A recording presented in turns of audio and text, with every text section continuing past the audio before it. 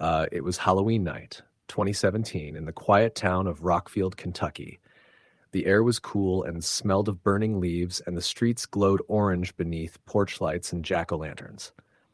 I was 26, back in my hometown for the first time in years, visiting my younger sister, Leah. She'd begged me to come home for Halloween because, as she put it, Rockfield's Halloween is like nowhere else. She wasn't wrong about that. Rockfield took Halloween seriously. Every house was decorated. Skeletons in rocking chairs, witches nailed to telephone poles, ghosts made of white sheets hanging from trees. The whole neighborhood turned into something straight out of a horror movie. But that year, something was different. When I got into town that afternoon, the streets were nearly empty. Decorations still hung, but fewer than usual. There were fewer kids, too. When I pulled up to Leah's house, she came out to greet me, smiling nervously. "I'm glad you made it," she said, hugging me. "Not a lot of people are going out this year. Why?" I asked. She hesitated, then shrugged. "You'll hear about it eventually." Inside, her living room smelled like cinnamon and pumpkin candles. There was a half-finished bowl of candy on the table, and the TV played some old horror movie on mute. But Leah seemed distracted, glancing at the window every few minutes. After dinner, I pressed her again. "What's going on? Why is everyone so weird about Halloween?" She sighed and rubbed her arms. "Do you remember the Carters? They lived on Willow Drive, across from the park?" I nodded. "The family with the little boy? Yeah, they moved away last year, after what happened." "What happened?" Leah lowered her voice. "Their son, Danny. He disappeared last Halloween." I frowned. "Disappeared how?" "He was trick-or-treating with some friends. They said he ran up to the old Barlow house, the abandoned one near the woods, to get candy. But no one lived there. He never came back. They found his candy bag at the front door, and that was it. No sign of him." I remembered that house. Everyone in Rockfield knew the Barlow place. It had been empty for over 30 years since the night old Mr. Barlow killed his wife and vanished. Every Halloween, kids dared each other to knock on the door or peek through the windows. "Police said the house was empty," Leah continued. "No prints, no blood, nothing. But ever since then, people started saying they see lights in the windows or hear voices. Some said they saw a little boy standing at the top of the stairs, just staring out. I felt a cold ripple go down my back. And no one's torn it down?" She shook her head. "The land's cursed, apparently. No one wants to touch it." Later that night, around 9, we sat on the porch handing out candy. A few kids came by, dressed as vampires and superheroes, but most houses were dark. It was strange. Rockfield used to be packed with trick-or-treaters, but that year there were maybe a dozen at most. As the night went on, the air grew colder, the streets quieted, and the laughter faded. By 10:30, there was no one left outside but us. Then, out of nowhere, we heard it, the faint sound of a child's laugh. It came from down the street. Leah froze. "You heard that, right?" "Yeah," I said slowly, standing. The laugh came again, a little closer this time, echoing faintly in the still air. Leah whispered, "That's the direction of the Barlow house." I looked down the road. The end of the street disappeared into shadow where the old property sat behind a line of oaks. Every kid in town used to tell stories about that house, how sometimes you'd see candlelight flickering in the upstairs window, or how if you knocked on the door after midnight, you'd hear someone whisper your name. Before I could say anything, Leah said, "I want to see it." I blinked. "You're kidding." "No, I'm tired of being scared every year. I want to know what's really there." I should have told her no. I should have just locked the door, turned off the lights, and gone to bed. But something in her tone, half defiance, half desperation, made me agree. We grabbed our flashlights and walked down the street. The houses thinned out until it was just us and the whisper of wind through the trees. The moonlight cut through the branches, silver and cold. The Barlow house came into view like a black shadow at the end of the road. It was 2 stories tall, covered in ivy, with boarded windows and a collapsed porch. The front yard was wild, overgrown with weeds that reached our knees. The no trespassing sign was half buried in the dirt. Leah stopped a few feet from the gate. "You ever been here before?" she whispered. "Not since we were kids," I said. "We used to dare each other to come up here, remember?" She nodded. "Yeah, but no one ever made it to the porch." The gate creaked when I pushed it open. The sound was so loud it made us both flinch. We stepped carefully up the path, crunching through dead leaves. My flashlight beam trembled as I aimed it at the front door. That's when I saw it, the faint outline of something carved into the wood. It was a name. Danny. The letters were scratched roughly, unevenly, as if done by a child's hand. Leah covered her mouth. Oh my God! Before we could move, something inside the house thudded. A single heavy sound, like a footstep.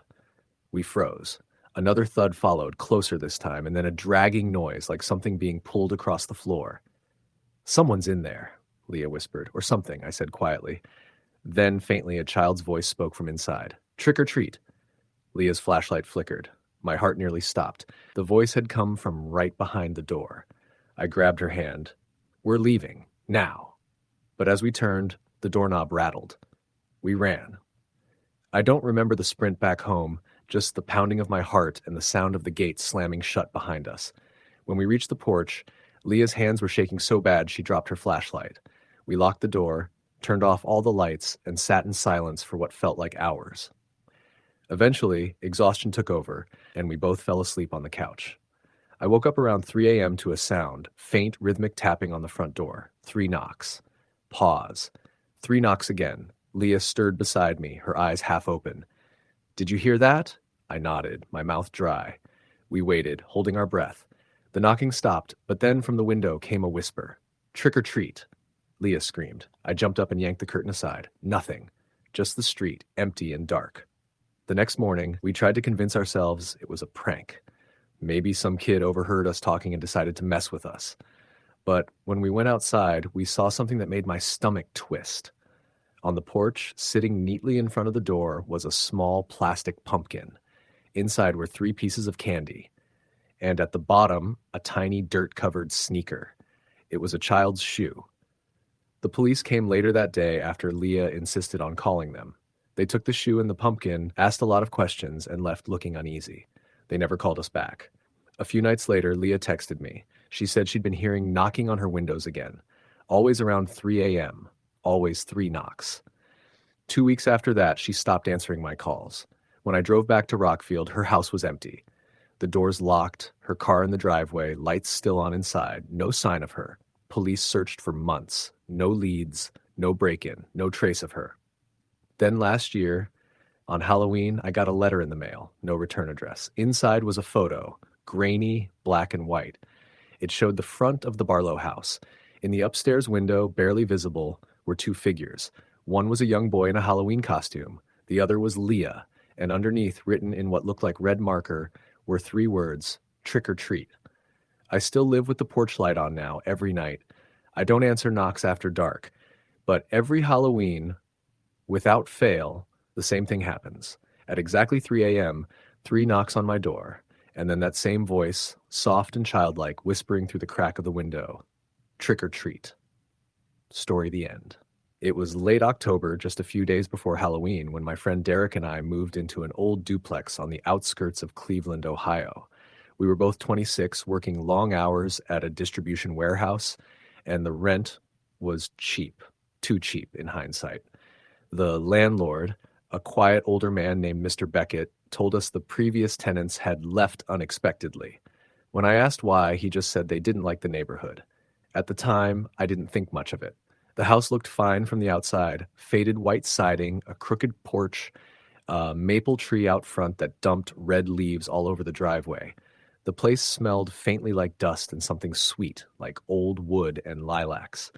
It had character, we told ourselves. We didn't realize yet what kind. We moved in on a Thursday evening, hauling boxes up the narrow staircase and setting up cheap furniture. Derek claimed the bigger bedroom upstairs, the one with the old bay window.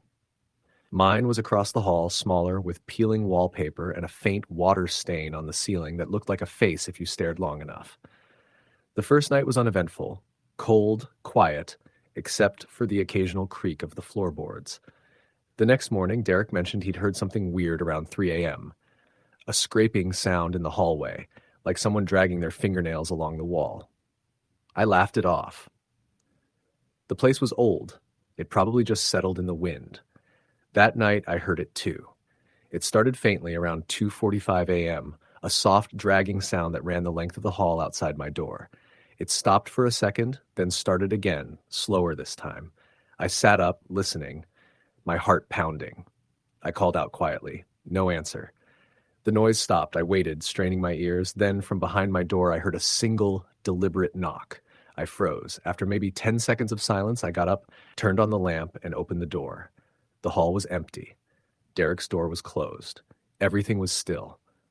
I went back to bed and told myself it was my imagination.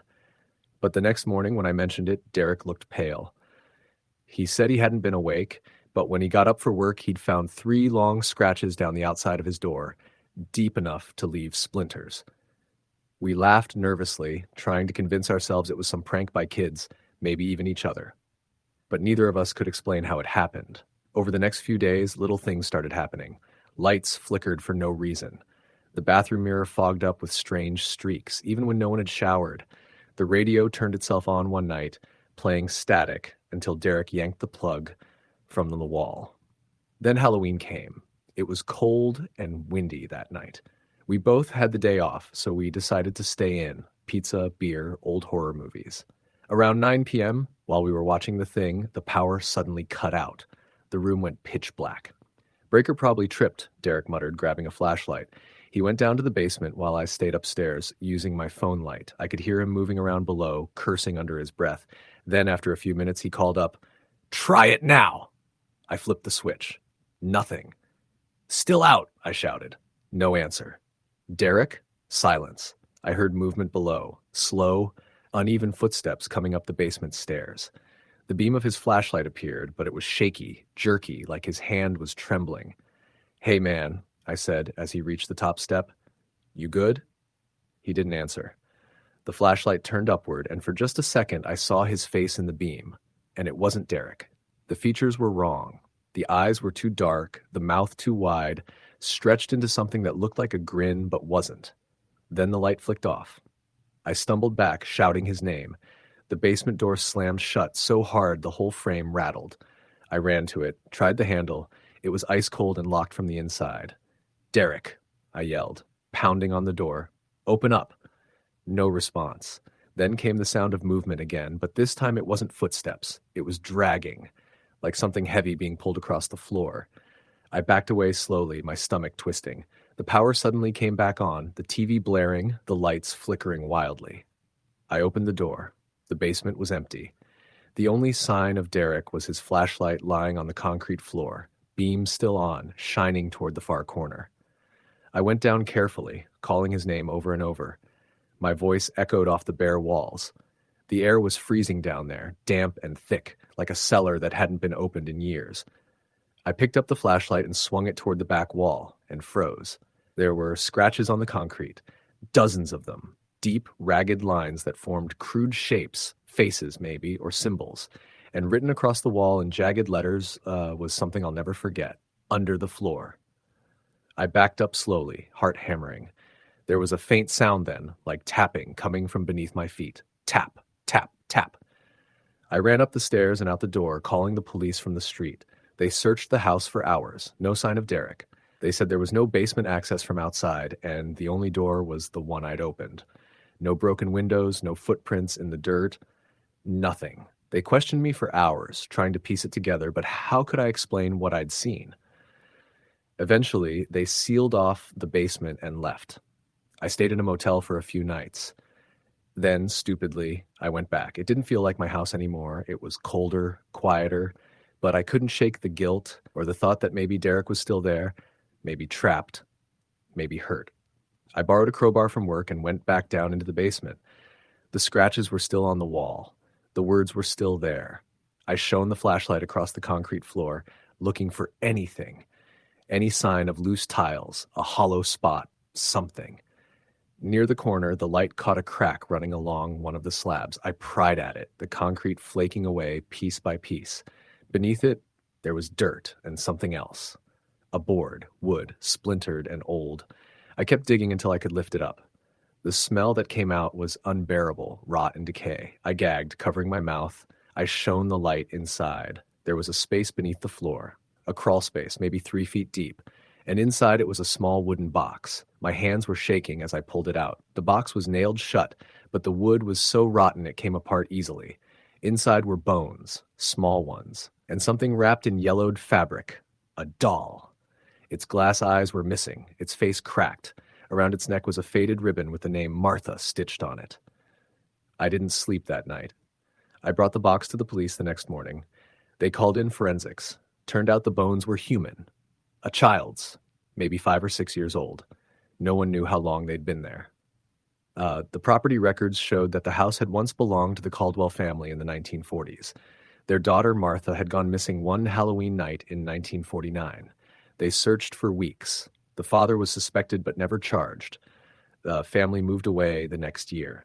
The police told me they'd contact me if they found anything more. They never did.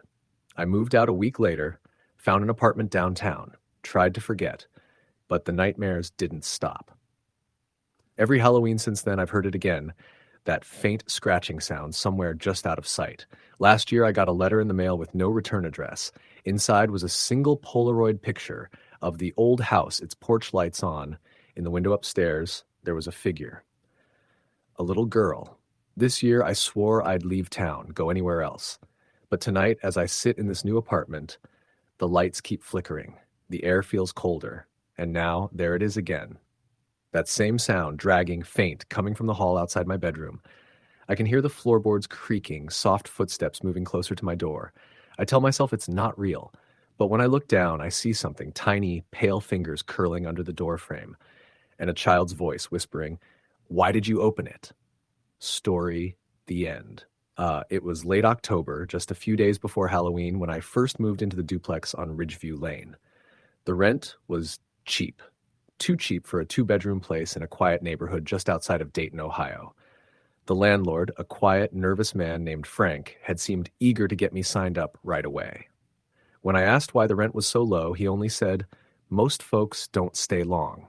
I laughed it off at the time, thinking maybe the neighbors were loud or there was a pest issue. I should have known something wasn't right. The duplex sat at the edge of a wooded area that separated the street from an old cemetery. From my back porch, you could see the crooked gravestones poking up through the weeds. On my first night, I noticed how quiet it was. No cars, no crickets, not even the wind, just silence. That kind of silence makes you hear things that aren't there. Or maybe things you wish you hadn't heard. The first few days were uneventful. I unpacked, went to work, came home, watched TV. But by the 4th night, strange things began to happen. It started with noises coming from the other half of the duplex. I thought someone had moved in next door. I heard footsteps at odd hours, slow, deliberate steps, moving from room to room. When I asked Frank if someone had rented the other side, he said, "No, not since last winter." I didn't tell him I had heard someone walking around every night. By the week of Halloween, the noises had become routine. At around 11 p.m., they would start. Footsteps, sometimes a door creaking, sometimes faint whispering. I'd stand by the shared wall, listening, heart thudding. It always stopped at exactly 3 a.m. I told myself it was just the house settling, but deep down I knew better. One night, I decided to record the sounds. I left my phone on the counter, recording through the night. When I played it back the next morning, my stomach dropped. The recording started with the usual creaks and groans, but then there was a faint voice, a woman's voice, whispering. The words were hard to make out at first, but as I listened closer, I could just barely distinguish them. "He's coming for you." I stopped the recording, my hands shaking. I told myself it was interference or some kind of radio bleed, but the voice was too close, too human. That night, I slept with the lights on. Halloween morning, I woke to find something strange on my doorstep. A single black rose, wilted and damp. There was no note, no vase, just the rose. I looked around, but the street was empty. The woods behind the house were still, dark and silent. When I left for work, I saw Frank out front patching a loose board on the porch. I told him about the noises and the rose. He went pale, his eyes darting toward the woods. "Don't go out there," he said. "Especially not tonight." "Why not?" I asked, trying to sound braver than I felt. He looked at me for a long moment before muttering, "You'll see." I didn't know what that meant, but I didn't push. That evening, when I got home, the whole neighborhood felt off. There were no kids playing outside, no decorations, no jack-o'-lanterns glowing on porches. Every house on the street was dark, blinds drawn tight. I started to feel that itch of unease creep down my neck. I tried to distract myself by watching old Halloween movies, but around 11 p.m., the noises started again. Footsteps in the other unit, slow and steady. Then came the whispering, louder this time. I muted the TV and listened. He's here. The voice was so close I could almost feel the breath behind my ear. My entire body froze. Then, from the back of the house, I heard something slam. A door, maybe. I grabbed my phone, turned on the flashlight, and crept toward the kitchen. The back door was wide open. I knew I had locked it. The night outside was pitch black, the trees shifting slightly in the faint breeze. I took a step forward, shining my light toward the woods. Something moved. At first, I thought it was an animal, but then I saw the shape, tall, human-like, standing perfectly still between the trees. Its face was pale, almost glowing. I couldn't make out features, but I could feel its eyes on me. Then it stepped forward. I slammed the door and locked it again, my heart racing. But before I could move away, there was a knock. 3 slow, heavy knocks. I backed away, whispering to myself, "It's not real. It's not real." Then came the voice, low and guttural, not quite human. "Let me in." I ran to my room and locked the door, crawling under the covers like a terrified child. The knocking stopped. For a moment, there was silence again, and then, faintly, I heard footsteps inside the house. They weren't on the porch anymore. They were in the hallway. The floor creaked as they moved closer, stopping right outside my bedroom door. The handle turned slowly, and I saw the shadow of feet under the door crack. I held my breath, too afraid to make a sound. After a few seconds, the handle stopped moving. The shadow vanished. I waited, listening, but the silence stretched on. At some point, I must have passed out from exhaustion because when I woke up, sunlight was streaming through the blinds. I thought maybe I dreamed it all, but when I walked into the kitchen, the back door was open again, and muddy footprints led from the doorway into the living room, stopping right in front of my bedroom door. I called Frank immediately. He didn't sound surprised when I told him what happened. He just sighed heavily and said, "You should leave. Don't stay another night." "Why? What's going on?" I demanded. He hesitated, then said, "You're not the first tenant who's heard him." That afternoon, I started packing. But before I could finish, I heard the sound again. Footsteps, faint but unmistakable, coming from the other unit. I tried to ignore it, but curiosity got the better of me. I crossed the hall and opened the connecting door that led to the empty unit. The air inside was freezing, like I'd stepped into a meat locker. The rooms were empty, but the smell of damp earth filled the air. I walked through cautiously, flashlight trembling in my hand. The walls were stained, the floor dusty, but near the back window I found something that made my blood run cold. A trail of muddy footprints leading from the window to the center of the room, and then stopping as if whoever made them had simply vanished. I turned to leave, but my flashlight flickered and went out. In the brief darkness, I heard it, a deep, ragged breathing behind me. I turned the light back on, and for a split second I saw him. He was tall, thin, his face stretched into something inhuman. His skin was gray, his eyes black pits that seemed to suck in the light. His mouth hung open, and a low, moaning whisper escaped it. "You opened the door." I bolted back into my unit, slamming the connecting door behind me. I didn't stop until I was outside, fumbling with my car keys, driving away as fast as I could. The next morning, I returned with Frank to grab the last of my things. The front door was ajar when we arrived. Inside, the place looked untouched, except for one thing. On the wall between the two units, written in what looked like soot or ash, were 3 words, "He's still here." Frank paled and said quietly, "That's why no one stays. The man who built this duplex killed his wife in that other unit, buried her behind the wall. They never found her body, but every Halloween she comes looking for him, and he comes looking for her." I didn't say a word. I just nodded and left, never once looking back. That was 3 years ago. Every Halloween since, I still wake up around 3 a.m. I don't live anywhere near that place anymore, but somehow I still hear it. The slow, steady footsteps pacing just outside my door. And sometimes when I look out my window, I see a pale figure standing beneath the streetlight, waiting. Story, the end. It was the last Halloween I ever worked as a deputy sheriff in a small town called Ashbrook, Illinois. A quiet place surrounded by cornfields and old farmhouses that had been there since before the Civil War. I'd been on the force for almost 10 years by then, and while I'd seen my share of break-ins, fights, and car wrecks, nothing could have prepared me for what happened that night. Halloween was always busy for us. Kids wandering the streets, prank calls, petty vandalism. But that year, 2019, something felt off from the start. The sky was the color of bruised steel all day, and the wind carried the smell of rain and something else I couldn't place, like old dirt, maybe mold, the kind of smell that makes you think of basements and forgotten places. I started my shift at 5 p.m., and the radio was already buzzing with calls, mostly small stuff. By 8, the wind had picked up hard and the temperature dropped faster than usual. I was sitting in my cruiser by the edge of town near Old Pine Road, sipping coffee that had gone cold, when a call came in. Unit 3, we got a disturbance call out on Old Haverfield Farm, dispatch said. That made me sit up. Haverfield Farm had been abandoned since the early 90s. The property had been passed down through a few hands, but nobody stayed long. Locals said it was haunted, the kind of place kids dared each other to break into on Halloween. What kind of disturbance? I asked. Caller reports lights inside the house. Says they saw someone walking around with a lantern or flashlight. Place is supposed to be empty. I sighed, grabbed my flashlight, and headed out. It was about a 10-minute drive down a road that twisted between cornfields and patches of woods. By the time I reached the property, the sun was gone completely. The farmhouse stood on a hill, its roof half collapsed, windows boarded up. The barn next to it leaned like it might fall any minute. The place looked dead, had looked dead for decades. I parked at the end of the gravel drive and sat for a moment, engine running. The wind rattled the dry corn stalks and made the old swing on the porch creak. There was no light anywhere that I could see. I radioed in. Dispatch, this is Unit 3. I'm at the Haverfield property. No sign of movement yet. I'll check it out. Copy, Unit 3. Be advised, backup is 15 out.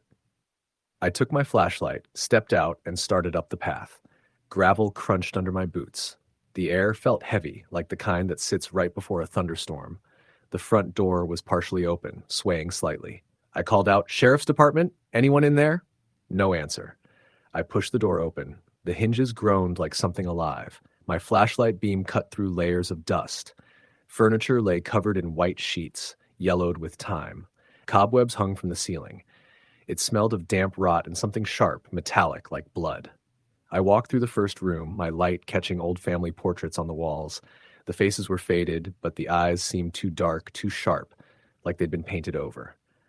I checked the kitchen next, empty except for a broken chair and the remnants of a stove. Then I heard it. Footsteps upstairs, slow, deliberate, creaking across the floorboards. I froze. Sheriff's Department! I called again. If anyone's up there, make yourself known. The footsteps stopped. I waited, listening. Nothing. Then, suddenly a faint light flickered at the top of the stairs, warm like a candle flame. I started up, step by careful step. The house moaned around me, each plank complaining under my weight. When I reached the landing, the light was gone. The hallway stretched ahead. 4 doors, all closed except one at the far end. I approached it, heart hammering. The faint smell of burning wax drifted out. Inside, I found a single candle on the floor, still lit, its flame barely moving. Next to it, in the dust, were footprints. Bare feet, small ones, like a child's. I swept the flashlight around the room, nothing but an old bed frame and a wardrobe. Then I noticed something carved into the wall near the candle. Letters scratched deep into the wood. He's still here. Before I could process that, a loud crash came from downstairs, like furniture overturning. I turned and ran down, flashlight shaking in my hand. When I reached the living room, everything looked the same. Then I noticed something that hadn't been there before. The sheets covering the furniture were gone, folded neatly in a pile in the middle of the floor, and on top of them was a small, old-fashioned lantern, lit.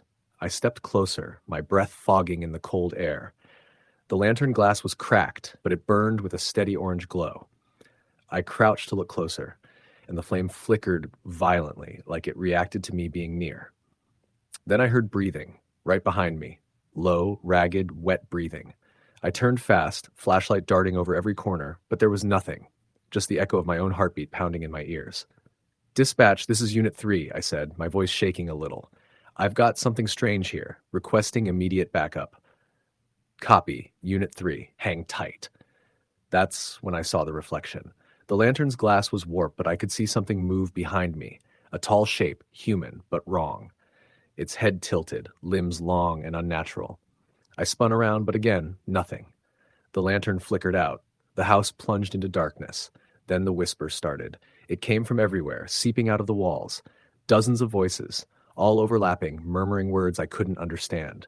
I could feel them, too, air moving around me like someone walking circles. I shouted into the dark, "Who's there?"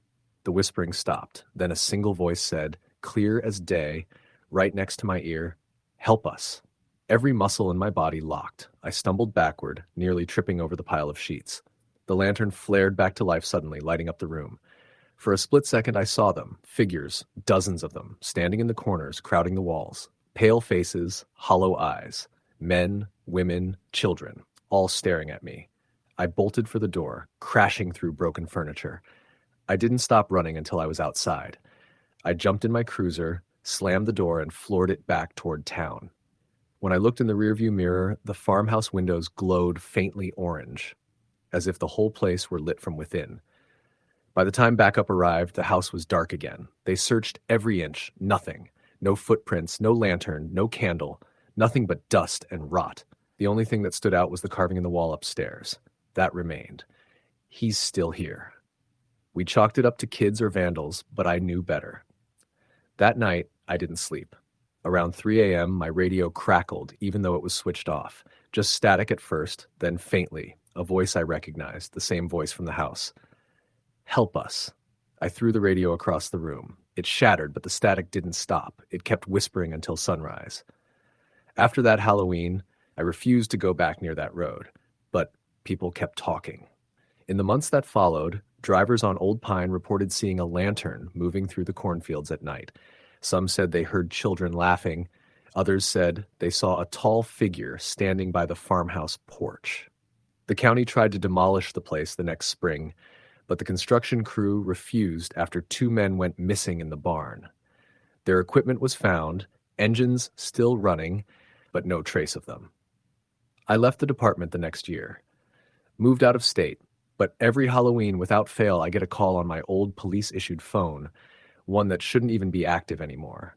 I'll answer, and there's silence at first. Then a faint voice whispers through the static, "He's still here." And every time I hear the sound of a lantern being lit. Story the end. It was the last week of October in rural Pennsylvania, a stretch of countryside dotted with old farmhouses and dense, shadowed woods. The wind had a sharp bite, and the trees rattled with a dry, restless energy. Halloween was approaching, and though the town of Hawthorne wasn't large, the townsfolk took the holiday seriously. Windows were decorated with glowing jack-o'-lanterns, fake cobwebs clung to porches, and faint orange light spilled into the streets from paper lanterns hung along fences. But some houses seemed untouched by the festive cheer, their darkened windows staring blankly like watchful eyes. One of these houses was the old Harrow residence, abandoned for decades at the edge of town. Its reputation whispered in hushed tones. People claimed it was haunted, though no one alive could explain why. Megan Thomas, a journalism student from Philadelphia, had recently moved to Hawthorne to work on her thesis about local folklore and legends. She was 24, curious, and had a healthy skepticism about ghost stories. Megan had heard about the Harrow house from her new neighbors, who avoided it, muttering things like, "Stay away from that place, especially around Halloween." Intrigued, she decided that if she was going to write about local legends, she needed first-hand experience. So on the evening of October 28th, she packed her bag with a flashlight, notebooks, her phone, and a camera, determined to spend the night in the house. The walk to the Harrow house was longer than she expected.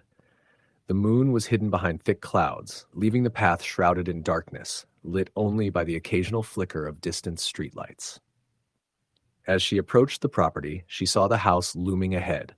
2 stories of weathered wood, paint peeling, shutters hanging crooked, and a sagging porch. The yard was overgrown, the grass long and tangled, with skeletal trees casting grotesque shadows across the property. Megan's excitement mixed with a knot of unease, but she pushed forward, telling herself it was all part of the story. Stepping inside, the air was thick with dust and the smell of mildew. The floorboards creaked under her weight, and the weak beam of her flashlight swept across the walls, revealing faded wallpaper and cracked plaster. Old furniture was draped in yellowed sheets, and cobwebs stretched across corners of the ceiling. She set her bag down in the living room and began photographing and taking notes. Nothing moved. Nothing made a sound. At first, it seemed like a typical abandoned house. Hours passed, and as midnight approached, Megan's sense of unease grew. The house had a way of amplifying every sound. The wind rattling a window pane sounded like pounding on the walls. The creaking floorboards sounded like footsteps approaching from behind. She tried to write it off as imagination. Then she heard it, a soft whisper from upstairs, faint but distinct. Megan. She froze, her heart hammering in her chest. "Hello?" she called, her voice trembling. Only silence answered. The whisper came again, this time slightly louder, and accompanied by the faint scraping of nails against wood. Megan's curiosity battled with fear, and she decided to investigate. She grabbed her flashlight and ascended the narrow staircase. Each step creaked loudly under her weight, echoing through the empty house. At the top of the stairs, she noticed a door slightly ajar, a door she hadn't seen before. It led to what appeared to be a small bedroom. The air was colder here, and her flashlight flickered as if resisting her gaze. Inside, the room was almost untouched by time. A small bed with a frayed quilt lay against the wall, a dresser with broken handles stood nearby, and on the wall was a faded photograph of a family. Megan's stomach churned when she realized the photograph was of the Harrow family, the father, mother, and a small boy who looked no older than 7. As she studied the photo, the whispering started again, coming from the corner of the room. "Don't leave." Her breath quickened. She spun the flashlight toward the corner, and for a brief second, she saw the translucent figure of a small boy, pale and thin, wearing tattered clothes. His eyes were wide, staring at her with a mixture of fear and pleading. Megan stumbled backward, nearly falling, and the figure vanished. A cold wind blew through the room, though no window was open.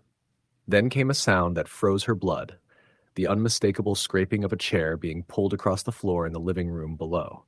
Terrified, Megan ran back down the stairs, but when she reached the living room, it was empty. The air was thick with a strange tension, as if the house itself was holding its breath.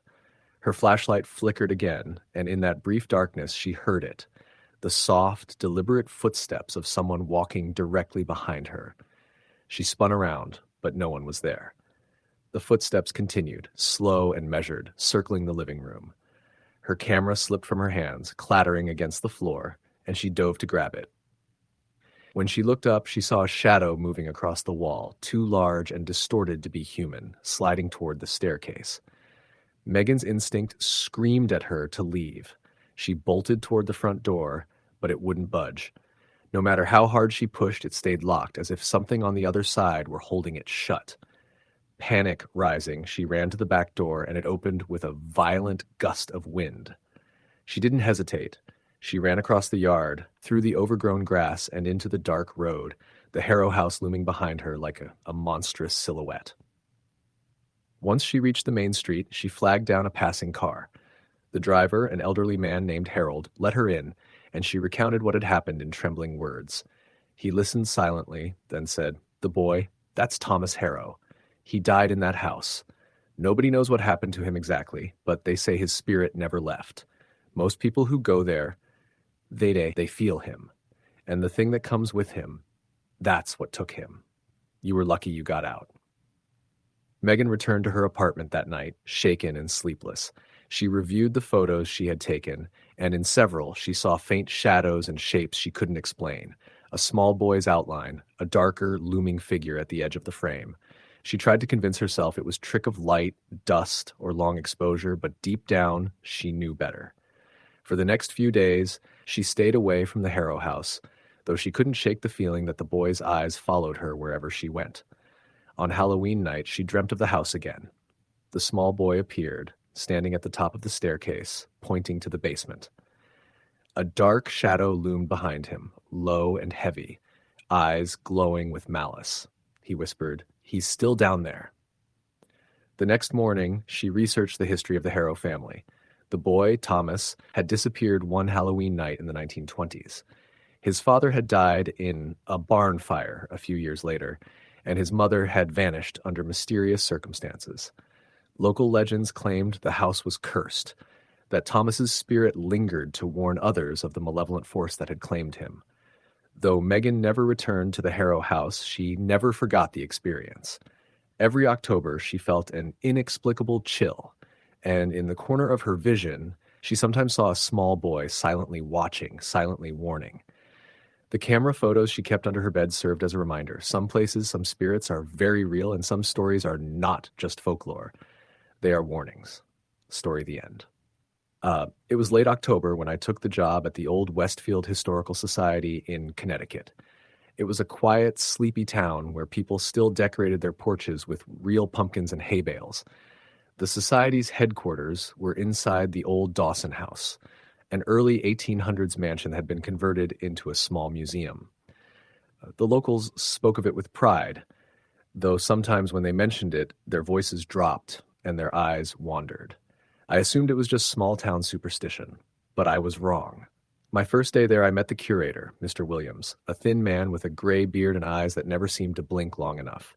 He greeted me with a polite but distracted tone, like he was always listening for something else. "You'll be the night archivist," he said. "We close to the public at 5. You'll lock up, do inventory, and work until midnight. The house is old. It makes noises. Don't be alarmed." He paused, his hand lingering on the heavy front door, before he added, "And one more thing. Don't go into the third-floor east wing. It's sealed off for safety." I nodded, not questioning it. The house was enormous, filled with creaking staircases, faded portraits, and the kind of silence that pressed against your ears. My job was simple: catalog old donations, digitize records, keep the place in order. For the first few nights, it was peaceful. I worked by the glow of my laptop, listening to the rain outside and the occasional sigh of the house settling. But around October 26th, I started noticing strange things. The first was the smell. A faint scent of burnt wax and something metallic, like old blood, drifting through the halls after dark. It wasn't constant, just a passing wave, strong enough to make me pause. The second was the piano in the main parlor. It hadn't worked in years, the keys yellowed and half broken, but sometimes, when I walked past it, I could swear I heard a single note play, just one, always the same low C, soft and deliberate. By the fourth night, I started hearing footsteps in the hall. Not the random creaks of old wood, but steady, rhythmic footsteps, as if someone was pacing just beyond the next room. I'd check, every time, but the rooms were always empty. I told myself it was my imagination. I even laughed about it until I started seeing her. It was subtle at first. Reflections in the glass display cases. Shapes that didn't belong, the hint of movement when I was standing perfectly still. Then, one night, as I was locking up, I saw her clearly for the first time. A woman, standing at the end of the corridor. She wore a long, gray dress that looked soaked, clinging to her thin frame. Her hair was dark, matted, and covered part of her face. What I could see of her skin looked pale, grayish, almost translucent. She didn't move, didn't speak. I blinked, and she was gone. I didn't tell anyone. I didn't want to lose the job. But something in the air shifted after that night. The whole house felt colder, heavier. I couldn't shake the feeling that I was being watched. The next morning, I mentioned the strange smell and sounds to Mr. Williams, careful not to sound crazy. His face tightened. He nodded once, then said quietly, "Some things in this house are better left alone. Just finish your shift and go home before midnight." Always before midnight. That night, I tried to follow his advice, but around 11:45, as I was packing up, the lights flickered and went out. Total darkness. I stood frozen, heart pounding. I reached for my phone flashlight, and that's when I heard it. The piano. Playing. Slow, uneven notes echoing from the parlor below. The melody was strange, wrong, like someone who didn't quite remember how to play but was trying to recall something from memory. The hairs on my arms stood up. I should have left. Every part of me screamed to run. But something about the music, something desperate in it, drew me forward. When I reached the parlor, the piano stopped. The air was freezing. My breath came out in faint white clouds. I swung my flashlight beam toward the instrument. The keys were still moving, pressing down one by one as if invisible fingers were touching them. I whispered, "Who's there?" And then the woman appeared again. She was standing directly behind the piano, eyes dark and hollow, mouth slightly open. Her dress dripped onto the wooden floor even though there was no water anywhere. I stumbled back, nearly falling over a chair. Her lips moved, but the sound that came out wasn't speech. It was a soft, wet, choking sound, like someone trying to breathe through water. My flashlight flickered, and for a second, she was gone. I ran. I locked the front door behind me, sat in my car shaking for 10 minutes before I drove home. I told myself it was a trick of the light, stress, fatigue. But when I got home, I noticed something that froze my blood. My pant legs were damp, soaked up to the knees. The next morning, I went back, determined to find an explanation. I told Mr. Williams everything. He listened in silence, face pale. Then he sighed, took off his glasses, and said quietly, "You saw Lydia." He led me into the archives and pulled out a dusty folder labeled Dawson Family Records. Inside was an old newspaper clipping from 1889. Local tragedy at Dawson House. Lydia Dawson, age 27, found drowned in the estate pond on Halloween night. Authorities suspect foul play. Husband, Thomas Dawson, missing. He explained that the Dawsons were the house's original owners. After Lydia's death, her husband vanished without a trace. For years afterward, caretakers reported seeing a wet woman wandering the halls every October, searching, calling for someone. The house eventually shut down until the Historical Society reopened it decades later.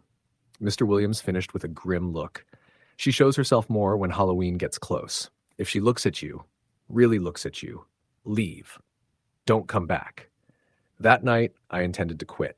I packed my things early, refusing to stay past 11. But when I stepped outside, fog rolled across the grounds, thick as smoke. My car wouldn't start. The battery was dead. I stood in the cold, my breath trembling in front of me, the house looming behind. And then I heard it, the piano again, faint but clear through the fog. Against my better judgment, I went back inside, calling out, "Lydia?" My voice echoed. The front door slammed shut behind me with a deep final thud. I froze. My flashlight flickered, then steadied on the staircase. Wet footprints, bare feet, leading up the stairs, glistening as if freshly soaked. I followed, unable to stop myself. The trail led to the second floor, then toward the forbidden east wing. The door that was supposed to be sealed was wide open.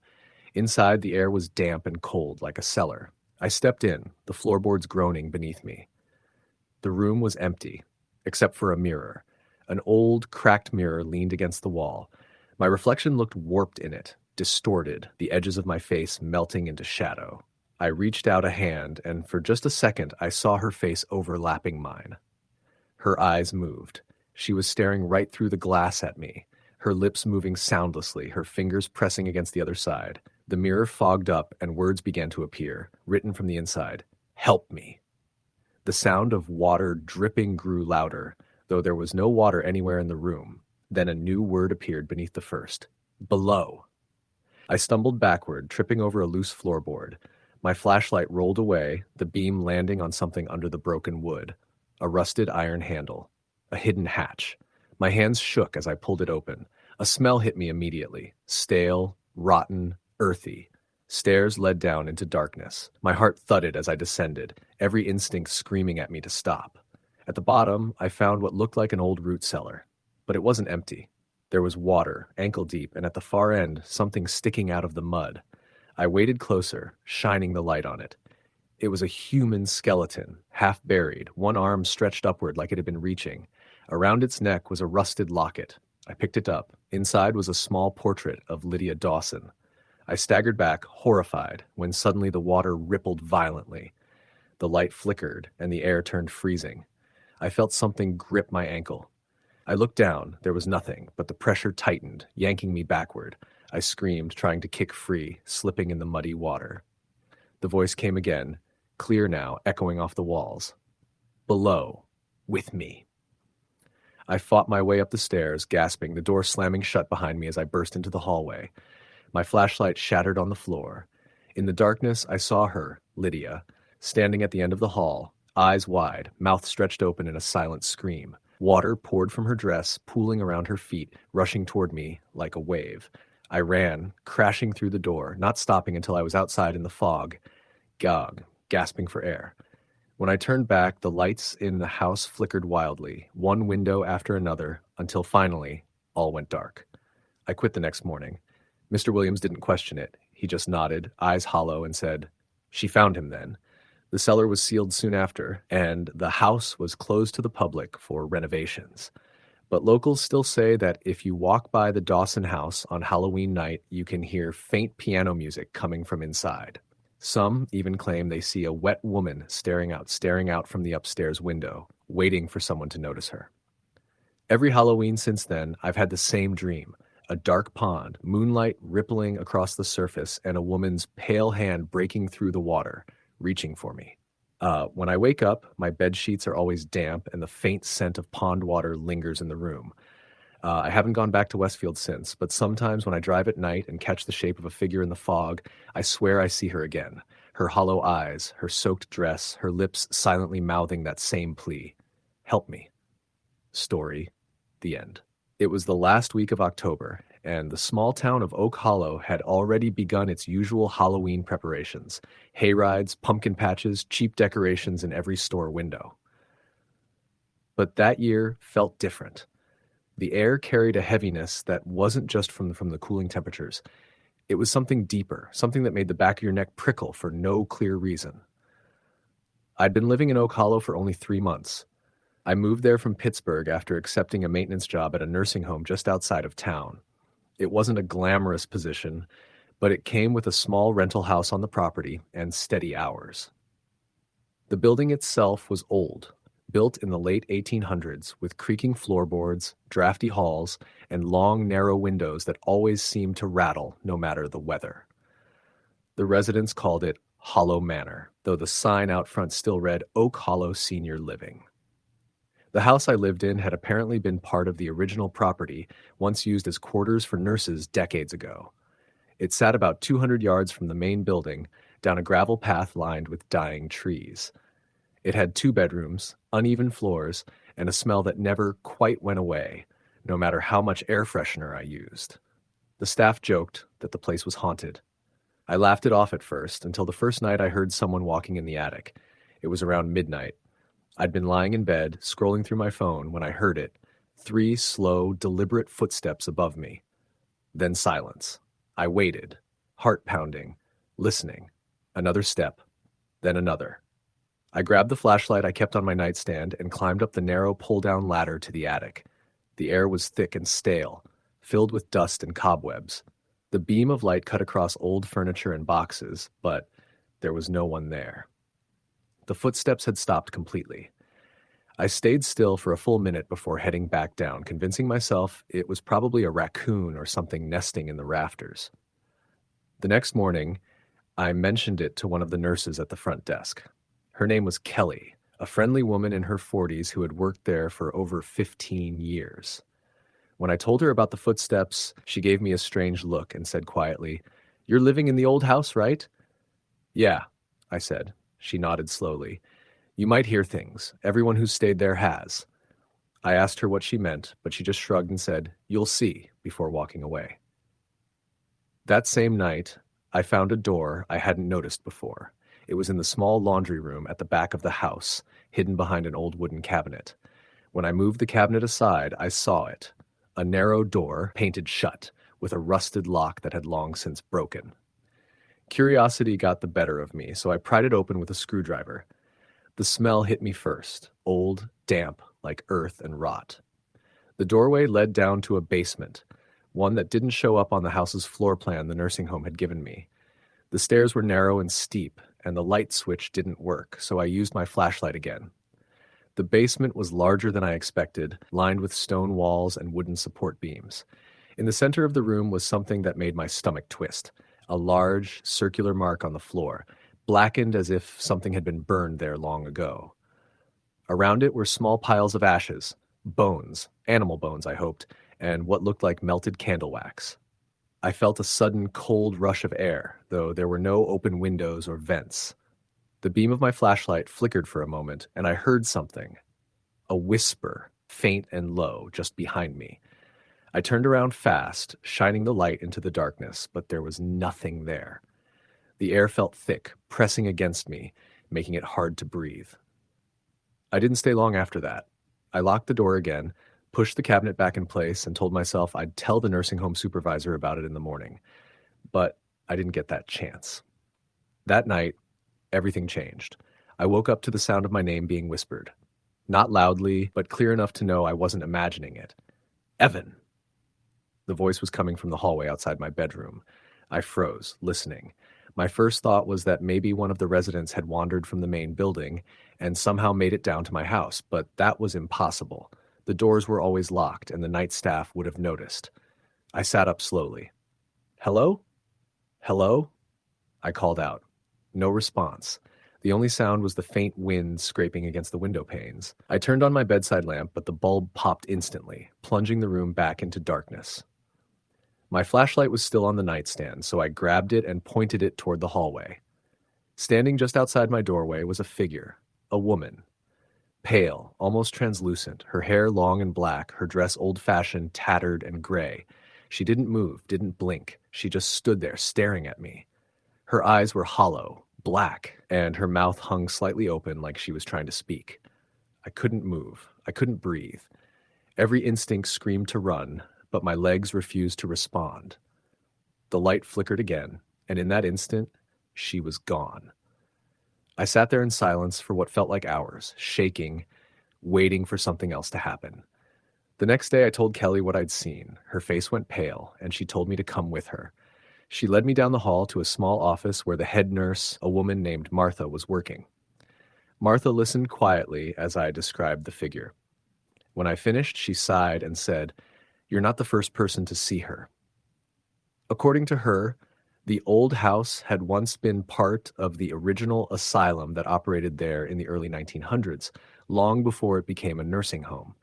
Back then, it had been a sanatorium for the mentally ill, and the basement had been used for treatments, experimental methods that were later banned. There had been a nurse named Margaret who reportedly died in that very house under mysterious circumstances. Some said she took her own life. Others believed she was killed by one of the patients who escaped that night. "She's been seen before," Martha said softly, "usually around Halloween." I didn't believe in ghosts, not really, but after what I'd seen, I wasn't so sure anymore. I considered asking to move into the main building, but pride kept me from doing it. I told myself I could handle it. That was a mistake. Over the next few nights, the activity escalated. I would wake up to the sound of footsteps pacing the hallway, the door to the hidden basement rattling softly, even though I had nailed it shut. Objects in my kitchen moved overnight, drawers half open, chairs turned slightly toward the window. Once I found all the pictures on my living room wall tilted at the same angle, as if someone had gone through carefully adjusting each one. The worst came on October 30th. I got home from work late, around 10:30, and immediately sensed something was wrong. The house felt alive. The air was heavy, charged, like the air before a thunderstorm. I walked into the living room and froze. The cabinet that hid the basement door had been pushed aside. The door was wide open. I could see the faint glow of candlelight coming from below. Against every bit of reason, I grabbed a wrench from my toolbox and went down the stairs. Each step creaked under my weight. The flickering light came from a single candle sitting in the center of the burned circle, wax dripping slowly onto the floor. Around it, the air shimmered faintly, and I could smell something metallic, blood. Then I saw her again. She was standing in the far corner, half in shadow, her face pale and streaked with what looked like tears of ash. Her eyes met mine, and this time she spoke. Her voice was hoarse, cracked, and filled with something ancient. "They buried me here." My throat went dry. "Who did?" She pointed to the floor. "Under the circle. They thought it would keep me quiet." I backed away, my mind spinning. The basement felt like it was closing in on me, the walls pulsing with heat one second and ice the next. The candle blew out suddenly, and I was plunged into darkness. I ran, nearly tripping on the stairs ply, slamming the door shut behind me. I didn't sleep that night, or the next. On Halloween morning, I told Martha I was done. I handed in my keys and said I was moving out immediately. She didn't argue. "I understand," she said quietly. "No one ever lasts long in that house." That night, I stayed at a cheap motel on the edge of town. I told myself I'd go back for the rest of my things in daylight, but at around 3 a.m., I woke up suddenly, the room ice cold. The lamp on the nightstand flickered on and off by itself. Then I heard it, the same whisper I'd heard that first night. Evan. I sat up, heart hammering, scanning the room. There, standing in the corner near the bathroom door, was Margaret. The same pale face, the same dark eyes, but this time she wasn't angry. She looked almost sad. "Help me," she whispered. Then, just as suddenly, she was gone. The temperature rose and the light stabilized. I didn't sleep again until morning. I went back the next day with 2 workers from the nursing home to collect my belongings. When we moved the cabinet and opened the basement door, the first thing I noticed was that the circle was gone. The floorboards had been torn up, and there, beneath them, were bones, human bones, partially wrapped in the remains of a nurse's uniform. The police were called, and the entire area was sealed off. Forensic analysis later confirmed the bones were over 100 years old, like belonging to a woman in her 30s. The death was ruled as a historical homicide. After that, the nursing home decided to seal the old house completely. They locked it up, boarded the windows, and planned to demolish it the following spring. But the demolition never happened. On the night of November 1st, the house burned to the ground. The fire department couldn't explain how it started. It was like the fire came from within the basement itself. No one was hurt, but the morning after, as the smoke cleared, the staff found something chilling. Among the ashes, sitting perfectly upright in the blackened dirt, was a single silver locket. Inside was a photograph of a woman, Margaret, smiling faintly. That was the last time anyone saw her. The staff stopped telling the story, the property was rebuilt, and time moved on. But every Halloween night, the night shift at the nursing home reports the same thing. The lights in the west hallway flicker at exactly midnight, and the faint smell of smoke drifts through the air, followed by the soft echo of footsteps, slow, deliberate, and unmistakably human. I've left Oak Hollow since then, moved halfway across the country, but every Halloween I wake up around 3 a.m., just for a moment, and smell that same scent of old smoke.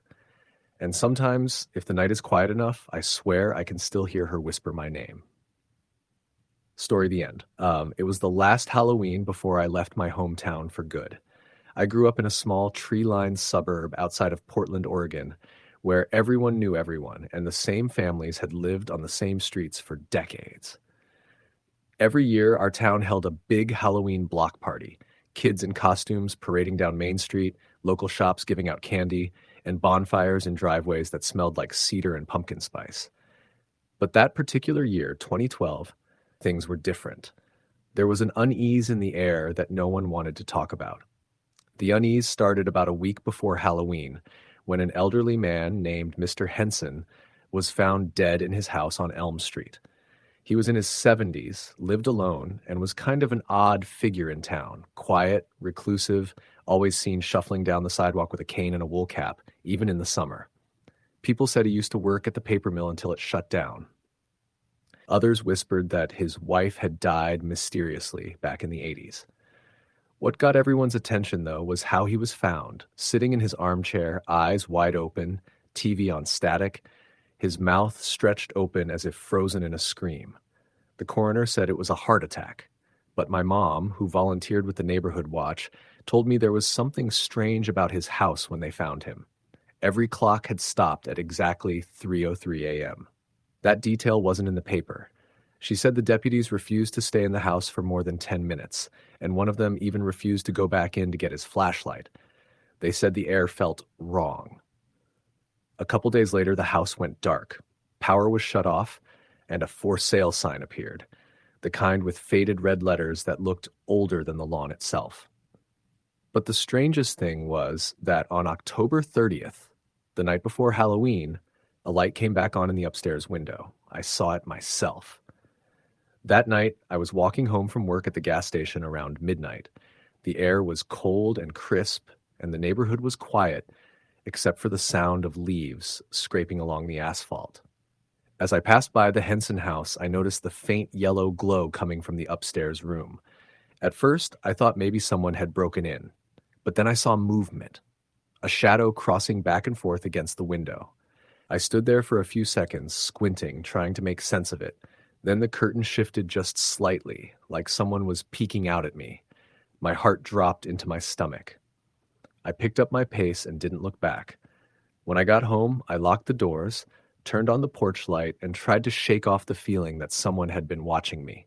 The next morning, Halloween Day, the neighborhood was buzzing again. Decorations were everywhere.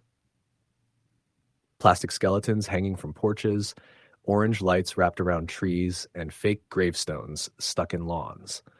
My friends and I had made plans to go to the big Halloween block party that night, followed by a small bonfire at the lake. But as the day went on, I couldn't stop thinking about the Henson house. Around noon, my friend Emily dropped by with her boyfriend, Chase. She was dressed as a witch, wearing a floppy hat and green face paint, even though it was way too early for costumes. "You heard about last night?" she asked as soon as she came in. I frowned. "What about last night?" "Someone broke into the Henson house," Chase said, sitting on the arm of the couch. "Or something happened there. The cops were there around 3 this morning." I froze. "What?" "No one knows," Emily said, lowering her voice. "But my mom said Mrs. Ortega, the lady who walks her dog past there every morning, saw a figure standing in the upstairs window again, just staring out. She said it looked like a man wearing a suit." I laughed nervously. "That's probably just some dumb kids pulling a prank." Chase shrugged. "Maybe. But here's the weird part. The cops said the electricity is still off in that house. No power since last week." That made my skin prickle. Later that day, while the rest of the neighborhood was getting ready for the night, I couldn't shake the curiosity. Around 5 p.m. before the sun went down, I walked over there again. The "for sale" sign was still leaning crookedly in the yard, and the grass was covered in orange leaves. The curtains upstairs were drawn again, and the house looked lifeless. But as I stood there, I noticed something new. A faint set of muddy footprints on the walkway leading up to the porch. They were big, definitely adult-sized and fresh. I crouched down, following them up to the front door. The last set disappeared right at the welcome mat, which was turned slightly, as if someone had stepped on it and twisted it while entering. The door itself was closed, but the knob was shiny, clean. Too clean for a house that was supposedly abandoned. I didn't dare go in. That night, Halloween came in full swing. Kids were running up and down the street, laughter echoing through the crisp autumn air, and porch lights blinked on and off with each knock of a trick-or-treater. I met up with Emily and Chase around 7, and we spent the evening helping out at the haunted maze behind the community center. It was fun for a while, but the unease crept back when I caught myself glancing at Elm Street. Around 9:30, Chase suggested we head to the lake. "We'll grab the cider and firewood from my truck," he said. No one's there yet. We'll get a good spot." The lake was about a mile out of town, surrounded by tall evergreens that cast long shadows under the moonlight. It was one of those places that was beautiful in the day, but unnervingly quiet at night. When we got there, we built a small fire and waited for a few other friends to arrive. I remember the smell of burning wood, the faint mist rising off the water, and the sound of crickets that seemed louder than usual. Emily wrapped a blanket around herself and said, "When I was a kid, people used to say the Henson place was haunted." Chase groaned. "Oh God, don't start." "No, really," she continued.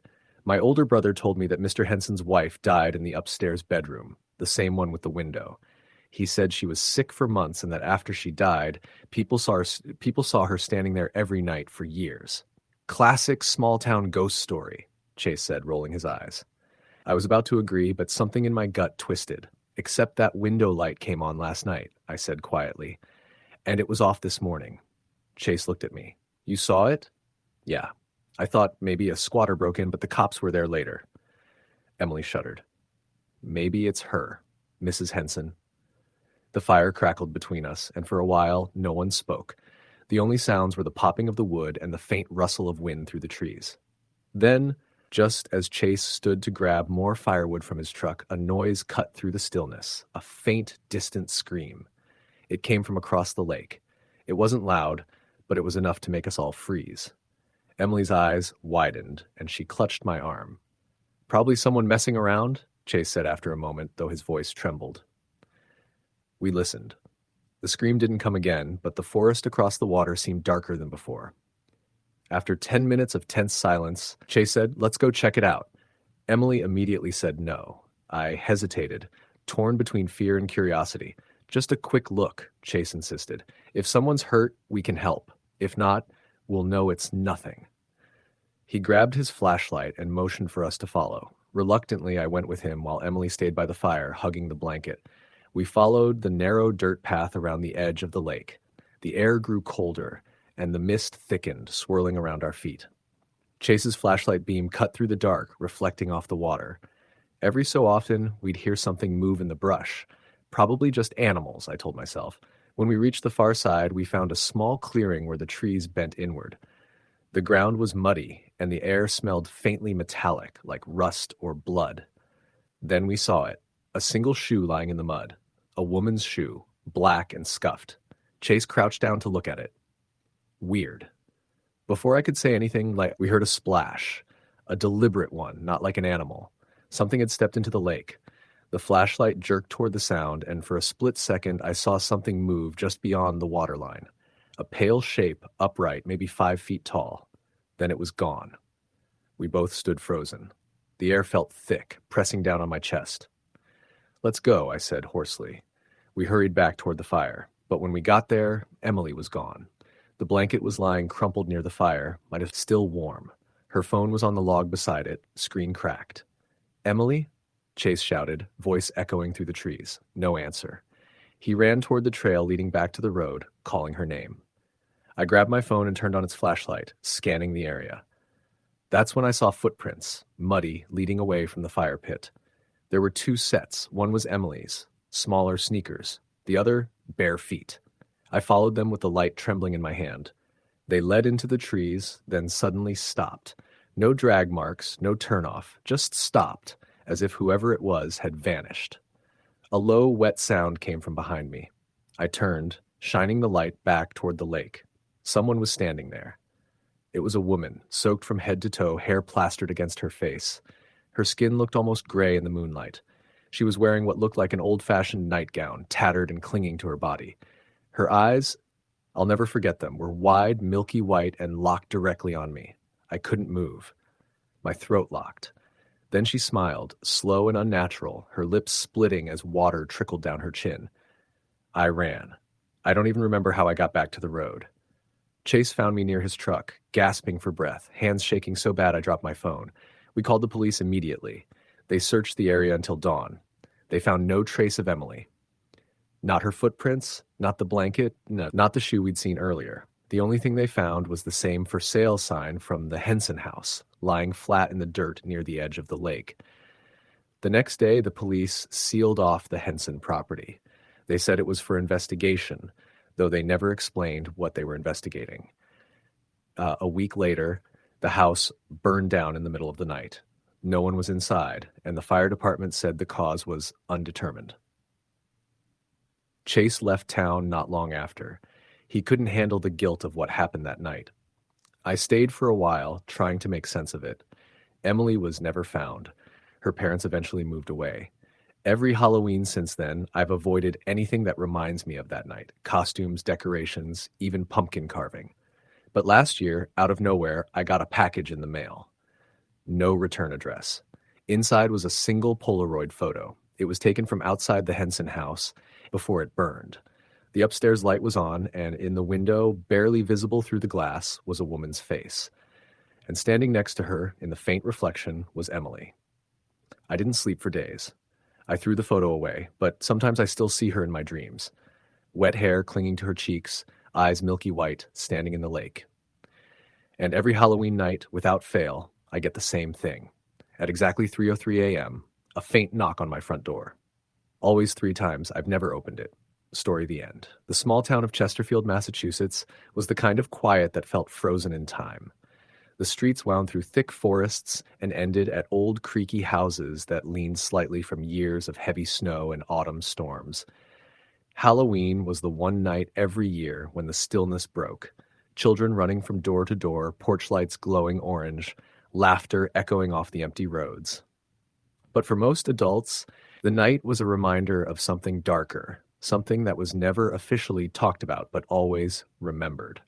It was the year 2018 when Sarah Connolly moved into the old house at the end of Hallows Lane. She was 29, recently divorced, and looking for a fresh start. The realtor told her the home had been on the market for almost 6 years. No buyers, no renters who stayed longer than a few months. She'd laughed it off when the realtor, a nervous older woman, warned her not to be spooked by Halloween superstitions. The house was beautiful in its own way. 2 stories, wide porch, tall windows, and surrounded by maple trees that shed crimson leaves every fall. It creaked when the wind blew, and at night the woods around it whispered with the sound of rustling branches and distant animals. But Sarah loved the solitude. By October, she'd settled in, repainting rooms and rearranging furniture. Her new neighbors, an older couple across the street, were friendly enough but kept their distance. When she invited them for coffee, they politely declined. Mrs. Davis, the wife, simply said, "You might want to stay with family on Halloween night." When Sarah laughed, Mrs. Davis didn't. She just said softly, "Not everyone around here likes visitors on that night." Sarah brushed it off as small-town superstition. But as Halloween approached, strange things began to happen. It started with small noises in the walls, scratching sounds she blamed on mice. Then came the footsteps, slow, heavy ones that echoed from the attic above her bedroom at odd hours. She tried to convince herself it was just the house settling, or maybe raccoons. But then one night, she woke to the faint sound of a woman crying. It was soft at first, almost like wind, but unmistakable. It came from the hallway outside her room. She turned on the bedside lamp, her heart thudding. The crying stopped instantly. The house went still. She got up and checked the hallway, every creak of the floorboards making her flinch. No one was there.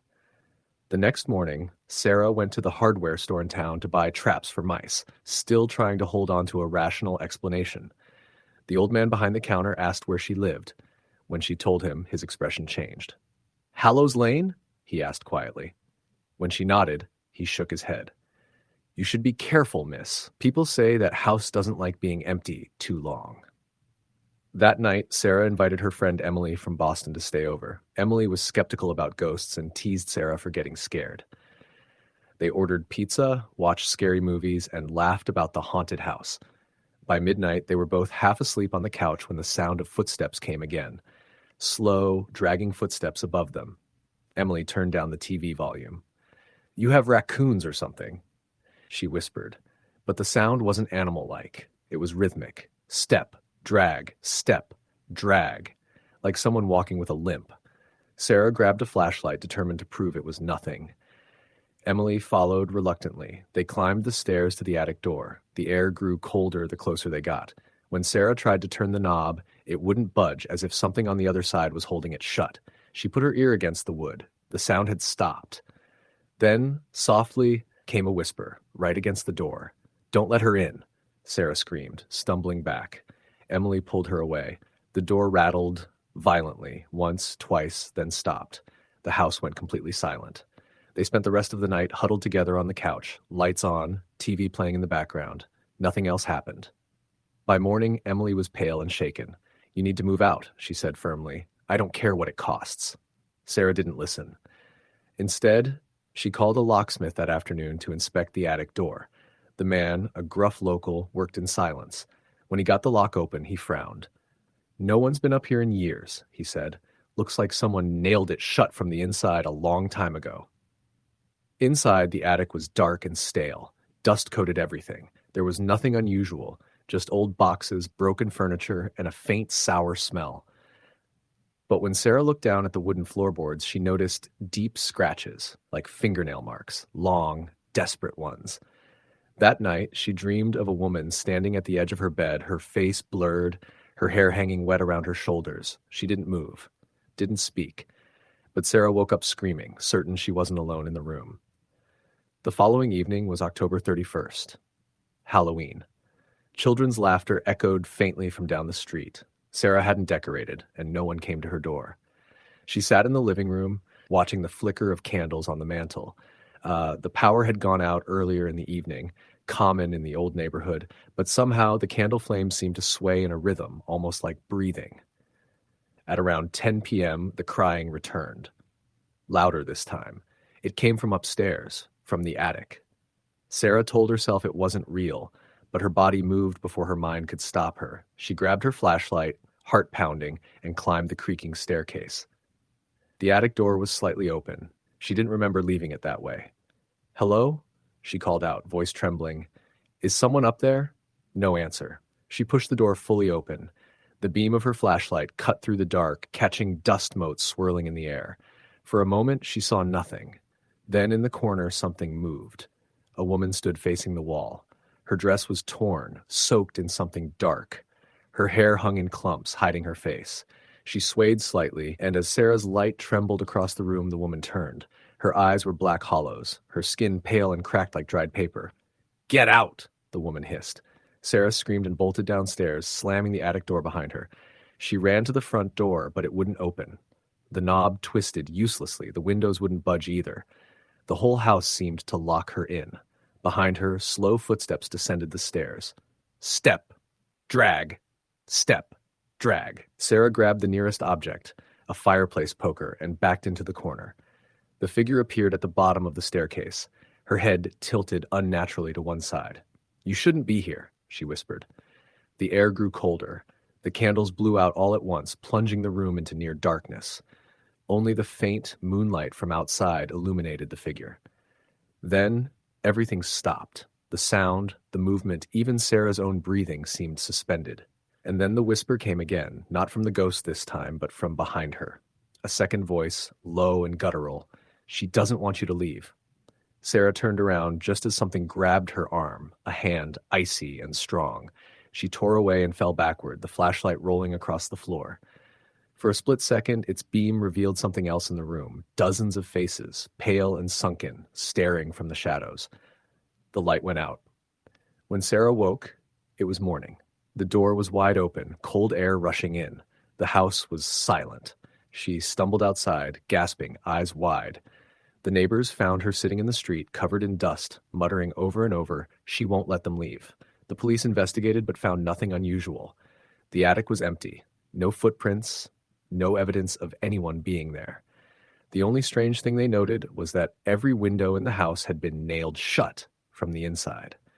Sarah moved out that day, leaving everything behind. The house was abandoned once again. Months later, the new owner, a young man who didn't believe in ghost stories, moved in. On his first night there, he posted on social media jokingly, "Guess I'm living in the haunted house on Hallows Lane. If I don't post tomorrow, call the priest." He never posted again. Neighbors reported lights flickering in the upstairs window that night and the faint sound of a woman crying, echoing through the trees. To this day, the house still stands, crooked and gray, its windows dark. Every Halloween, the locals say, the crying returns. And sometimes, if you walk past at the right moment, you can see her, standing in the attic window, watching. Story the end. It started on an unusually warm Halloween night in 2014 in a quiet little town in upstate New York called Ashford Hollow. The town was small, one of those places where everyone knew each other's business, where the grocery store clerk knew your dog's name, and where people still left their doors unlocked. It was the kind of town that hadn't changed much since the 80s. The streets were lined with maple trees whose leaves turned a deep orange and red in autumn, and the smell of burning firewood drifted through the air. That year, Halloween fell on a Friday, and the whole town was in good spirits. Kids were running around in costumes, the high school gym was hosting a community dance, and every porch had at least one carved pumpkin glowing in the dark. For most people, it was just another festive October night. For my friends and me, it turned into something else entirely, something that would follow us for years afterward. There were 4 of us, me, Ethan, my best friend Jared, his cousin Lauren, and Lauren's boyfriend Matt. We were all in our early 20s, back in town for the weekend. Jared had just moved to Boston for work. Lauren was finishing college in Syracuse, and Matt had been working construction in Albany. I was the only one still living in Ashford Hollow, managing a small hardware store. We hadn't all been together since the previous Christmas, so when Jared suggested doing something nostalgic, like visiting the old Holloway house, we agreed. The Holloway house was the local ghost story. It sat on the edge of town, half swallowed by the woods, abandoned for nearly 60 years. Growing up, kids dared each other to sneak up to its porch or peek through its broken windows. Everyone knew the stories.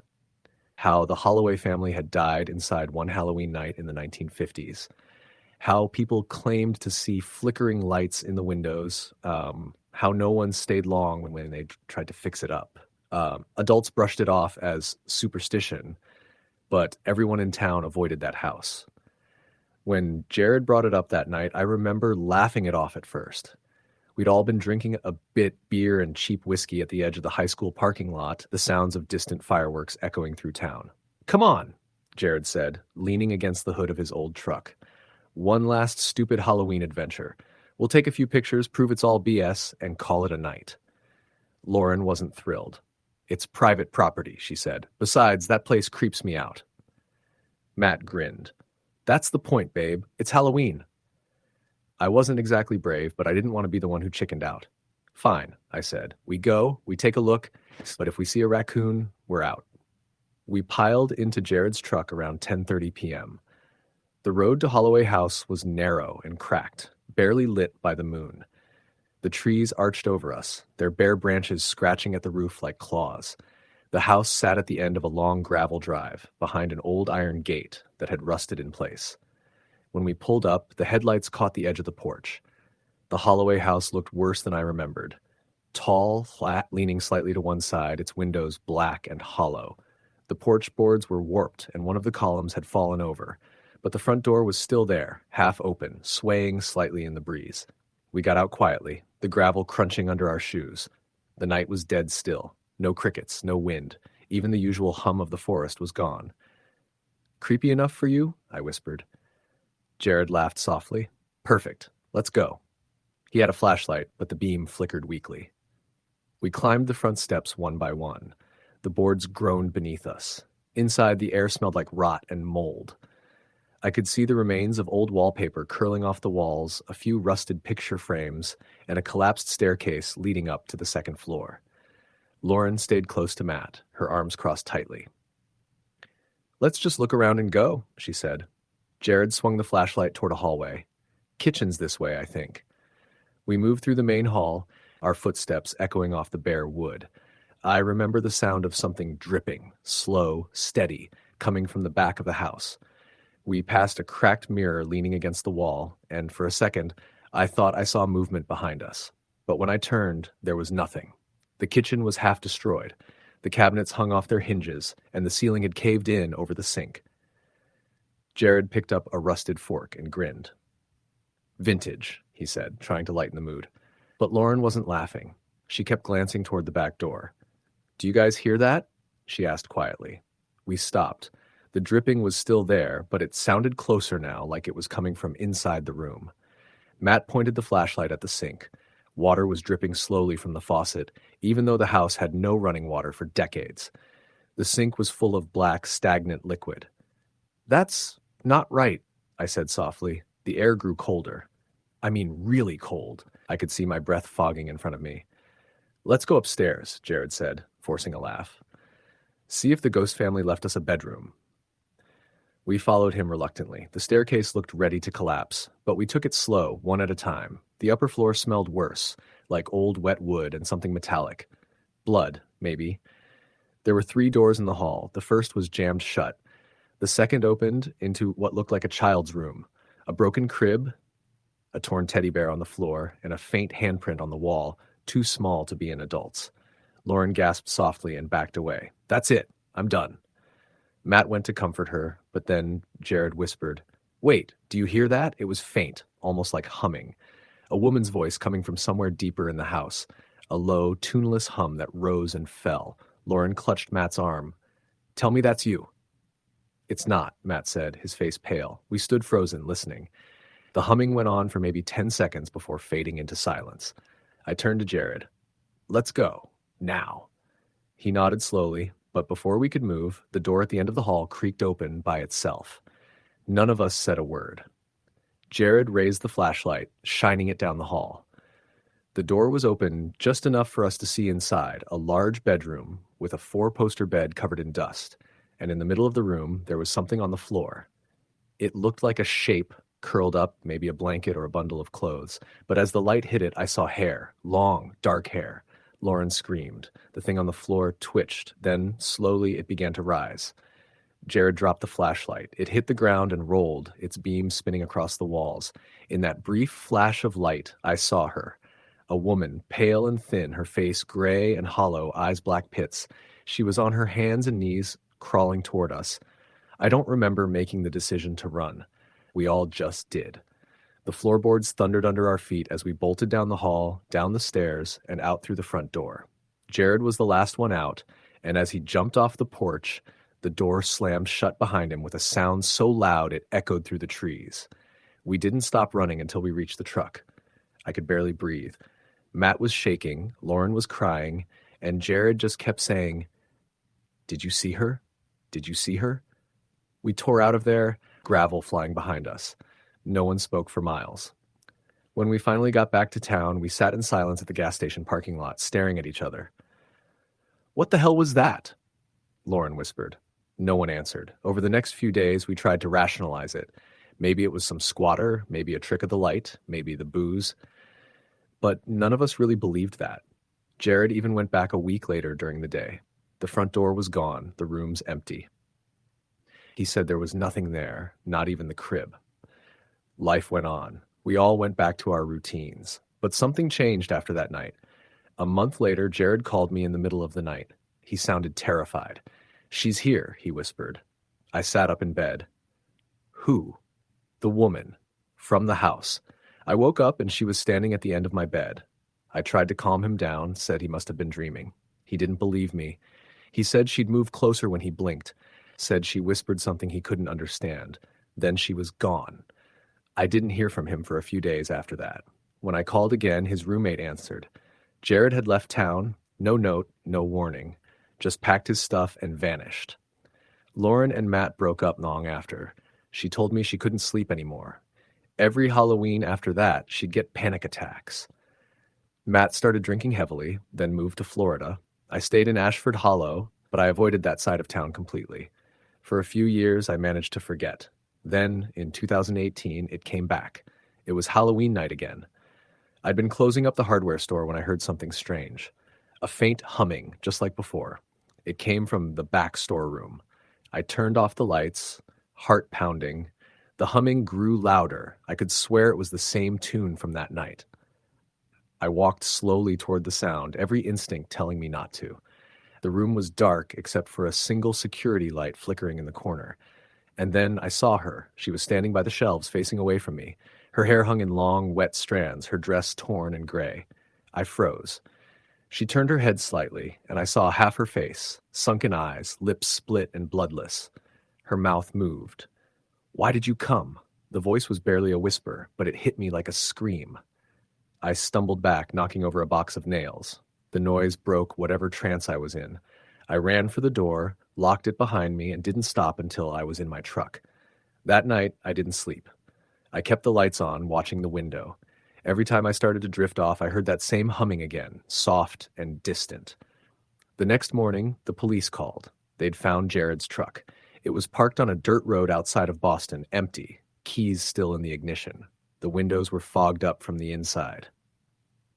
On the rearview mirror, written in condensation, were the words, "She found me." They never found him. I tried to convince myself it wasn't connected, that it was just coincidence. But every Halloween since then, strange things have happened. Lights flickering, doors opening on their own. Once I woke up to find muddy footprints leading from my front door to my bed and back out again. Last year I got a call from a number I didn't recognize. When I answered, I heard static, then a woman's voice, whispering something low. I couldn't make it out except for one word, my name. This year I promised myself I'd leave town, go somewhere warm, somewhere crowded. But here I am again, sitting in my kitchen with all the lights on, the clock ticking past midnight. Outside the wind is howling, and just now I swear I heard it again. That same slow, haunting hum, coming from the front porch. I don't want to look, but I know if I don't, she'll come inside. I can hear the boards creaking now, just like before. Footsteps, slow, deliberate. The sound of something wet dripping onto the floor. I'm writing this in case someone finds it later. Maybe it'll sound like another ghost story. Maybe no one will believe it. But I swear on everything I have, it's real. The last thing I see as the doorknob begins to turn is a shadow stretching across the floor, long hair, a torn dress, and two empty black eyes staring through the glass. Story the end. It was the last week of October, and the air in my small town of Millersville, Ohio, carried that unmistakable chill that made your skin crawl and your breath mist in the night. I had moved there just a few months prior after accepting a teaching position at the local high school. Being new to the area, I hadn't yet formed many connections, and the idea of spending Halloween alone didn't bother me until I heard the story about the old Whitaker house on the edge of town. The Whitaker house had been abandoned for decades, a crumbling Victorian relic that stood like a silent sentinel over the overgrown field behind it. According to local legend, the family who had once lived there disappeared on Halloween night in 1952, never to be seen again. Some said they were murdered. Others whispered about a curse. Kids in town dared each other to walk up to it, but most didn't last more than a few steps past the iron gate before running back to the safety of their homes. I wasn't much for superstitions, but something about the house had an aura of oppressive sorrow, like it was watching you even when the windows were boarded up. On Halloween night, my students begged me for stories, curious about ghost tales and haunted houses. After hearing their chatter, I mentioned the Whitaker house. Their eyes went wide, and suddenly I was surrounded by questions, each more excited than the last. That night, I drove past it on my way home, flashlight in hand, thinking it would be a harmless peek. The house loomed in the darkness, bigger than I had imagined, with sagging eaves and windows that looked like empty eyes. I parked the car at the edge of the field, the tall grass brushing against my jeans, and stepped forward. The air was thick, damp, and smelled faintly of decay, though I couldn't tell if it was just the autumn soil or something else. I approached the front porch, where the steps creaked under my weight, and noticed a set of footprints in the dirt leading up to the door. That was odd. There was no one else around. I told myself it was probably an animal or maybe someone else who had dared to come by. But as I stood there, peering at the cracked door, I could feel a presence, a heaviness in the air that made it hard to breathe. I reached out, my hand trembling slightly, and pushed the door. It groaned and swung open into darkness. Inside, the house smelled of mold and dust, with old furniture shrouded in yellowed sheets. The floorboards moaned under my weight, and I could hear the distant sound of wind whistling through broken windows. My flashlight flickered, and for a moment I thought I saw a figure at the top of the staircase. I blinked, and it was gone. My rational mind insisted it was a trick of the shadows, but a cold chill ran down my spine anyway. I explored room by room. In the dining room, a long table still had remnants of what looked like a decades-old meal, a dusty plate, rusted silverware. The walls were lined with faded family portraits. Their eyes seemed to follow me, accusing, mournful. One photograph in particular caught my attention, a family of 4 standing in front of the very house I was in. The father had a stern look, the mother a faint, uneasy smile, and 2 children, a boy and a girl, staring straight into the camera. Something about the girl's expression made my stomach twist. She seemed to be trying to tell me something, her eyes wide and pleading. A sudden crash upstairs made me jump. My heart raced, but curiosity got the better of fear. I crept up the staircase, each step groaning under my careful weight. The hallway was long and dark, doors on either side. One door at the far end was slightly ajar.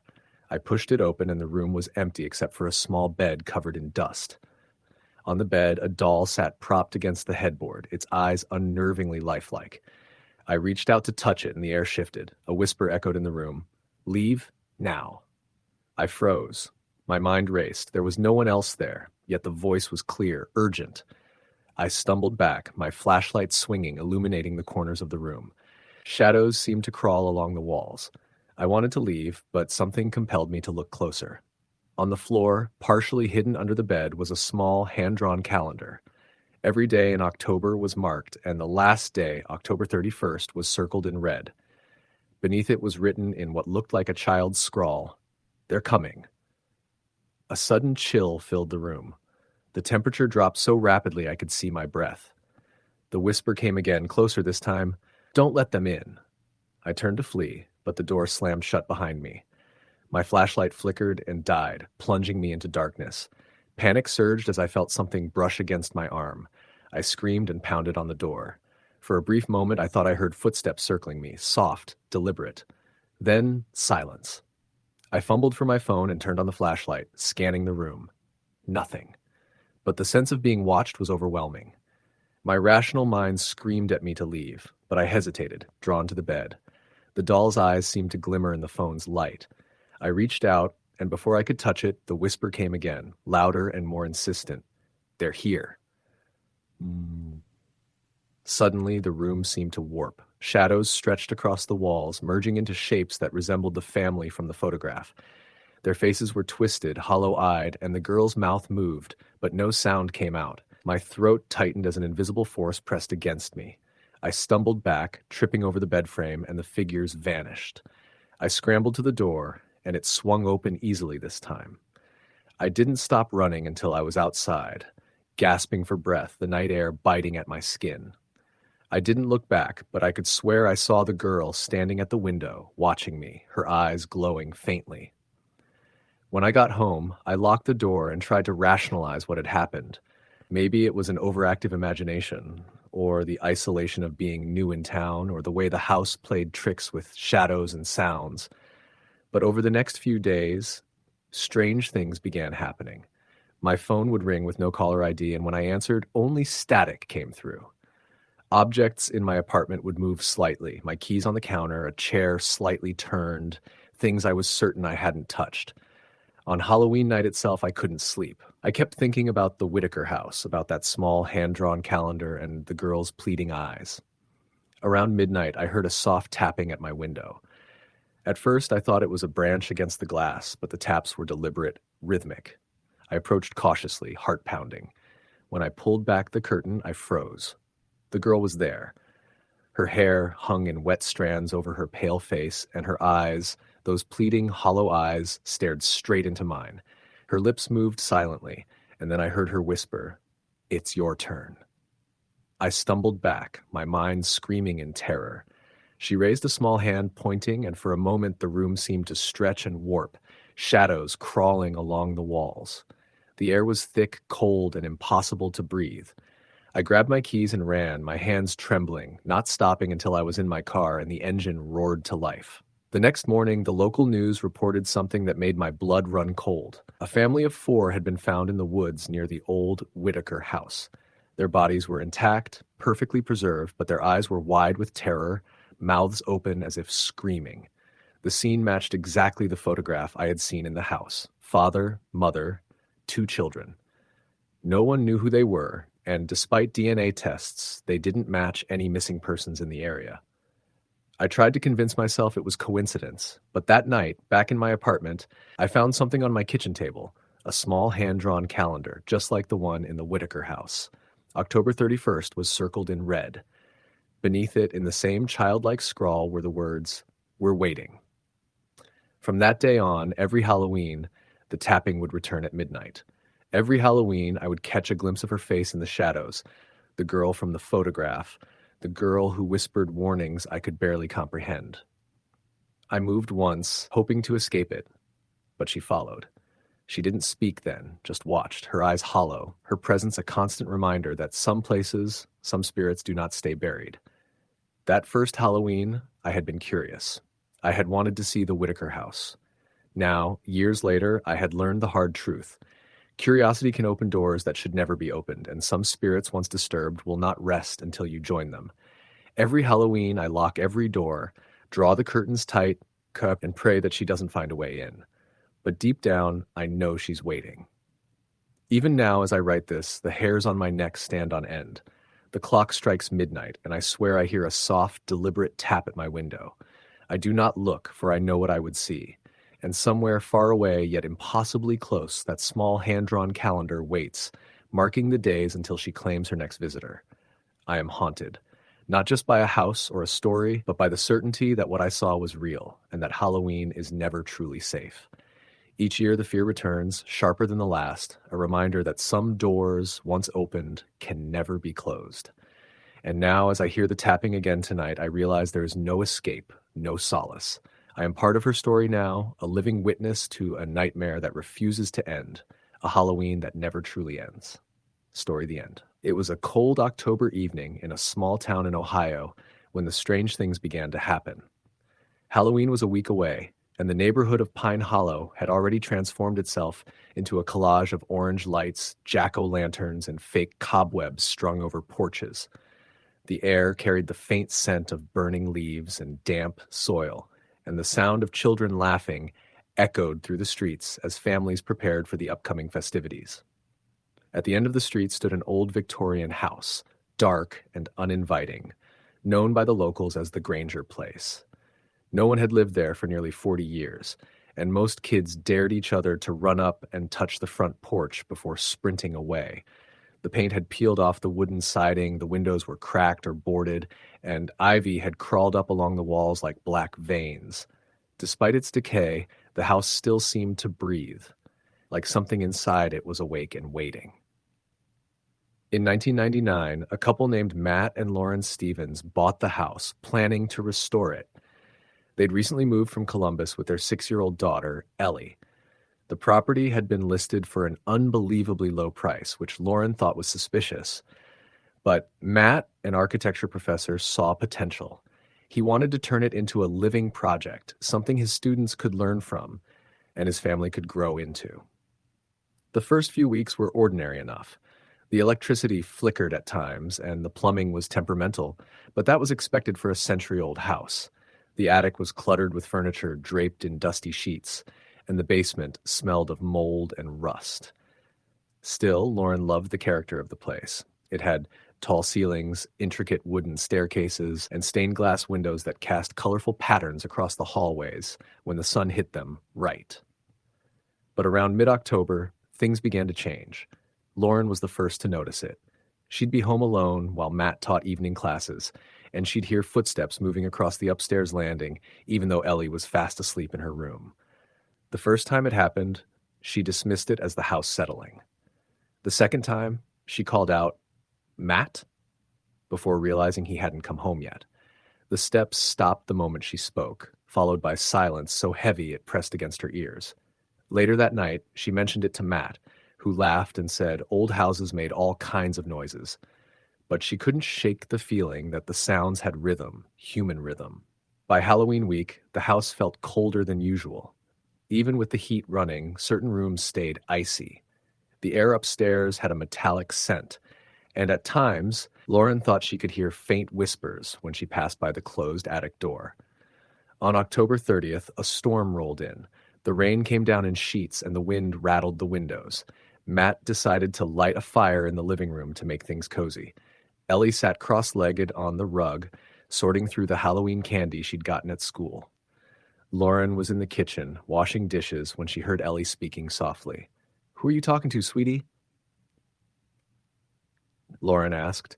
Ellie looked up and pointed toward the corner of the room where the shadows deepened near the stairs. "The lady," she said. "She's sad." Lauren froze. "What lady?" "The one in the black dress," Ellie replied, smiling innocently. "She said she used to live here." Matt laughed when Lauren told him later. "Imaginary friend," he said. "Kids make things up all the time." But that night, Lauren dreamed of a woman standing at the foot of her bed, drenched in shadows, her hair wet and tangled, her eyes hollow. She didn't move, didn't speak, she only stared. When Lauren woke up gasping, the room was freezing. The window by her side of the bed was wide open, though she remembered locking it before sleeping. The next morning was Halloween. The sun barely broke through the gray sky, and the wind carried a bitter chill. Matt had left early to pick up decorations from the store while Lauren dressed Ellie in her witch costume. As Lauren was braiding her daughter's hair, Ellie said, "The lady says she doesn't like Halloween." Lauren stopped mid-braid. "Why's that?" "She said it's when everyone pretends to be dead." "But she's really dead," Ellie replied casually. "She said it makes her mad." Lauren forced a laugh, trying to hide the unease twisting in her stomach. "Okay, no more spooky stories, all right?" That evening, after trick-or-treating around the neighborhood, they returned home just as the rain started again. The storm intensified by the hour, thunder rolling over the town like cannon fire. Matt lit another fire while Lauren tucked Ellie into bed. Around 10 p.m., Lauren heard the upstairs floorboards creak again. She walked into the hall, calling softly for Ellie, thinking maybe she'd gotten up. But Ellie's door was shut. The sound came from the attic. Matt was downstairs, so Lauren climbed the narrow stairs alone. The door to the attic, which they always kept closed, was slightly ajar. She hesitated, then pushed it open. The air inside was icy, her breath visible in the beam of her flashlight. The room was a maze of covered furniture and boxes. As she swept the light across the space, it caught on something, an old mirror leaning against the far wall. Its surface was fogged, yet she could see a faint shape in the reflection. A woman, standing behind her. Lauren spun around, but the attic was empty. The flashlight trembled in her hand. She turned back to the mirror. The woman was still there, pale, with long black hair and hollow eyes, her dress dripping as if soaked in rain. Her mouth opened slowly like she was trying to speak, but no sound came out. Then the mirror cracked, a thin fissure running from top to bottom. Lauren screamed and stumbled backward, hitting a stack of boxes. Matt came running seconds later. When she tried to explain what she'd seen, he inspected the mirror and said it was probably old moisture damage. But something about the way he looked at the mirror told her he'd seen the crack appear too. That night, neither of them slept. The house made noises, too many noises, whispering, shuffling, soft crying. Around 2 a.m., Ellie came into their room, clutching her blanket. "Mommy," she whispered, "the lady's in my room." Lauren's blood ran cold. Matt grabbed a flashlight and hurried to Ellie's room. The curtains fluttered even though the window was shut. Her toys were scattered across the floor and the air smelled like wet earth. He checked the closet, under the bed. Nothing. He tried to reassure Ellie, but as he tucked her back in, she whispered, "She said she doesn't want you here." The next day, Matt did some research at the local library about the house. The Granger place, it turned out, had a grim history. In 1938, a woman named Martha Granger lived there with her husband and young son. One Halloween night, her husband was found dead in the basement, an apparent accident involving a fall down the stairs. But neighbors whispered that Martha had pushed him after years of abuse. 2 weeks later, she and her son vanished. When police searched the property, they found no trace of them. The only clue was a large dark stain on the attic floor that no one could ever clean out. Lauren begged Matt to leave, at least for a few days, but he refused. "It's just old rumors," he insisted. "We can't run every time something weird happens." That evening, Lauren noticed something odd. Ellie had been drawing pictures, pages of them. In every one, there was a tall woman in black standing behind a little girl. Some pictures showed the woman crying. Others showed her with her hands over the girl's eyes. When Lauren asked who it was, Ellie said, "That's Martha." She said her boy's still in the attic and she can't find him. Matt dismissed it as childish imagination again, but by nightfall, even he seemed uneasy. Around midnight, the power went out. The house was plunged into darkness except for the flickering light from the dying fireplace. Rain hammered the roof, and the wind howled through the chimney. Lauren lit candles and went to check on Ellie, who was sound asleep despite the storm. When she came back downstairs, Matt was standing by the window, staring out into the yard. "Did you see that?" he whispered. Lauren followed his gaze. In the reflection of the glass behind them was a figure moving through the living room. Not outside, inside. Matt turned, but there was nothing there. Only the faint smell of damp soil again. Then they heard the piano in the parlor start playing. Lauren clutched Matt's arm. "The piano isn't even tuned," she whispered. They moved toward the sound, hearts pounding. The melody was faint, halting, like someone pressing random keys trying to remember an old song. When they reached the doorway, the music stopped. The room was empty. The lid of the piano was open. There was a handprint on the ivory keys. Wet. The clock struck 3. That was when Ellie started screaming upstairs. Matt sprinted up the stairs, with Lauren close behind. When they burst into her room, Ellie was standing on her bed, eyes wide with terror, pointing toward the corner. "She's taking him!" Ellie cried. "She found him!" Lauren's eyes followed her finger. For a split second, she saw it, the outline of a woman kneeling in the corner, holding something invisible in her arms. Then she vanished. The storm outside went silent. So did the house. After that night, they packed up and left Pine Hollow within 2 days. They moved into a small rental house in town, leaving most of their belongings behind. Lauren didn't care about the money they'd lose. She only cared about getting Ellie away from that place. But it wasn't over. A week later, Lauren woke up to the sound of a piano playing in their new home. At first, she thought she was dreaming, but when she walked into the living room, the air was cold again. On the coffee table lay one of Ellie's drawings, a new one she hadn't seen before. It showed their old house, and in one of the windows, the lady in black. Underneath, written in a child's handwriting, were the words, "She said she found her boy. Now she wants me." Lauren tore the paper up and threw it away, but every morning afterward she'd find another drawing just like it, always with the woman getting closer. On Halloween night the following year, the piano played again, the same broken melody. Ellie woke up screaming, saying the lady had been standing outside her window. When the police came, they found muddy footprints leading from the backyard to the window. Small footprints, like a child's.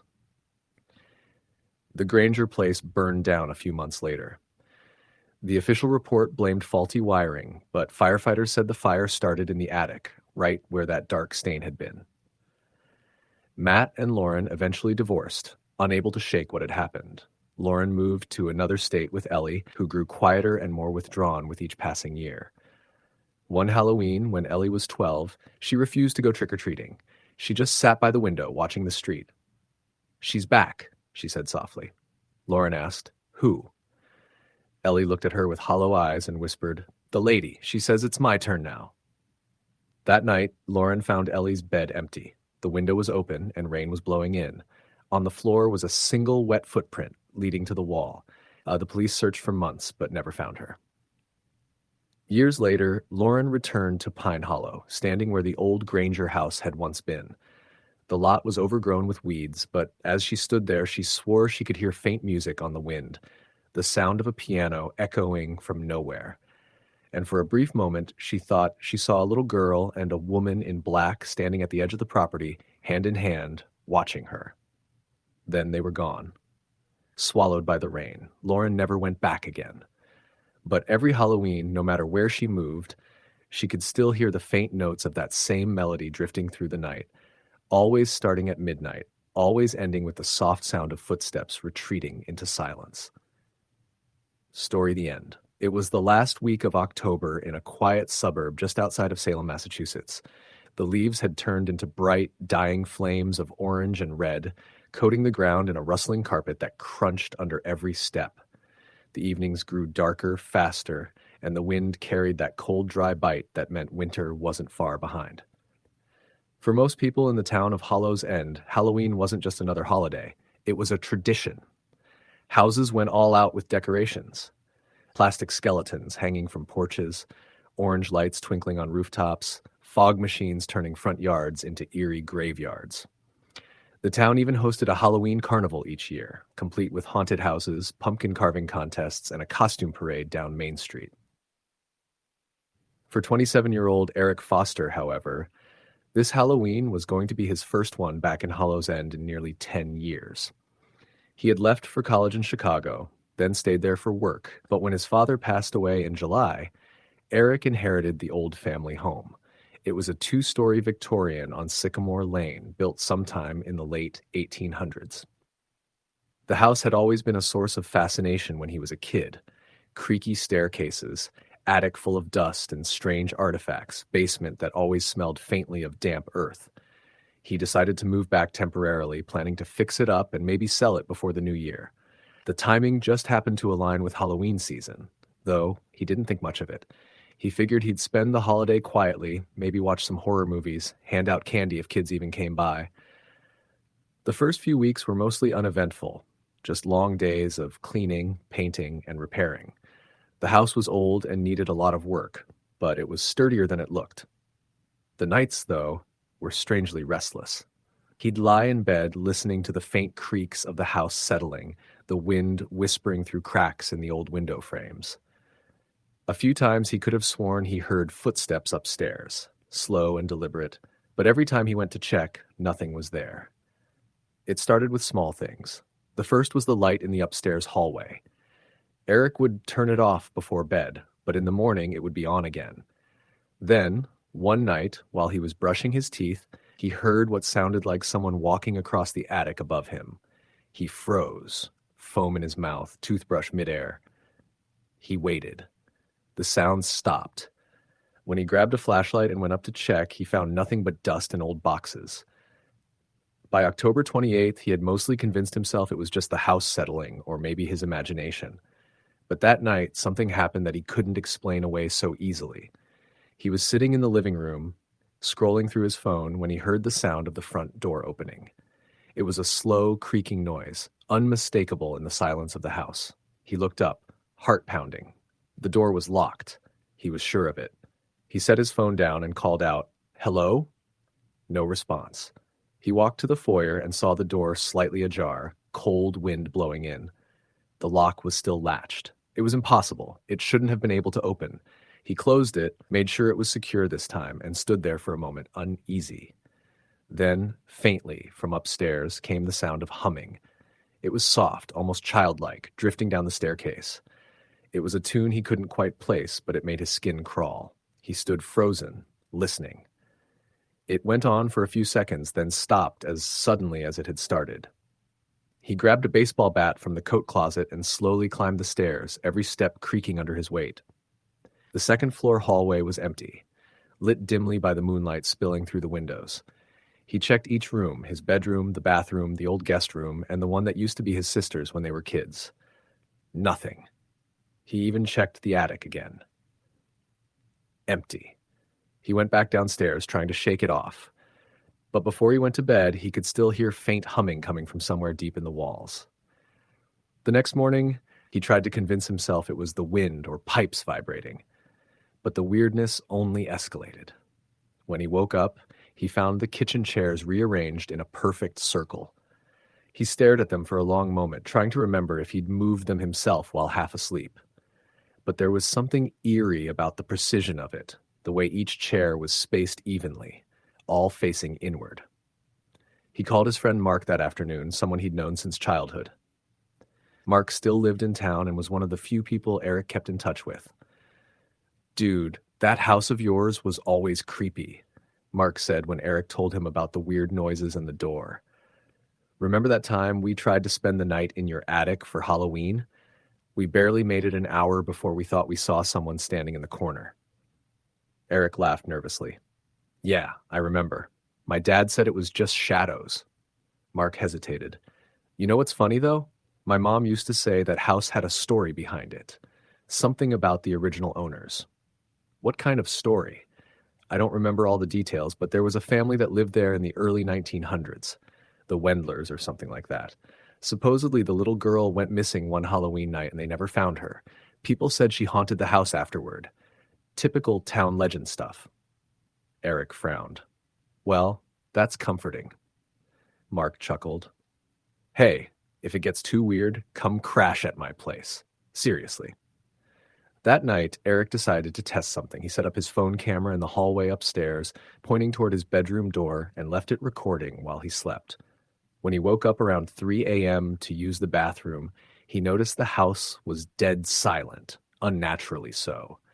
Not even the usual creaks or rustling outside. As he walked past the hallway, he saw something move from the corner of his eye. He turned his head sharply, but there was nothing there, just the faint reflection of himself in the hallway mirror. He went to the bathroom, returned to bed, and forced himself back to sleep. In the morning, he checked the video. Most of it was just dark and still. But around 2:37 a.m., the bedroom door creaked open on its own. The camera caught the sound of soft humming again, this time clearer. It was definitely a little girl's voice, like singing something that sounded like an old lullaby. Then, faintly, a shadow passed across the doorway, too small to be an adult, but not distinct enough to make out any details. Eric stared at the screen, his stomach twisting. He didn't believe in ghosts. He never had. But that video shook him. He couldn't explain it. That evening, he tried to unwind by watching TV, but he couldn't stop thinking about it. He kept glancing toward the dark hallway, half expecting to see something move. At one point, the TV flickered, then cut to static. The remote was sitting untouched on the coffee table. The lights in the room dimmed slightly, then came back. The hum of the refrigerator stopped for a few seconds, and the entire house seemed to fall into absolute silence. And then he heard a whisper. "Eric." It came from behind him, so soft he almost thought he imagined it. He spun around, but there was no one there. The air felt cold suddenly, and he could see his breath faintly mist in front of him. He stood there, frozen, until the lights flickered again. When they came back, he saw something near the foot of the staircase, a faint, translucent outline of a small figure. It looked like a little girl in an old-fashioned dress, her head slightly tilted, her eyes dark pits in a pale face. She stood motionless for maybe 2 seconds before vanishing for day, leaving only the echo of that same humming sound. Eric grabbed his keys and bolted out of the house. He spent the night at Mark's. When he told Mark what he'd seen, his friend didn't laugh this time. "Man, that lines up with what my mom said. The girl, her name was Emily Wendler. She disappeared in 1911. Her parents were throwing a Halloween party, and they found her doll at the bottom of the basement stairs, but she was gone.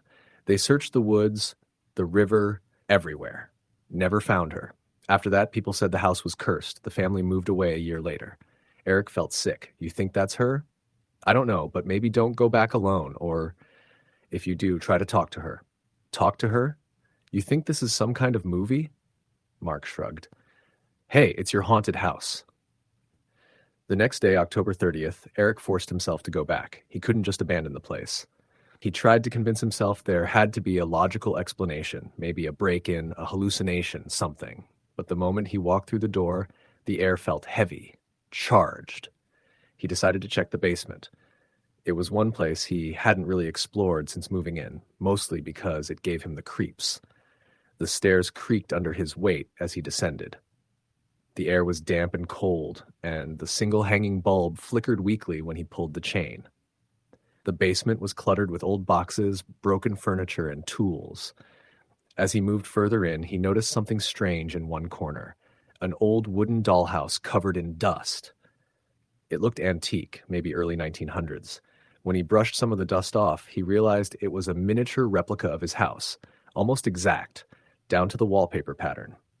Inside, tiny furniture filled each room, but in one of the upstairs rooms, a small porcelain doll was lying on its side, face cracked. He reached out to pick it up, and the bulb above him flickered violently. Then he heard footsteps on the floor above. He froze. The steps were slow, deliberate, moving toward the basement door. He stared up, listening. The steps stopped right above him. Then came the soft sound of humming. He grabbed his flashlight, heart pounding, and shouted, "Who's there?" No answer. The footsteps began descending the stairs. He shone the flashlight toward the stairwell, and for a split second he saw her, a small girl in a white dress, hair hanging over her face, hands clutching a doll identical to the one in the dollhouse. Her eyes were hollow and dark, and her mouth moved silently as if she were singing. Eric stumbled backward, tripping over a box. The flashlight rolled across the floor, its beam slicing through the dark. When he scrambled to grab it again, she was gone. He raced up the stairs, slammed the basement door shut, and pressed his back against it, gasping for breath. The house was silent again. That night, he dreamed of her.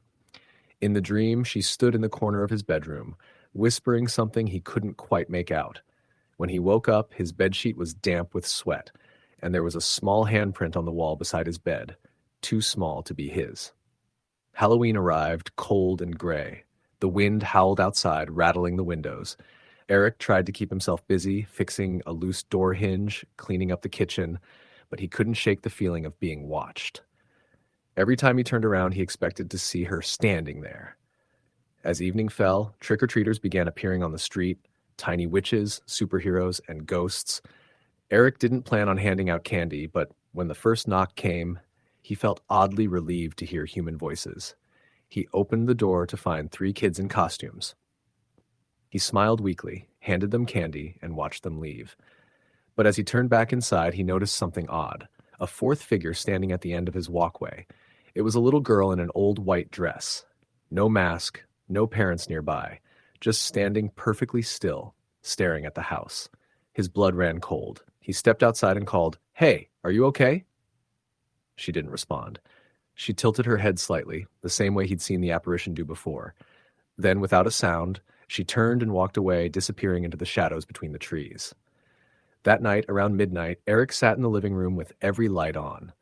The wind had picked up, whistling through the gaps in the windows. The clock ticked loudly. Then the power went out. The entire house plunged into darkness. He grabbed his phone, turned on the flashlight, and tried to stay calm. But then he heard it again, the soft humming coming from upstairs. He didn't want to go, but something compelled him. Maybe it was fear, maybe curiosity. He climbed the stairs slowly, each creak echoing through the still house. The humming grew louder. It was coming from the hallway near his bedroom. When he reached the top, he saw something that made his heart stop. All the doors were open, every single one. And in the center of the hallway, the little girl stood, facing away from him, humming her eerie tune.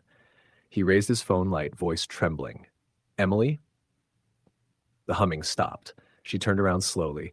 Her eyes were black voids, her face pale as chalk, and her mouth twisted into something between a smile and a scream. "You took my doll," she whispered. Eric stumbled backward, shaking his head. "No, I didn't mean." The lights flickered back on for a split second, and she was gone. The next second, the bulb above him exploded, showering glass across the floor. He ran to his bedroom, slammed the door, and barricaded it with a chair. He could hear faint knocking on the other side, then scratching, then her voice, soft and sing-song. "Give it back! Give it back!" The door handle rattled violently, then stopped. Silence. Eric stayed there until dawn. When he finally opened the door, the hallway was empty. But on the floor, right outside his door, lay the porcelain doll from the basement, its face cracked even more, a single tear of red seeping from one glass eye. That was the last night he stayed in that house. By morning, he packed a bag, locked the door, and drove straight to Mark's place. He didn't go back, not even to grab the rest of his things. He put the house on the market, and when a young couple bought it a few months later, he didn't tell them about Emily Wendler, or the doll, or the things that still walked the halls at night. But sometimes, even now, when he's trying to sleep in his apartment back in Chicago, he dreams of that humming again, soft and faint, just behind the wall. And every Halloween, without fail, he wakes up to find a single piece of candy corn sitting on his nightstand. Story the end. It was a chilly October evening in upstate New York. The kind of night when the wind seemed to carry whispers through the bare branches of the trees. The streets of the small town were mostly empty, save for a few families bundled in jackets collecting candy door to door, their laughter echoing faintly through the crisp air. For most people, Halloween was a time for costumes and candy, for friendly scares and spooky decorations. But for me, that night would mark the first time I came face to face with something I couldn't explain, something that would haunt me long after the jack-o'-lanterns had been put away. I had just moved to a small town called Harper's Hollow. It was the kind of place that looked picturesque in the brochures, old colonial homes, sprawling maple trees, quiet streets. But there was something in the way the townspeople whispered about certain areas, like the old Hartman house at the end of Willow Lane, that made me uneasy. The house had been abandoned for decades, or at least that's what everyone said. Windows were boarded up, the paint was peeling, and the lawn had grown wild. Still, there were stories of people hearing voices, of lights flickering in the dead of night, of shadows moving inside when no one was there. I had always been a skeptic, especially when it came to ghost stories, but living alone in a new town made me curious in ways I probably shouldn't have been. The night started like any other Halloween. I had bought a couple of decorations from a small corner store, a fake skeleton to hang from the porch, some fake cobwebs to drape over the bushes. As I worked on my decorations, I noticed the wind picking up, rustling the leaves in a way that sounded almost like whispers. I brushed it off as my imagination, attributing it to the way the town's history seemed to cling to the streets like a fog. Around 8 p.m., the trick-or-treaters began to come by. I handed out candy, smiling at the little witches and superheroes. The night felt normal, almost mundane, until I heard it, a faint tapping like fingernails drumming against wood. I turned toward the sound and saw nothing but the dark street. The tapping grew louder, more insistent. It was coming from the direction of the Hartman house. My first instinct was to ignore it, chalk it up to the wind or some animal, but something deep in my chest told me to look closer. I walked down the street, my flashlight cutting through the shadows. The closer I got to the Hartman house, the more oppressive the air felt. It was like the night itself had thickened, pressing against my skin. The tapping stopped abruptly as I reached the edge of the overgrown lawn, replaced by a low creaking sound, like the house was sighing. My flashlight caught the boards over one of the windows, and for a fleeting second, I could have sworn I saw a face pressed against the glass. Just a shadow, I told myself. Just a trick of the light. Still, curiosity got the better of me.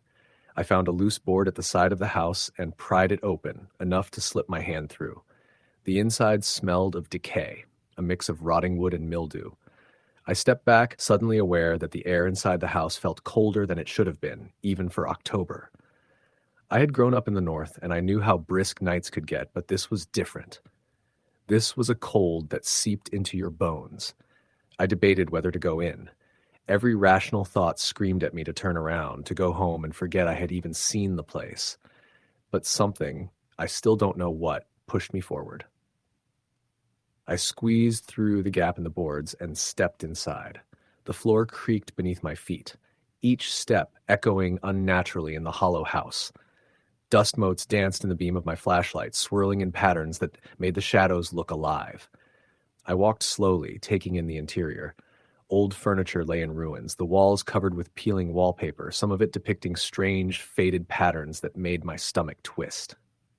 Then I saw the staircase. It led to the second floor, where a faint light flickered. My pulse quickened. There shouldn't have been any power in this house. The town had cut it off decades ago. I told myself it was probably a reflection from the streetlight outside, but the light moved, shifting in a way that suggested intelligence. I climbed the stairs, each step groaning under my weight. The air grew colder the higher I went, until my breath fogged in front of me. At the top, a hallway stretched into darkness. The flickering light came from a room at the far end. I approached slowly, every nerve in my body screaming at me to leave. The door was slightly ajar, and I could see the silhouette of a small figure inside, rocking back and forth. "Hello?" I called out, my voice trembling. The figure stopped instantly. The room went silent, save for the sound of my own heartbeat pounding in my ears. Then, from the corner of the room, a whisper. "Go. Away." I froze. The voice was high, almost childlike, but there was an edge to it, something that made my stomach knot. "Who's there?" I asked, though my voice barely carried. No answer. Just the rocking chair moving slowly back and forth as if someone or something was sitting in it. I took a cautious step closer, and that's when I saw it. The room wasn't empty. In the dim, flickering light, I could see the faint outline of a girl. She couldn't have been more than 8 or 9, dressed in what looked like an old-fashioned nightgown, pale and almost translucent. Her eyes met mine, wide and unblinking. I wanted to speak, to say something reassuring, but no words came. The figure tilted her head slightly, and I felt a wave of fear wash over me so intense it was almost paralyzing. Then she whispered again, barely audible, "Leave, before it comes." Before I could ask what she meant, the air around me changed. The temperature plummeted further, and the shadows in the corners of the room began to move, stretching unnaturally, reaching toward me. The rocking chair moved faster, violently now, scraping against the floor with a sound that made my teeth chatter. Panic set in. I turned and ran, stumbling down the stairs, my flashlight swinging wildly, casting erratic shadows that seemed alive. I didn't stop until I was outside, the night air hitting my face like a shock. I looked back at the house. For a moment, the windows were dark. Then, one by one, lights flickered on inside as though every room had come alive. And in the top window, I saw her again. The little girl staring down at me, expressionless, her lips moving in a whisper I couldn't hear. I ran back to my apartment, heart racing, hands shaking, and locked the door behind me. I didn't sleep that night. Every time I closed my eyes, I saw her, rocking back and forth, the shadows stretching across the walls, and that whispering voice repeating, "Before it comes." The next morning, I called the town library, hoping to find some history on the Hartman house. The librarian, a woman named Mrs. Hensley, was hesitant at first, but eventually she led me to the archives. According to old newspaper clippings, the Hartmans had been a family of 4. The father had died in a factory accident, the mother soon after from illness. Their two children, a boy and a girl, were left alone in the house for a few months before being taken by relatives. But then I found a small article buried in the back pages of a local paper from the 1970s. Neighbors had reported hearing the cries of a little girl from the abandoned house, claiming that she had never left, that she was trapped inside by something dark. The house had been boarded up shortly after, and the town avoided it ever since. That night, I couldn't resist returning. I told myself I needed answers. I drove to Willow Lane, parked my car a few blocks away, and approached the house on foot. The moon was high, casting silvery light over the decaying structure. As I got closer, I noticed the same rocking chair in the top window, gently swaying despite there being no wind. My breath caught in my throat. I climbed through the side again, flashlight in hand. Inside, the air was even colder than before. I followed the stairs up to the second floor, heart hammering. The hallway stretched before me, and the room at the end glowed faintly. This time, I steeled myself and stepped inside. The little girl was there, rocking back and forth. But this time, I noticed something I hadn't before. The shadows in the corners were thicker, darker, pulsating almost as if they were alive. My skin prickled, and a feeling of dread settled over me. She looked at me again, her voice clearer now, trembling. "It's here. It knows you're here." Before I could react, the room plunged into darkness. My flashlight flickered and died. I could hear the sound of something moving rapidly around the room, low scraping and whispering. My instincts screamed at me to run, but something, an invisible force, pressed against my chest, pinning me to the floor. The little girl's eyes glowed faintly, and she whispered, "Don't fight it.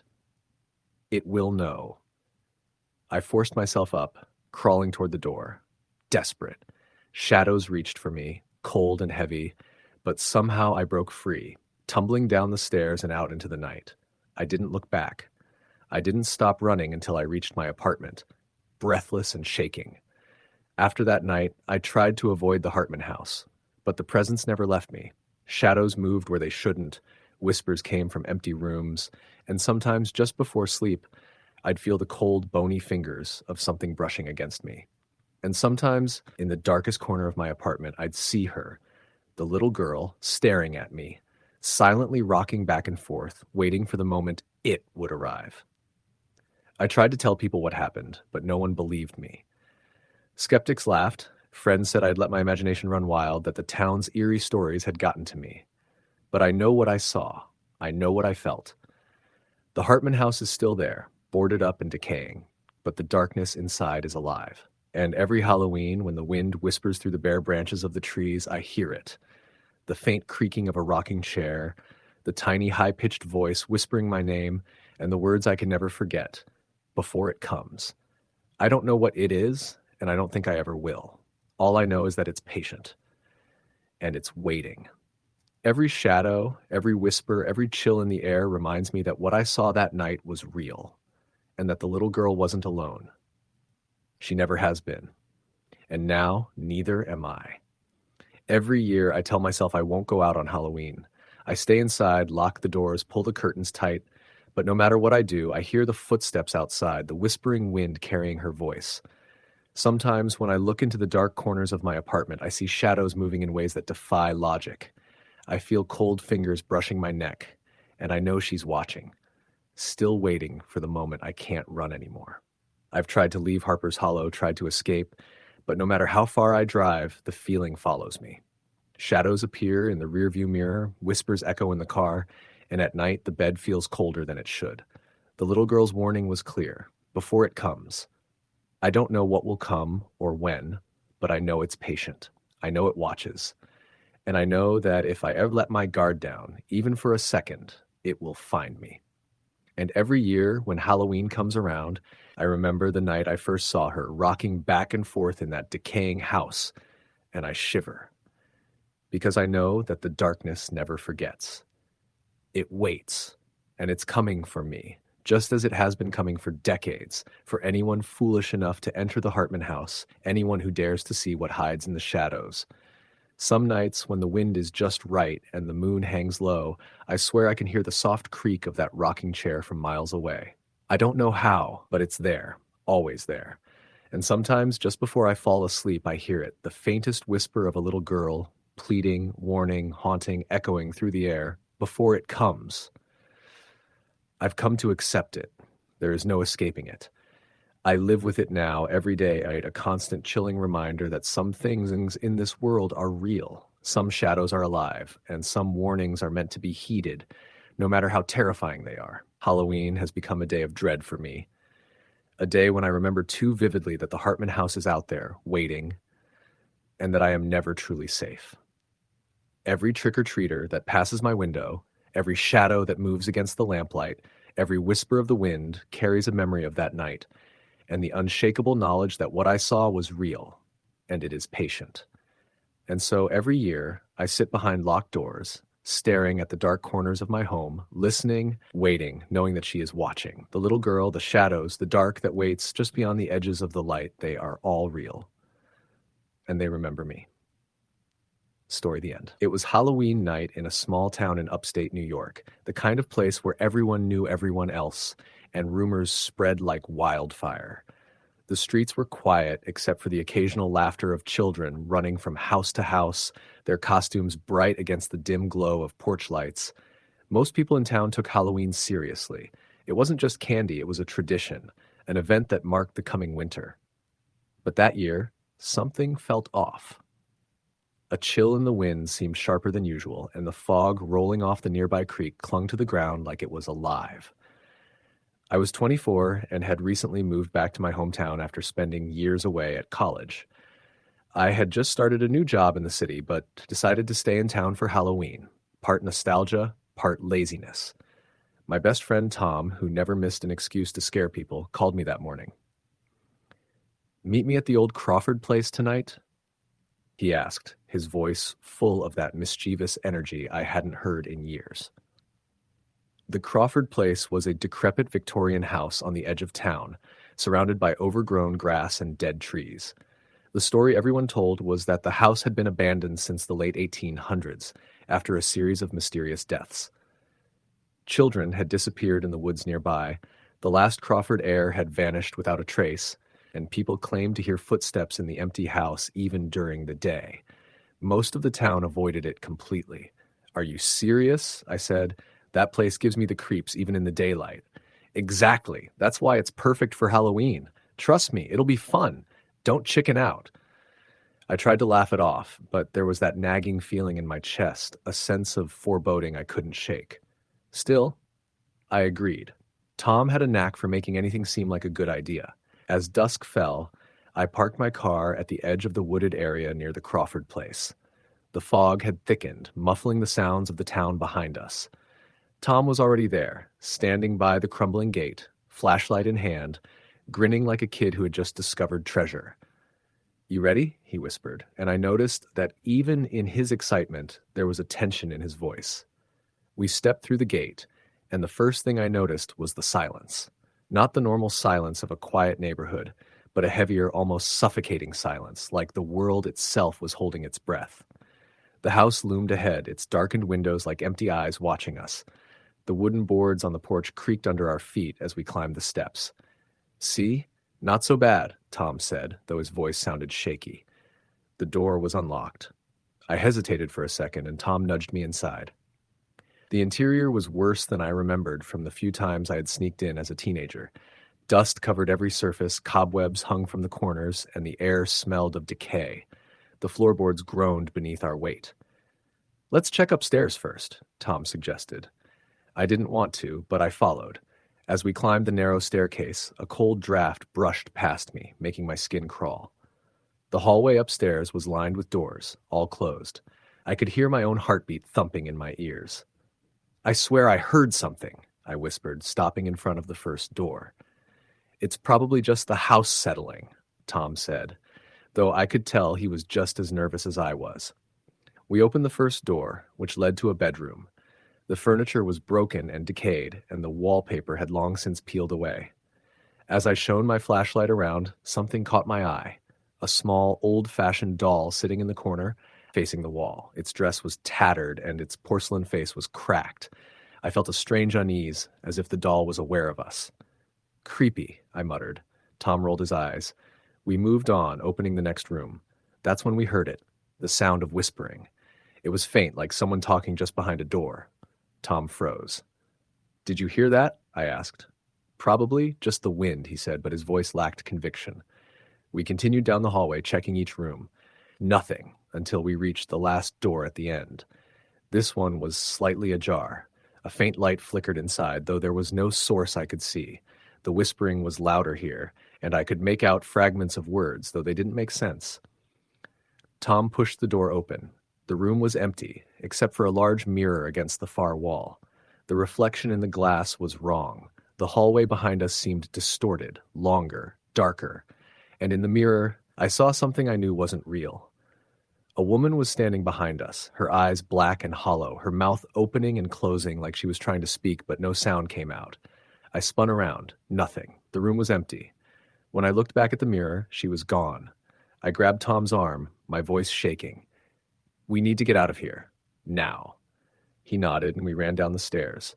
The house seemed to react, the walls creaking violently, the floorboards shaking as if trying to throw us off. We burst through the front door into the foggy night. The street beyond seemed impossibly far away, the mist so thick that we could barely see our hands in front of us. "Let's go!" I shouted, and we sprinted back toward the woods, but I kept feeling like someone or something was following us. The whispering, louder now, surrounding us. Words I didn't recognize swirled in the air, urgent and pleading. We finally reached my car. I slammed the door shut, and for a second, everything was silent. Then, from the back seat, came the softest whisper, "Don't leave." I nearly jumped out of my skin. Tom's face was pale, eyes wide with fear. We didn't speak as we drove away, the fog finally thinning as we neared the main road. By the time we reached my apartment, we were shaking from adrenaline and cold. I tried to convince myself it was all in my head, but that night, I couldn't sleep. Every time I closed my eyes, I saw her face in the mirror, heard the whispers calling my name. Over the next week, strange things started happening. Doors in my apartment would be open when I was sure I'd closed them. Footsteps echoed in the hallways, even though I lived alone. Mirrors seemed to distort my reflection for just a moment, showing something behind me that wasn't there. I started waking up in the middle of the night, drenched in sweat, hearing faint whispering outside my bedroom door. Tom called me a few days later, sounding almost as shaken as I was. "I went back," he said, voice low.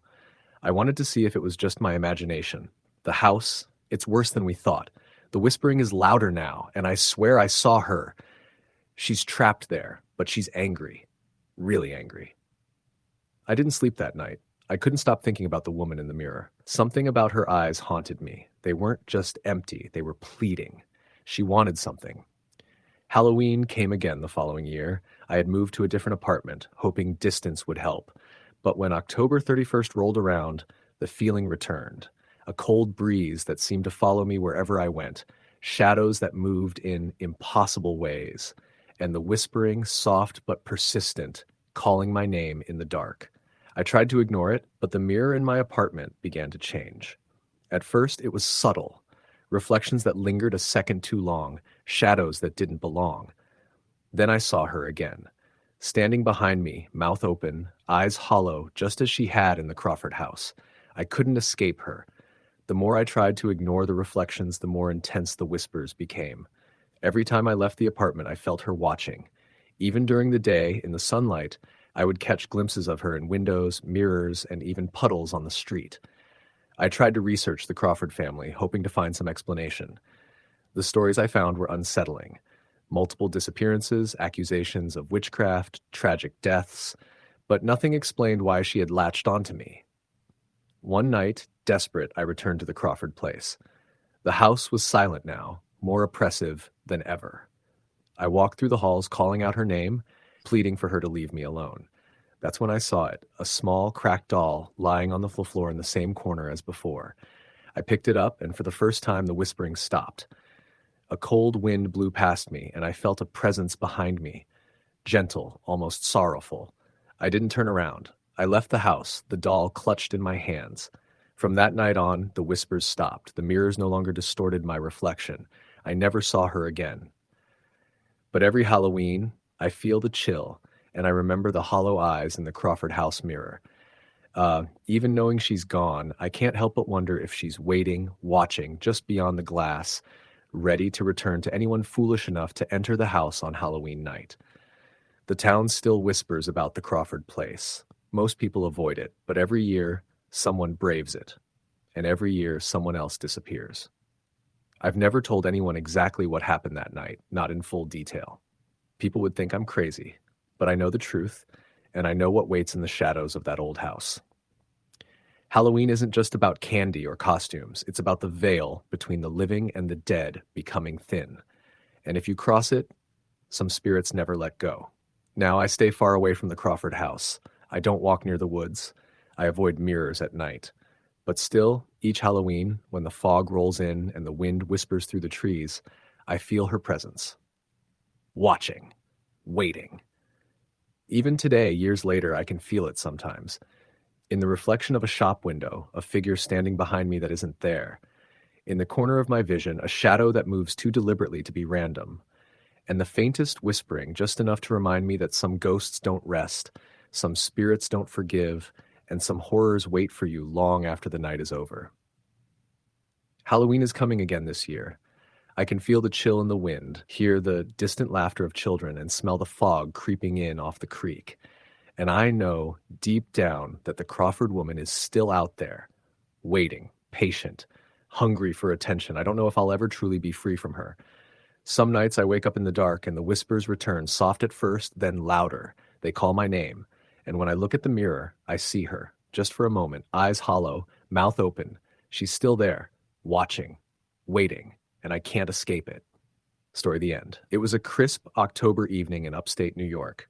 The kind of night where the wind rustles the nearly bare trees and sends a shiver down your spine before you even realize it.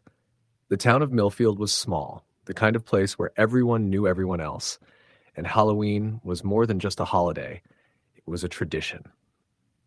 People decorated their houses weeks in advance, turning their lawns into haunted scenes of skeletal trees, fake tombstones, and flickering jack-o'-lanterns that glowed eerily under the pale moonlight. For most, it was fun. For some, it was a little unsettling. For Alex, it was going to be something he would never forget. Alex had moved to Millfield only a few months prior. He had transferred to a local community college and rented a small upstairs apartment above a diner that had been around since the 1950s. The building was old but sturdy, and the landlord, Mr. Hargrove, had warned him about keeping the windows locked at night, but didn't elaborate further. Alex, young and somewhat skeptical of ghost stories, took it lightly. The night of October 31st started out like any other Halloween in Millfield. Alex went out with a couple of classmates, handing out candy and enjoying the eeriness of the decorations. By 10 o'clock, most of the children had gone home, leaving only the faint echoes of laughter and the occasional bark of a neighbor's dog. Alex decided to call it a night and walked back to his apartment. As he climbed the narrow staircase leading to his unit, he noticed something unusual. There was a faint light flickering from the corner of the stairwell where no light fixture existed. At first, he assumed it was a reflection from a passing car on the street below. But as he got closer, the flickering became more pronounced. He froze. The light wasn't a reflection. It was coming from the doorway of his apartment. Alex fumbled with his keys, heart starting to race. The door was slightly ajar. That was impossible. He remembered locking it before he left. Pushing it open fully, he stepped inside, expecting perhaps a petty thief or a prankster. But the apartment was empty. The living room was dark except for a single candle burning on the coffee table. The wax had dripped down to form an irregular, almost human-like shape. "Hello?" Alex called out, trying to keep his voice steady. No response. Then he heard it, a soft whisper, like someone breathing just behind him. He spun around, but there was no one there. The apartment felt colder suddenly, and the candlelight flickered violently. He tried to rationalize it. Maybe it was a draft. Maybe he was tired. But the whisper came again, this time forming words. "Leave now." Alex stumbled backward, his phone in hand. He dialed 911, but hesitated before pressing call. What would he even tell them? That he heard a ghost? Shaking, he decided to step out onto the balcony for fresh air. The night was silent except for the distant howling of the wind. He leaned over the railing, trying to calm down, when he noticed something below on the street. A woman, standing perfectly still, staring up at his window. Her hair was long and dark, and her dress looked as though it had been buried in dirt. She didn't move, didn't blink, and then, slowly, she raised a hand and pointed directly at him. Alex gasped and stumbled back inside, locking the door behind him. He tried to call a friend, anyone, but his phone showed no signal. Panicking, he went to the kitchen and grabbed a knife, reasoning that he needed to protect himself if anyone broke in. He checked every room, empty.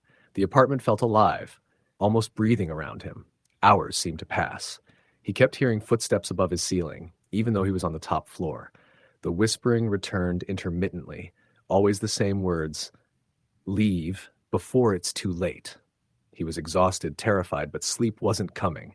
Every time he closed his eyes, he saw the woman from the street, closer now, her eyes black and hollow, her mouth twisted in a silent scream. At around 2:30 a.m., there was a sudden, loud banging on his door. Alex froze, knife trembling in his hand. "Police!" a voice shouted. "Open up!" Relief washed over him as he ran to the door and unlocked it. A pair of officers stepped inside, their flashlights cutting through the darkness. "What's going on?" one asked, looking around the apartment. I think someone's in here," Alex stammered, still shaking. "I saw someone outside and I heard whispers. I don't know what's happening." The officers looked skeptical. "We didn't see anyone outside," one said, shining his flashlight across the street. "Are you sure you didn't just have a nightmare or something?" Alex wanted to argue, but he knew how crazy it sounded. He led them through the apartment, showing them the flickering candle and the wax figure. The officers exchanged glances. "There's nothing here," one said. "Maybe you should get some rest." As they left, the candle went out on its own. Alex was alone again, and the silence returned, but it was heavier now, pressing down on him. He collapsed onto the couch, shivering. That night, he barely slept, half in fear, half in disbelief. The following week, Alex tried to shrug off the incident. He told himself it was stress, Halloween excitement, maybe even alcohol from the night before. But the strange occurrences didn't stop. Doors he had locked were found open, objects moved inexplicably, and the whispers came back, always at night, always saying the same words. Then one evening, Alex decided to research the building's history. He went to the town library, old and musty, with records dating back over a century. In the archives, he found a photograph of the building from the 1920s. Standing in front was a woman in a long black dress, her hair covering her face. The caption read, "Miss Eleanor Whitmore, passed mysteriously in her apartment above the diner, October 31st, 1923. Alex's blood ran cold. The date, the dress, the woman outside his window. Could it really be her? Determined to understand, he sought out old newspaper articles. One described Eleanor Whitmore as a reclusive woman, rumored to have been practicing occult rituals. Neighbors reported strange noises, shadows moving across the walls, and eventually Eleanor was found dead in her apartment, apparently from suicide, though whispers of foul play persisted. Local legend held that her spirit never left the building, especially on the anniversary of her death. That night, Alex didn't sleep. He barricaded the door with chairs, covering every window, praying he wouldn't see her again. But at midnight, the whispers returned, louder now, echoing around the room. He tried to block them out, but the sound was inescapable. Then, the lights flickered violently and the air grew icy. A shape formed in the center of his living room, a woman, just like the photo, but more real, more terrifying. Her eyes were empty, black voids, and her mouth twisted as she mouthed words without sound. Alex screamed, slashing with the knife, but it passed right through her form. She moved closer, slowly, her finger pointing at him, and then with a sudden force, Alex was slammed to the ground. The room spun, the candlelight flaring and extinguishing. He covered his head, shaking uncontrollably. When he opened his eyes, he was outside the apartment. It was dawn.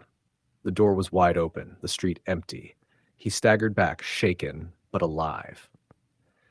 He never went back to that apartment. He told Mr. Hargrove he had to leave immediately, citing personal reasons, though he never explained why.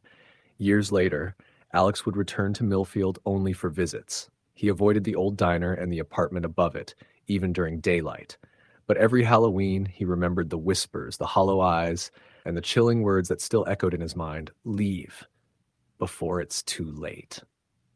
Locals would sometimes speak of seeing a figure in the windows of the old building, a woman in black staring blankly at the street below. Some claimed she had never left. Some said she only appeared on Halloween night. Alex knew the truth. She was waiting, patient, relentless. And he knew that if he had stayed one night longer, he might never have been able to leave at all.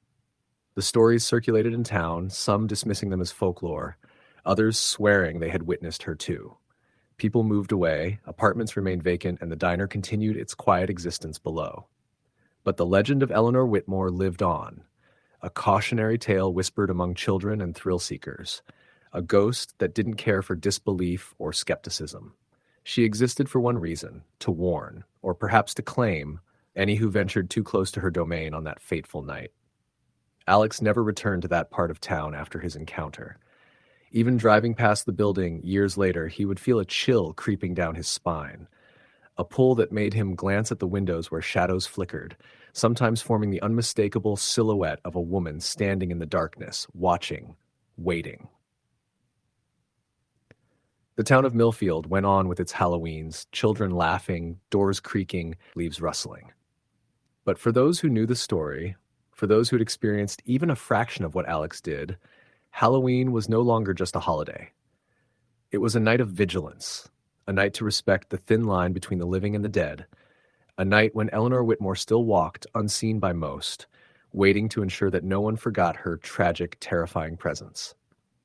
Years passed, and stories of Millfield's haunted apartments spread beyond the town. Paranormal enthusiasts visited, some staying the night in the building, daring each other to encounter the ghost.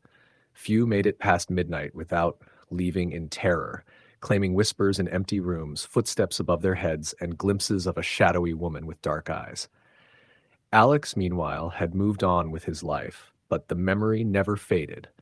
Each Halloween, he would lock his doors tightly, draw the curtains, and pray that she would not find him again. He knew, deep down, that some ghosts never rest, some tragedies never fade, and some warnings are meant to be heeded for a lifetime. Story the end.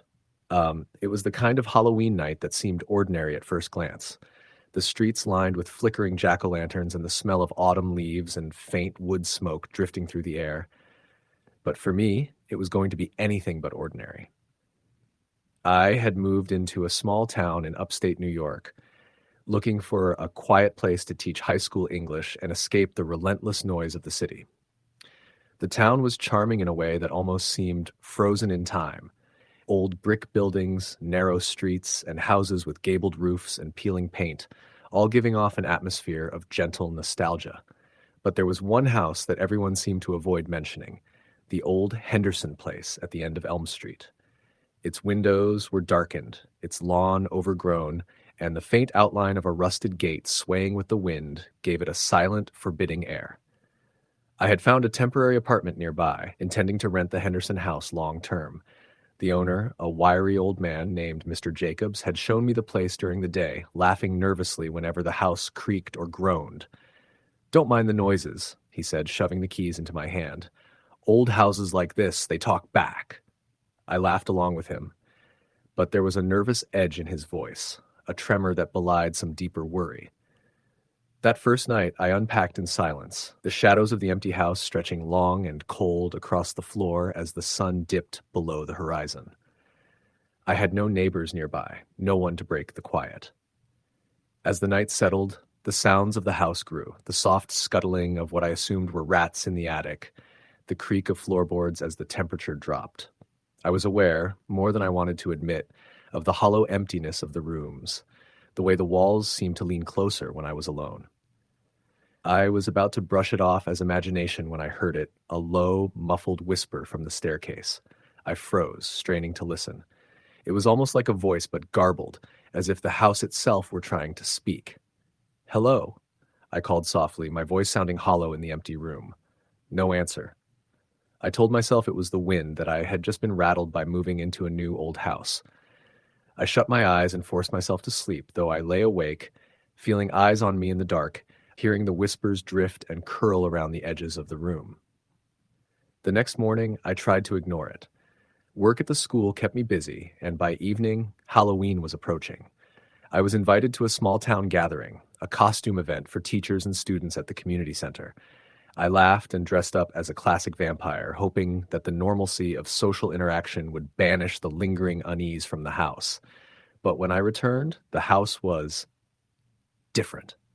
It was subtle at first. The living room door, which I had left open, was now slightly ajar, as if someone had been inside. I chalked it up to a draft, but then I noticed the smell. Damp, iron-like, something metallic and old, like rusted blood. I followed it cautiously, my hand brushing against the wall as I made my way toward the staircase. That's when I saw it. Faint markings on the wall, scratches almost invisible, curling and looping like frantic writing, leading upward. My stomach turned cold. I hadn't seen those before. I moved closer, my fingers tracing the grooves, and I could feel the depth, the raw etch of desperation in them. I slept poorly that night, hearing faint footsteps above me, as if someone were pacing, always out of reach. By morning, I had decided to search the house thoroughly. I started in the attic, an area the previous owner had warned me about. It was dusty, filled with old furniture covered in sheets and boxes of yellowed papers stacked haphazardly. As I moved deeper, I felt the temperature drop sharply. My breath formed clouds in the air, and then I saw her. She was in the corner, half transparent, a young woman with long dark hair and a torn white dress. Her eyes were hollow, her mouth opening and closing like she was trying to speak, but could not. I froze, unable to move. The air around her seemed to hum, low and insistent, and then she vanished, leaving a faint chill and the smell of iron. My first instinct was disbelief, hallucination, fatigue, but the rest of the attic suggested otherwise. The boxes had been shifted. A few papers lay scattered on the floor, forming words, "Help me." I called Mr. Jacobs immediately, hoping for some rational explanation. He arrived within the hour, carrying a lantern and muttering under his breath. When he saw the attic, his face went pale. "I should have told you," he said quietly. "The Henderson family, they didn't leave this house willingly. The daughter, Emily, something happened to her. No one ever found her." He explained that the house had a long history of strange occurrences. The Hendersons had been prominent in the town during the early 1900s, but one by one they vanished under mysterious circumstances. The most notable, Emily Henderson, disappeared on Halloween night in 1923. Her parents had combed the town, the woods, everywhere, but she was never seen again.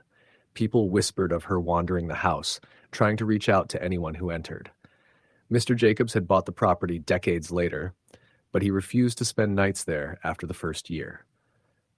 That night, I decided to stay, determined not to be scared off. I set up cameras, lights, everything I could think of to record or ward off whatever might be in the house. As midnight approached, I sat in the living room with a notebook, trying to document everything logically. Then I heard it, a soft tapping on the windows. I went to check. Nothing outside. Then the sound of footsteps circling the house, but when I looked, no one was there. The whispers returned, louder this time, almost pleading, "Emily, help me. Don't leave me." I followed the sound, climbing the stairs toward the master bedroom. The door was closed, though I had left it open earlier. I pushed it gently. The room was empty, except for the mirror hanging on the wall, and in it I saw her, Emily, standing behind me, her eyes wide and sorrowful. I spun around. No one. But when I looked back at the mirror, she raised a hand, pointing toward the wardrobe. My curiosity overrode fear, and I opened it slowly. Inside, behind stacks of old clothes, was a small trapdoor leading down to the basement. The basement was colder than the rest of the house, a dank, suffocating space. My flashlight flickered as I descended. And then I saw it. A small skeleton wearing a tattered dress. Next to it lay a diary, water-damaged but legible. Flipping through, I read the entries of a young girl terrified of her father who had grown cruel and unstable. The last entry ended abruptly, talking about hiding in the basement. If I stay quiet, maybe they won't find me, but if I die here, someone must know. A sudden noise made me drop the diary. The basement door slammed shut above me. I was trapped. Panic surged. The whispers became screams, a cacophony of pleas and warnings. "Help me! Don't let him take me!" I realized it wasn't just Emily. The house held all the lost voices of the Hendersons, trapped in some violent echo of the past. I pressed myself against the wall, trying to calm down, and that's when I felt a hand on my shoulder. I turned, expecting to see Emily, but no one was there. Instead, the diary flared with light, the words glowing. I read, "Set us free." I didn't know how, but instinctively, I lifted the diary and carried it upstairs to the fireplace. I remembered a metal box Mr. Jacobs had mentioned, used for burning old papers. I opened it, dropped the diary inside, and struck a match. As the flames caught, the house shuddered. The whispers rose to a deafening roar, then gradually faded, leaving only the creaks of the settling house. I didn't sleep that night. I sat in the living room, the fire burning low, waiting for something else to happen. But the house was quiet, truly quiet, as if the weight of decades had been lifted. The next morning, I felt the chill had gone, the oppressive feeling replaced by a strange calm. I stayed in the house after that, cautiously optimistic. I never saw Emily again, but sometimes when the wind blew just right, I could hear a faint whisper of thanks. The town never talked about the Henderson house, and I never mentioned it to anyone else, but I knew the truth. Some spirits linger not out of malice, but out of unfinished business, waiting for someone to help them find peace. Years later, I still remember that Halloween night vividly. The sensation of walking through the cold, whispering halls, the moment I realized a child who had been lost for nearly a century had finally found some measure of release. Halloween would always carry a new weight for me, a reminder that the world was far larger and far darker than we allowed ourselves to believe. Story the end. The wind had been picking up all day, rattling the windows and sending a cold, damp chill through the small town of Millersville, Pennsylvania. It was late October, the kind of night where the streetlights glowed through a fog that clung to the ground, curling around parked cars and crooked fences. Kids had long since stopped trick-or-treating. Most families were indoors, keeping warm by fires and hot cider. But for 15-year-old Ellie Harper and her friends, the eerie atmosphere was irresistible. They had spent the last few weeks planning what they called the ultimate Halloween adventure, a dare to spend the night inside the abandoned Harrow House on the outskirts of town. The Harrow House had been empty for decades, ever since Old Man Harrow died in 1963 under mysterious circumstances. Rumors swirled that his wife had vanished the night before the funeral, leaving only an overturned rocking chair and a faint smell of burning in the air. No one had been inside since, but local kids whispered stories about strange lights in the windows, screams in the night, and the feeling of being watched even from the street. It was the kind of place that drew teenagers like moths to a flame. Ellie and her friends, Mark, Jenna, and Lucas, walked the mile from Ellie's house, flashlights in hand, their breath puffing clouds in the cold night air. The trees around the Harrow House twisted overhead like skeletal fingers, and the leaves crunched underfoot in a rhythm that made Ellie's stomach knot with anticipation. The house itself loomed before them, dark and hulking, with peeling paint and boarded-up windows. Even from a distance, it looked alive, as if it were watching them approach. "This is insane," Jenna whispered, gripping Ellie's arm. "I don't even know why we're doing this." "Because it's Halloween," Mark said with a grin, though Ellie could see the nervous edge in his voice. "And because if we don't, we're never going to top last year's haunted hayride." Lucas shone his flashlight up at the roof. "You know, I read somewhere that the Harrows were into some weird stuff, like the kind of stuff that makes people disappear. Totally cursed." Ellie felt her skin prickle, but forced a laugh. "Great. Perfect motivation for a midnight walk in a haunted house." They approached the front door, which was warped and cracked, the wood splintering under their hands as they pushed. It gave way with a groan that echoed through the empty halls inside. Dust motes floated in the flashlight beams, and the air smelled of mold, decay, and something faintly metallic. The house seemed enormous, bigger than it looked from the outside. The walls were lined with faded wallpaper, peeling in long strips, and the floors creaked beneath every step. "This is it," Ellie said, trying to steady her voice. "We just stay until midnight and get out. Simple."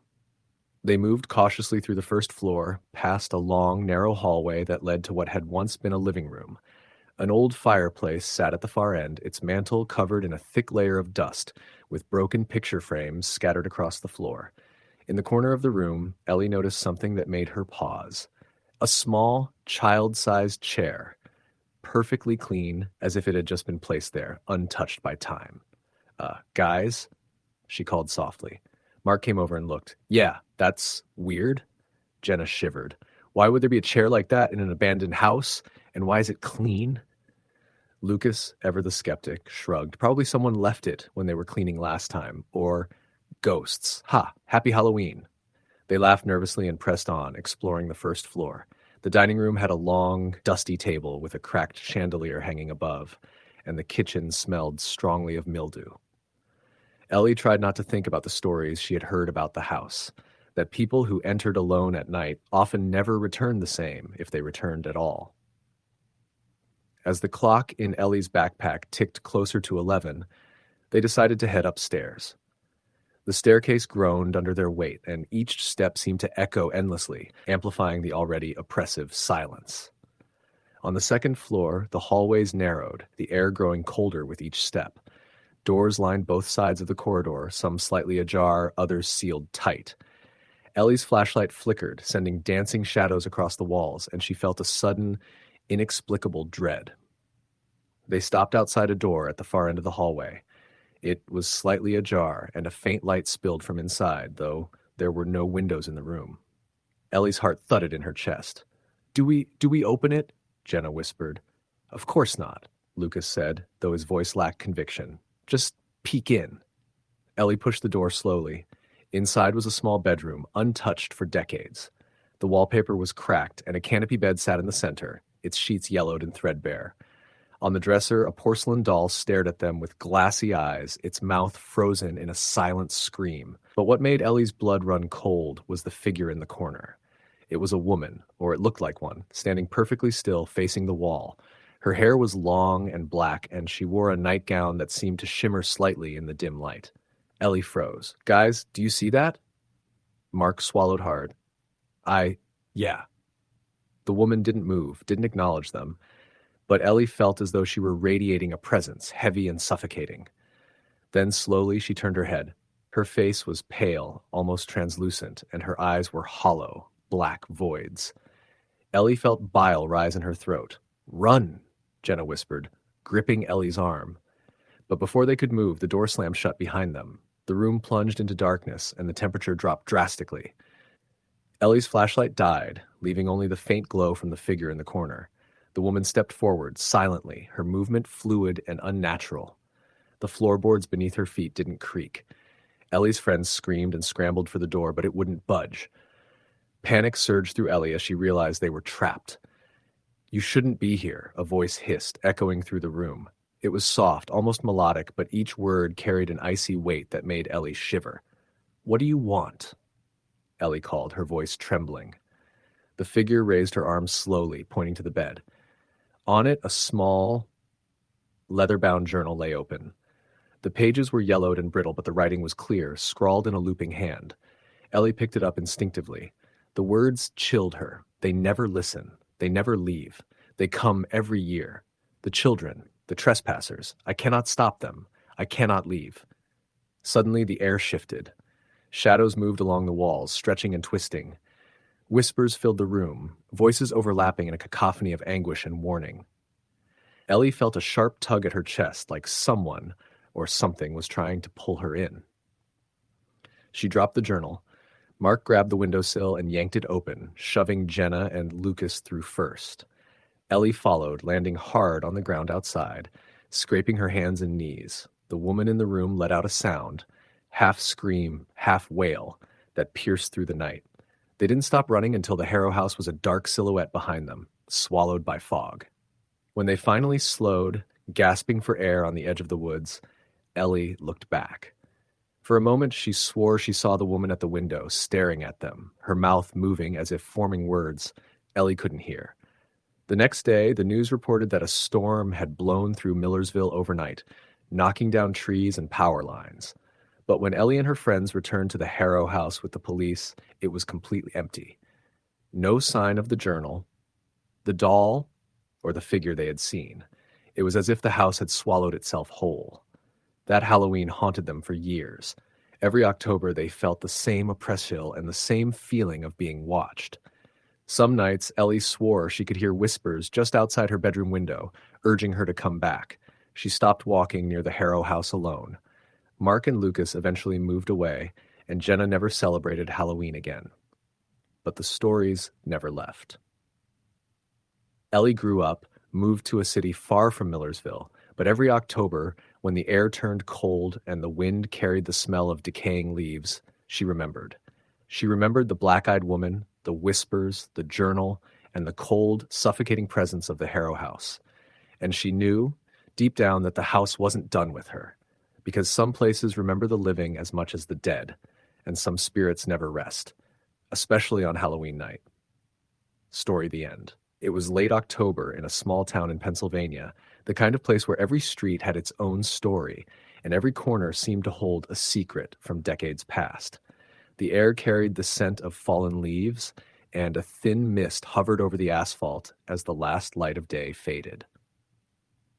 I had just moved into a modest 2-story house on the outskirts of town, a house I had bought at a surprisingly low price because, according to the real estate agent, it just needed a little love. At the time, I was too focused on the thrill of owning my first home to ask too many questions. I was 29, freshly single, and eager to embrace a new chapter. I didn't expect that the house had a story of its own, and that it would start revealing itself almost immediately. The first night was quiet, too quiet. I had spent the day unpacking boxes and arranging furniture, and by the time darkness settled in, exhaustion weighed on me like a heavy blanket. I was setting up a few candles for ambiance when I noticed something odd. The living room window faced the back of the house, and I had a perfect view of the yard. Or at least, I thought I did. As I reached to light a candle, I thought I saw a figure standing near the far edge of the yard, just beyond the reach of the porch light. At first, I assumed it was a neighbor or a delivery person who had wandered by, but then I realized there was no one on that street, and the figure didn't move. It was just there. Tall, shadowy, indistinct, but somehow undeniably human in shape. I blinked, rubbed my eyes, and when I looked again, it was gone.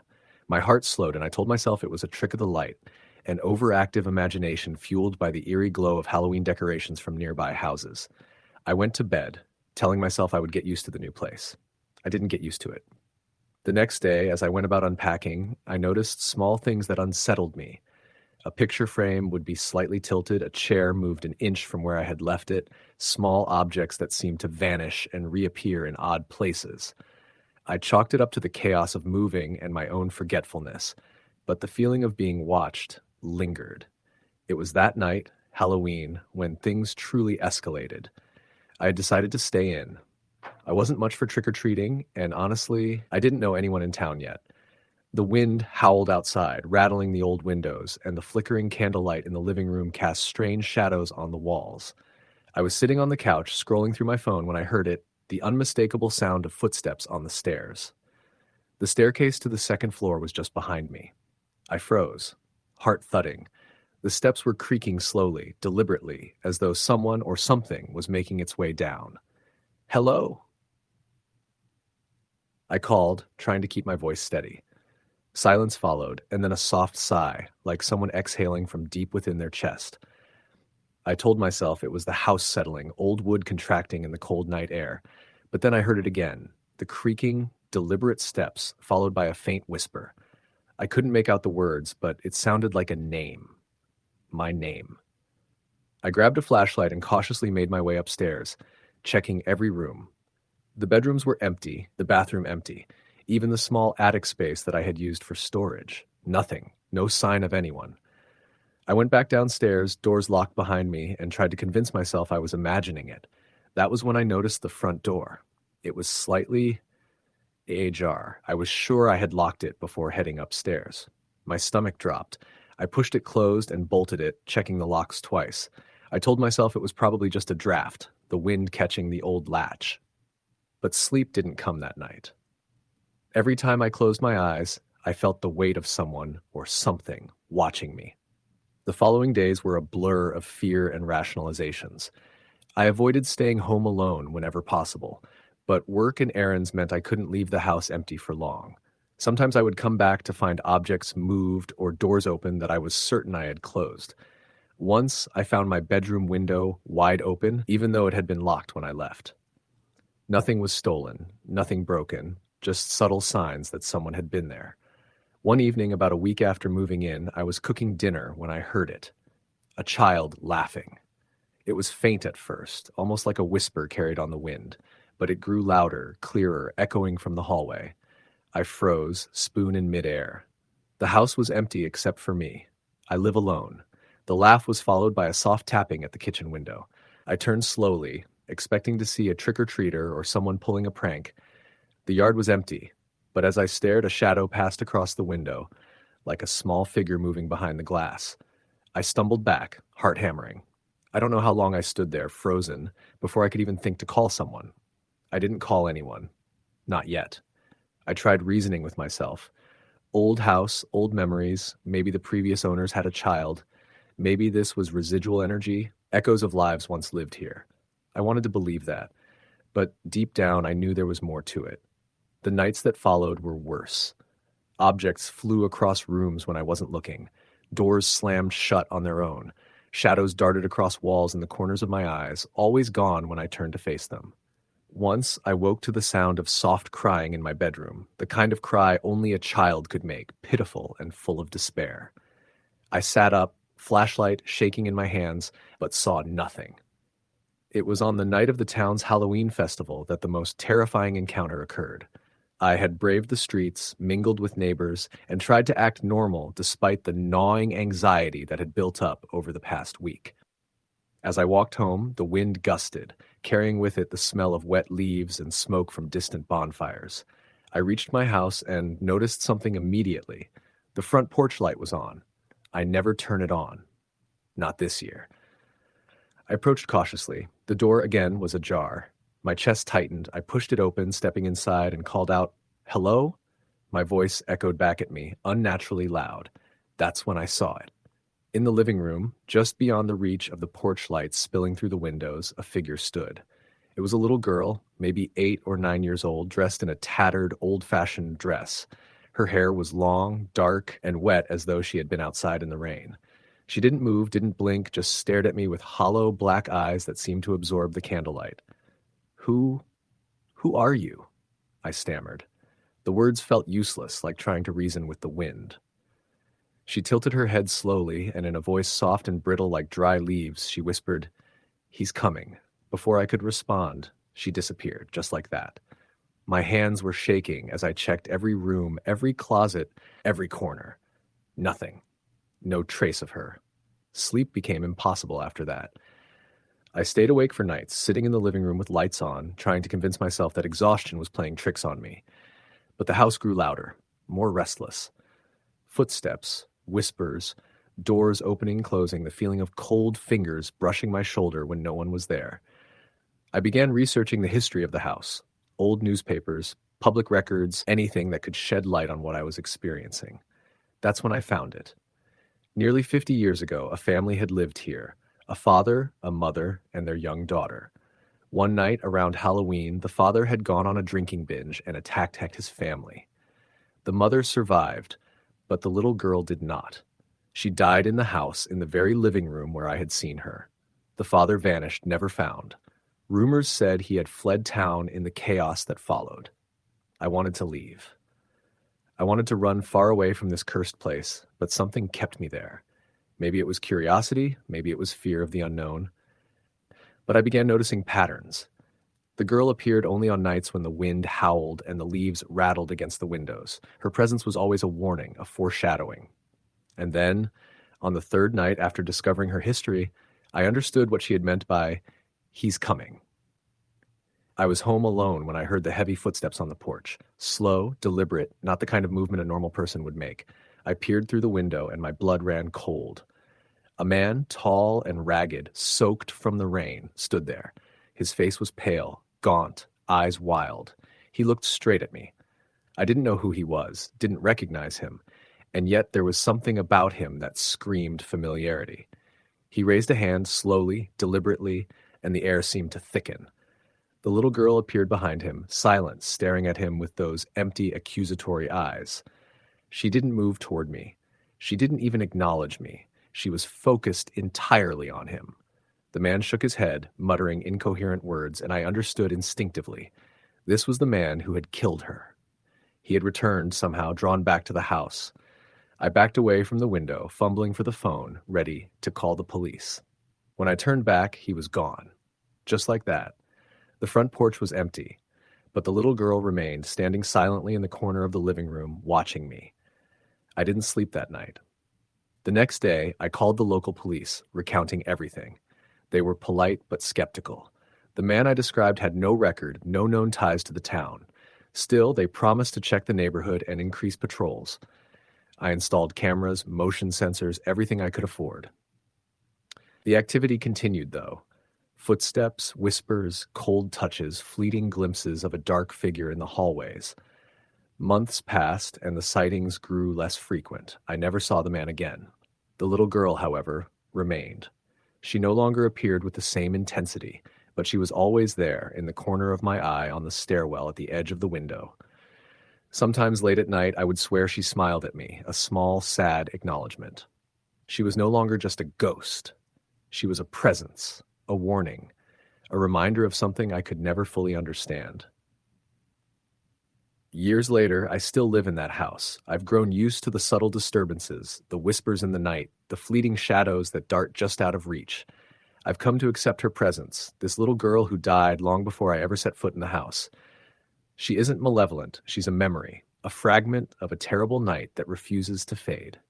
And every Halloween without fail, I see her in the corner of the living room, staring out at the yard, as if waiting for something or someone. Some nights when the wind is right, I swear I hear footsteps on the stairs, soft and deliberate, a whisper calling my name. And I know, deep down, that the past never truly dies. It lingers, it waits, it watches, and if you're unlucky, it will find you.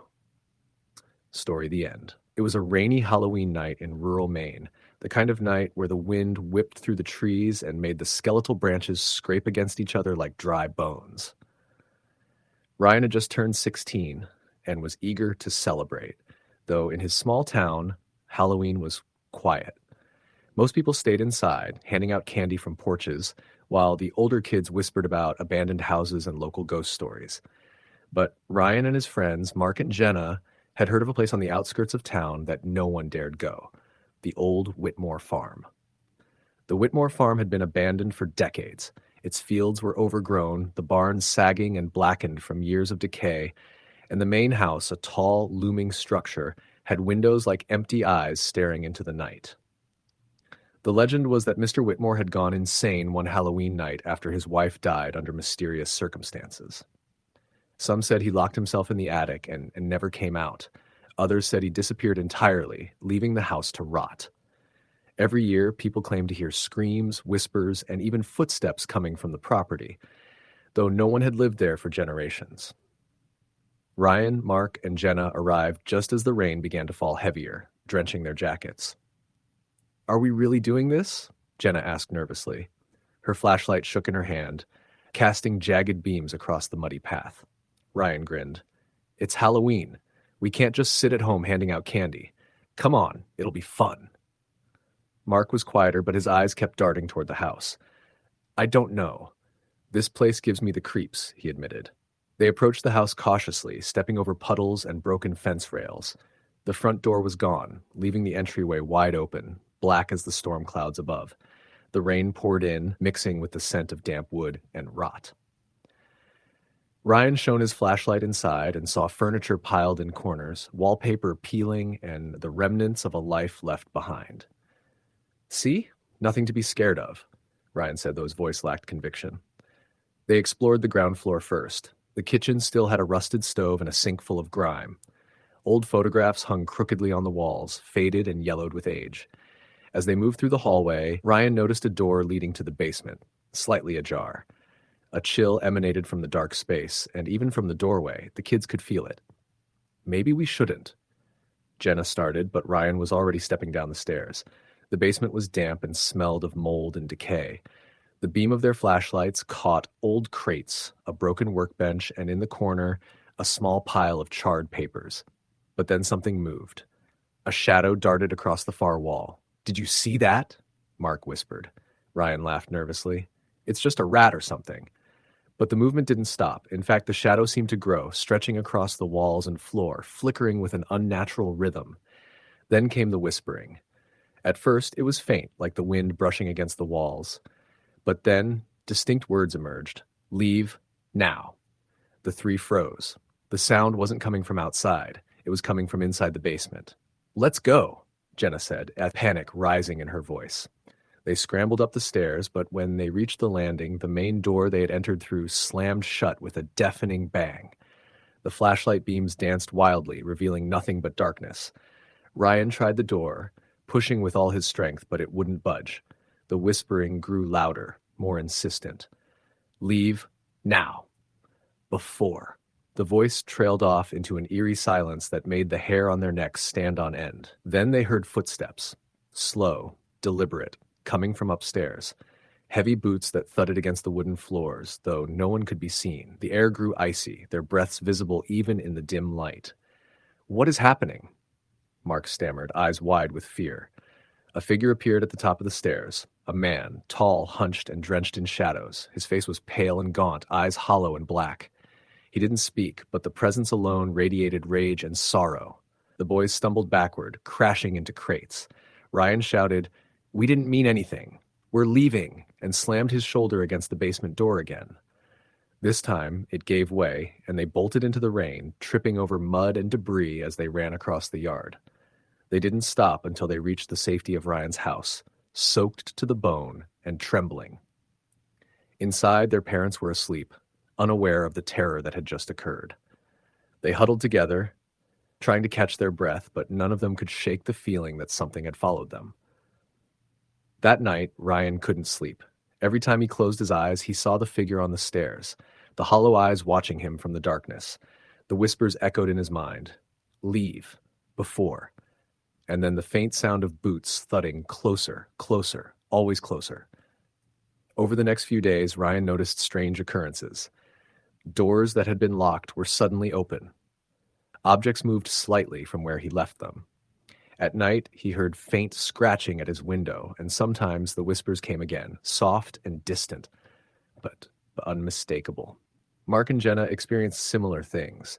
Jenna claimed she saw the man in her bedroom mirror one night, standing silently behind her reflection. Mark woke up to find muddy footprints across his floor, though the rain had washed the yard clean. The town's adults shrugged off the stories, claiming teenagers and overactive imaginations. But Ryan knew better. The Whitmore farm was alive in some way, a trapped energy that had been disturbed the night they went there. They had trespassed, and now whatever haunted that place had found a way to reach beyond its walls. As Halloween returned the following year, Ryan and his friends avoided the area entirely. But the feeling never left. Every time it rained, especially on October 31st, Ryan felt a pull, a cold hand brushing against the back of his neck, a faint whisper in his ear. Next time.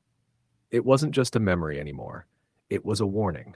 And even years later, when Ryan moved across the state and started a new life, he could never shake the fear that one day, someone or something would follow him, waiting for another Halloween night to reclaim what had been disturbed. On one particularly stormy Halloween, Ryan was home alone, passing the evening quietly with a book and a cup of tea. The rain lashed against the windows, wind rattling the panes. Suddenly, the lights flickered, and the whisper came again, clear as day, "You can't run forever." Ryan froze. His heart pounded in his chest. The temperature dropped sharply, frost forming on the edges of the windows, and in the corner of the room, a shadow coalesced into the familiar shape. The gaunt man from the Whitmore farm. Ryan wanted to scream, but no sound escaped. The figure stood there, silent, hollow eyes boring into him. He realized then that some things don't stay buried, and some spirits never forgive. The wind howled, carrying with it the faintest echo of laughter, the sound of chains dragging across old wooden floors, and the unmistakable whisper, "Next year." Even in the daylight that followed, the fear lingered. Ryan would never forget the Whitmore farm, never forget the man in the shadows, and every Halloween, without fail, he felt the presence once more, waiting, watching, patient as the years passed. And though the farm had long since rotted away, the darkness it had held never truly faded. Story the end. It started on a cold October night in a small town in Pennsylvania. the kind of town where everyone knew each other's business. And Halloween wasn't just a holiday, it was an event that brought the entire community together. The air was crisp, the kind that nipped at your cheeks as you walked, and the smell of fallen leaves mixed with faint traces of bonfire smoke lingered on every corner. I had just moved to the town for work, taking a temporary position at the local newspaper, and I had yet to really get a sense of the people or their traditions. That October felt different, though. I could sense something just a little off, though I couldn't put my finger on it. The first hint came a week before Halloween. I had been driving home late after a long day of chasing leads for a story on the old mills at the edge of town.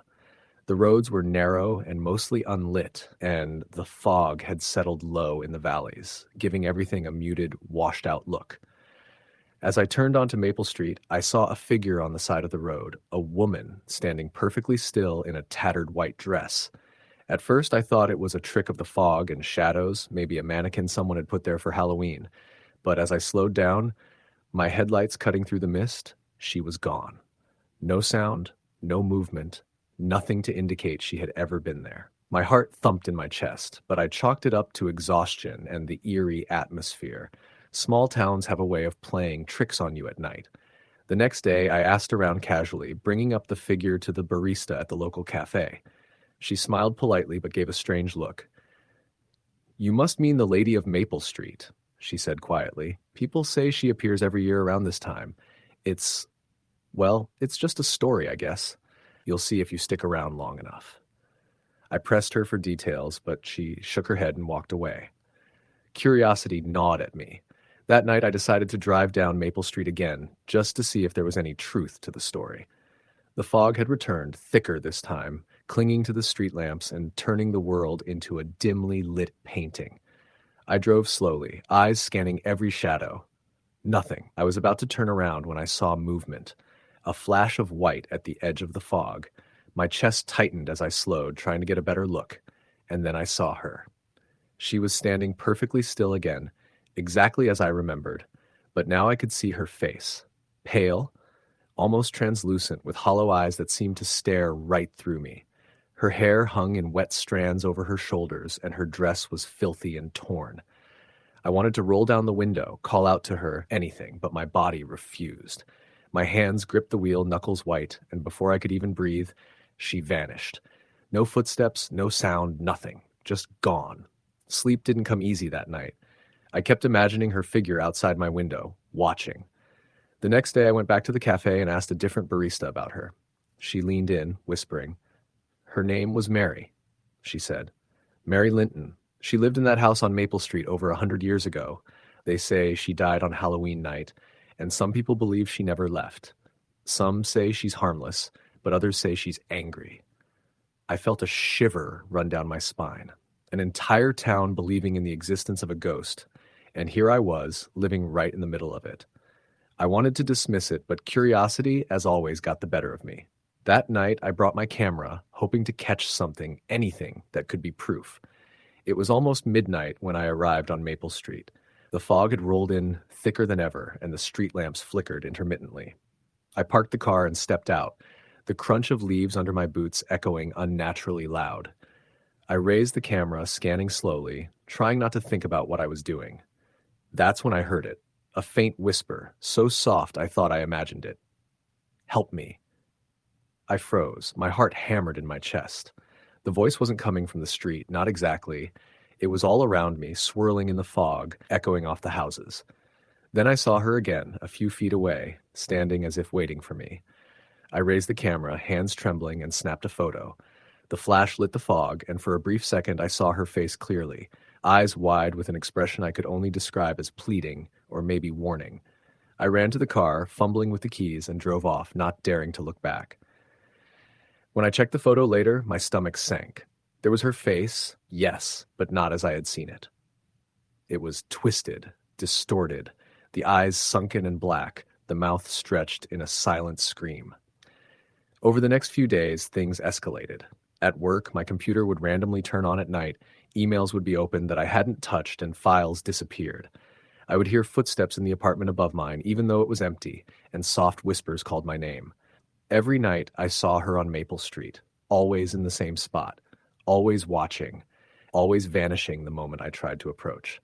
I started researching Mary Linton. According to old newspapers and town records, she had been accused of something horrific, a series of petty thefts, escalating into accusations of witchcraft and dark dealings. The townspeople had cornered her on Halloween night in her home and set it on fire. Her screams were said to echo across the valley for days. Every year since, children claimed to see a woman in white on the streets. Adults warned each other not to linger on Halloween night. And the sightings were never just stories. They were documented, recorded in the town archives. On Halloween night itself, I felt compelled to see the truth. I left my apartment with a flashlight, camera, and my notes, walking down the fog-covered streets. The town was eerily quiet, save for the occasional rustle of leaves or distant dog barking. When I reached Maple Street, she was there, waiting like she had been for over 100 years. I called her name, my voice trembling. "Mary? Can you speak to me?" She tilted her head, her hollow eyes meeting mine. Then she moved, not like a person walking, but gliding over the leaves and fog. She passed through a fence post as if it were air and stopped in front of the house where she had lived, an abandoned shell, burned and rotting. She turned toward me, and I swear for a moment I saw a flash of a human face, sad and desperate. Then she raised her hand and pointed toward the house. Something compelled me to enter, despite every instinct screaming to run. The front door creaked as I pushed it open, the smell of smoke and decay choking me.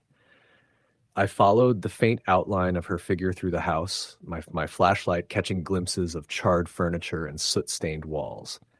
In the center of the living room, I saw it, a small, hidden trapdoor beneath a burned rug.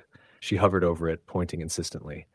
I lifted the trapdoor, revealing a shallow pit filled with old, blackened remains, charred furniture, belongings, and bones. Human bones.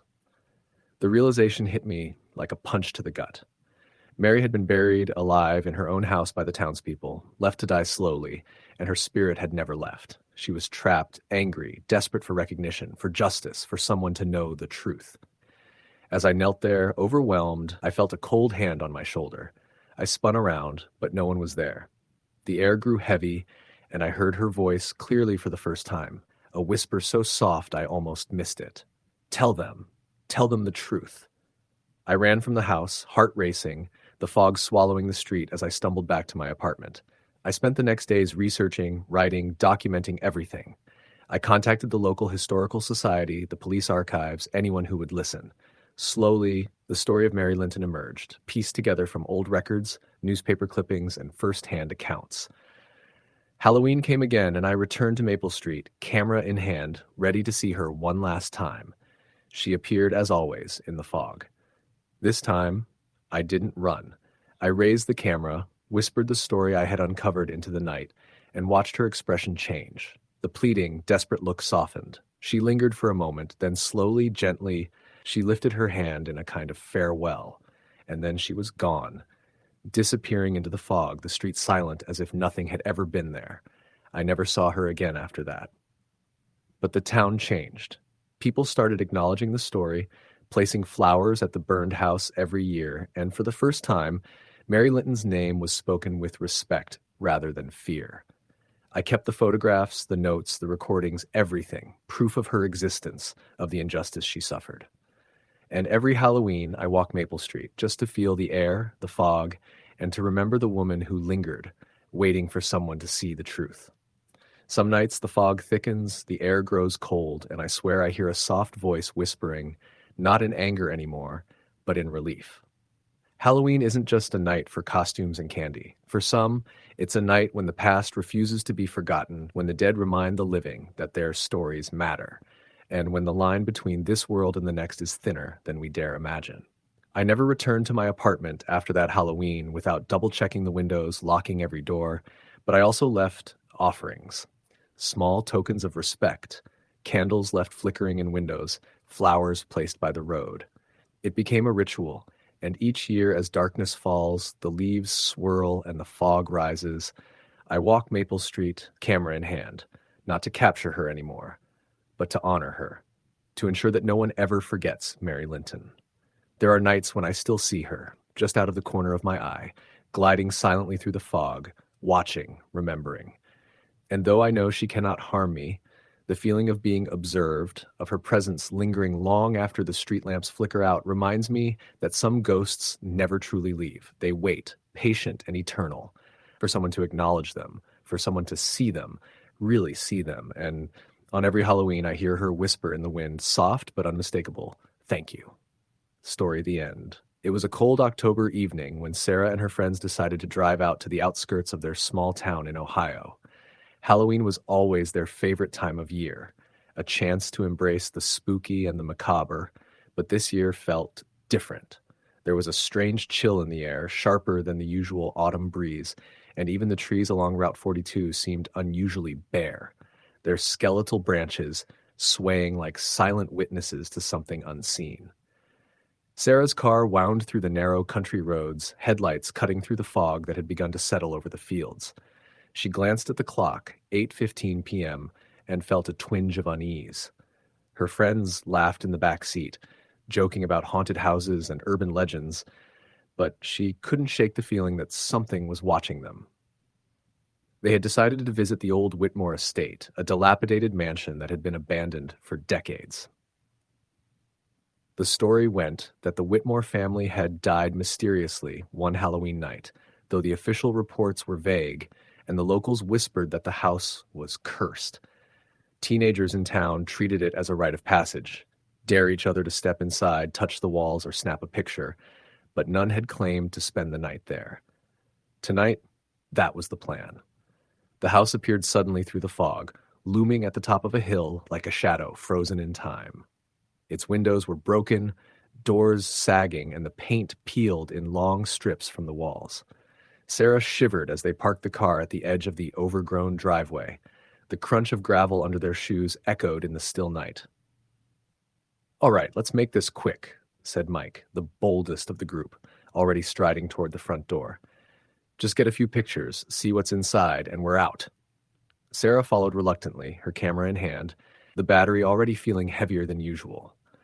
She had always been skeptical of ghost stories, but something about the house made her stomach twist with apprehension. Inside, the air was thick and musty, carrying the smell of rot and decay. The floors creaked beneath their feet, and the walls were covered in peeling wallpaper, revealing faded paint underneath. Shadows stretched unnaturally across the rooms, flickering as their flashlights illuminated the corners. "This is creepy," whispered Jenna, sticking close to Sarah. "Why do they even let kids like us wander in here?" "I don't think anyone's here to let anyone in," Sarah muttered, though her voice sounded weaker than she intended. She tried to focus on the familiar click of her camera, the sound grounding her.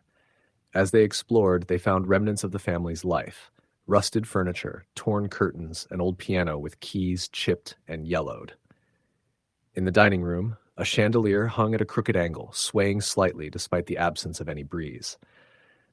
Sarah raised her camera to photograph it, but the flash revealed something odd: a shadow, darker than the dim lighting, standing at the far end of the room. "Did you guys see that?" she whispered, lowering the camera. Mike laughed nervously. "Probably just a trick of the light." But Sarah could feel it, a presence, heavy and unrelenting, watching them. The temperature seemed to drop even further, and her breath became visible, puffing in small clouds. They moved upstairs, the staircase groaning under their weight.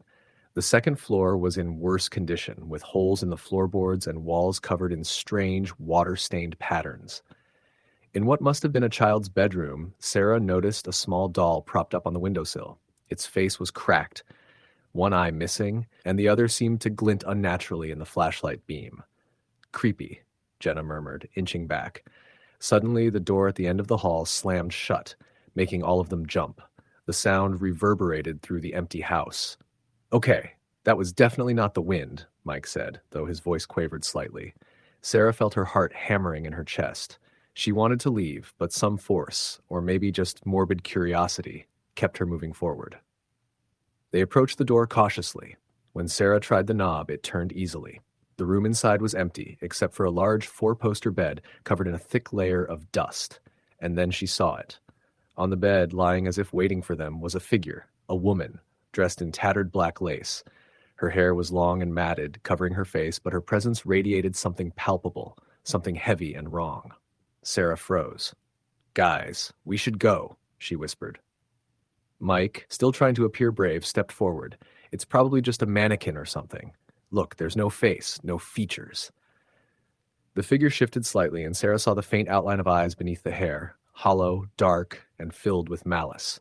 A low, guttural whisper filled the room, seeming to come from everywhere at once. "Get out," it said. Panic surged. The friends bolted, tripping over each other as they fled down the stairs.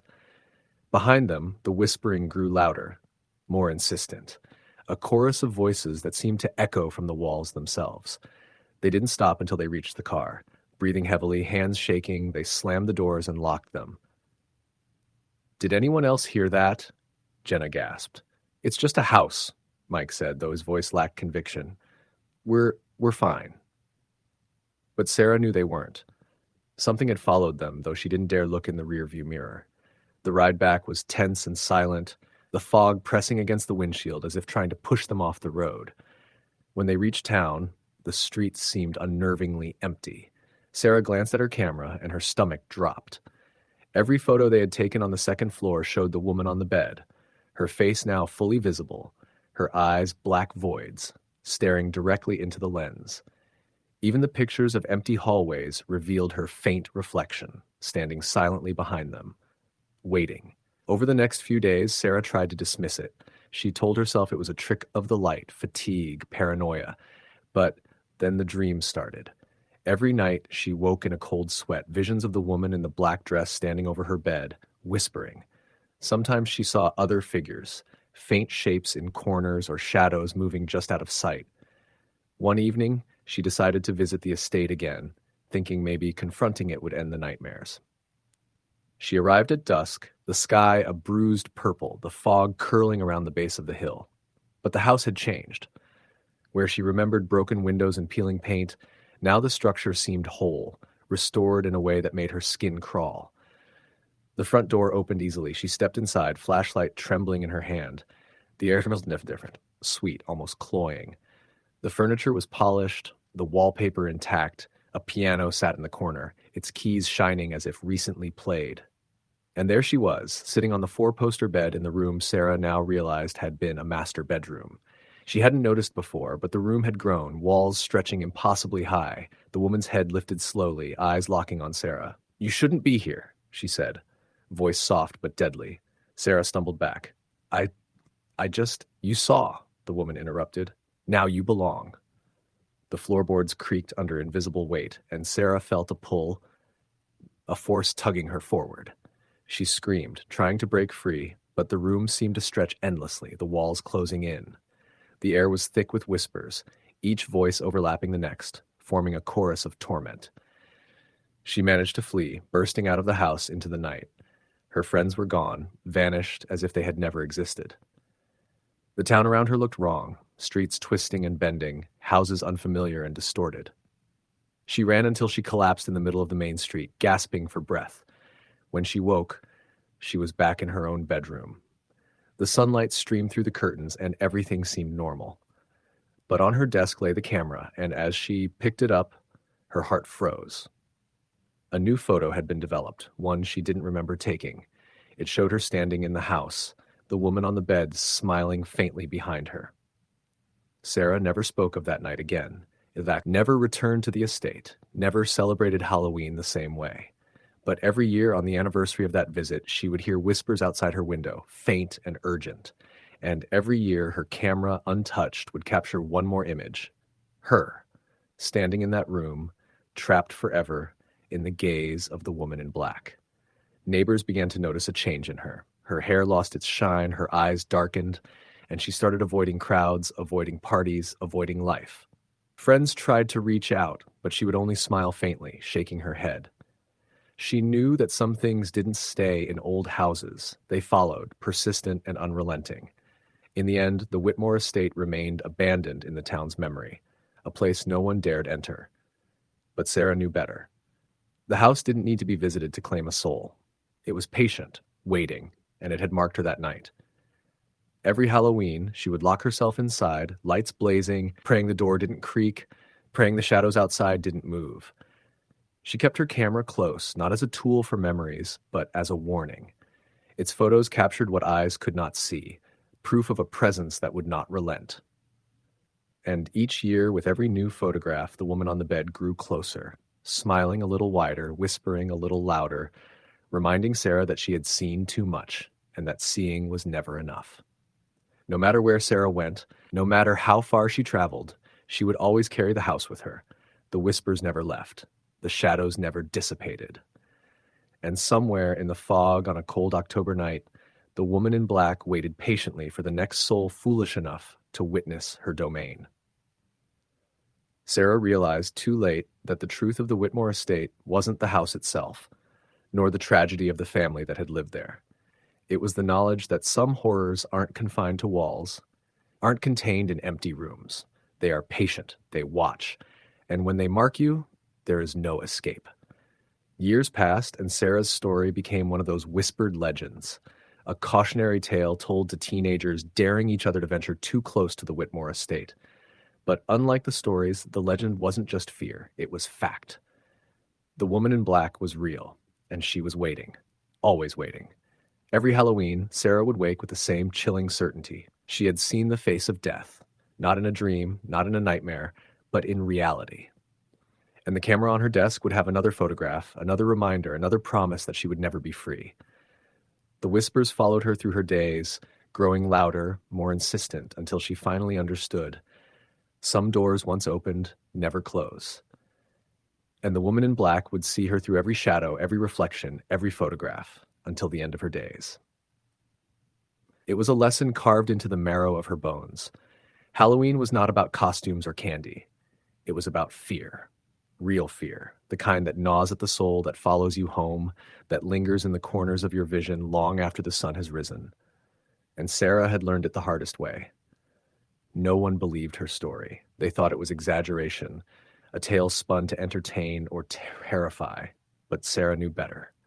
Every October, when the wind carried a whisper through the trees, when the fog clung to the fields like a shroud, she remembered the estate, the woman on the bed, and the price of seeing too much. And in the quiet moments before sleep, when shadows lengthened and the house seemed to whisper from afar, Sarah would glance at her camera, and there it would be, her own reflection, trapped behind the woman's dark, hollow eyes. Forever. Story. The end. It was a crisp October evening in upstate New York, the kind of night where the wind cut through the trees like a whispering blade and the leaves danced along the cracked sidewalks in a riot of orange and red. The town of Willow Creek was small, barely more than a cluster of houses, a single gas station, a bakery, and the town's pride, a centuries-old church that had survived more than 200 years of storms, fires, and whatever else nature or man had thrown at it. I had moved there in late September, drawn by a job transfer and the idea of living somewhere quieter where the nights were dark enough to see stars and the air smelled of pine and damp soil. At first, it was peaceful, almost idyllic. That changed the day before Halloween. I was renting an old farmhouse on the outskirts of town. The house had been empty for years before I moved in. The realtor assured me it was full of character, but no one had lived there for a decade. It was a sprawling 2-story structure with creaky wooden floors, peeling wallpaper, and a sagging porch that looked like it might collapse under a strong wind. At night, the shadows of the trees seemed to cling to the house like black fingers. I wasn't superstitious, but even I had to admit that something about it felt off. But I shrugged it off. I had deadlines, and I needed to settle in. The first week was uneventful, aside from the usual settling-in noises of an old house. Floors groaned, doors creaked, and the wind whistled through the broken shutters. I told myself that was all it was, an old house being an old house. But then, small things started happening. At first, it was just the odd sound in the night, a soft thump upstairs, or the faint scratching as if something or someone was moving behind the walls. I would lie in bed, heart hammering, straining to hear over the wind, only to convince myself it was squirrels, raccoons, or the house itself settling. But there was one thing I couldn't explain, the faint smell of decay that would appear in the hallways late at night, like something had died and been left to rot. The the smell would come and go as suddenly as it appeared. No pets, no garbage, no reason for it. Just there. Halloween approached, and with it a strange sense of anticipation in the town. Willow Creek was known for its Halloween festivities. Families carved pumpkins like kids ran door to door in homemade costumes, and the town square hosted a festival every year. That evening, I decided to join the crowd, if only to feel less isolated in this old house at the edge of town. I dressed up, just a simple zombie costume I found at a local thrift store, and walked down Main Street. The town was buzzing with excitement, and for a while I felt normal again. But even among the crowd, the feeling of being watched never left me. I told myself it was paranoia. After all, who would watch someone in a ridiculous zombie costume? I returned to the house around 10 p.m., long after the trick-or-treaters had left. The wind had picked up, rattling the windows. I switched on every light, trying to chase away the shadows. I poured myself a drink and sat on the porch, thinking about calling it an early night. That's when I saw it. Or him. At first, I thought it was a trick of the shadows. A figure, up standing at the edge of the tree line that bordered my property. I squinted, trying to make out any details, but the figure didn't move, didn't step closer or retreat. Just stood there, perfectly still. I rubbed my eyes and looked again. Still there. My first thought was some kid playing a prank. But as I strained to see, I realized this figure wasn't wearing a costume. There were no features, just a dark, human-shaped silhouette that seemed to shimmer faintly, like heat rising off asphalt on a summer day. A chill ran down my spine. I wanted to call out, to demand to know who or what it was, but my voice froze in my throat. Suddenly, the figure stepped forward, and I could see now that it wasn't walking. It was gliding. Not on the ground, but just above it, moving silently through the fallen leaves. My heart pounded, and I stumbled back into the house, slamming the door shut and locking it. I could hear nothing but the wind. I told myself I had imagined it. I was tired, after all. Just an overactive imagination. I went to bed, but couldn't sleep. I kept hearing whispers, soft at first, barely audible, but they grew louder as the night went on. They didn't speak words, just sounds that mimicked human speech, like the house itself was trying to communicate in a language I couldn't understand.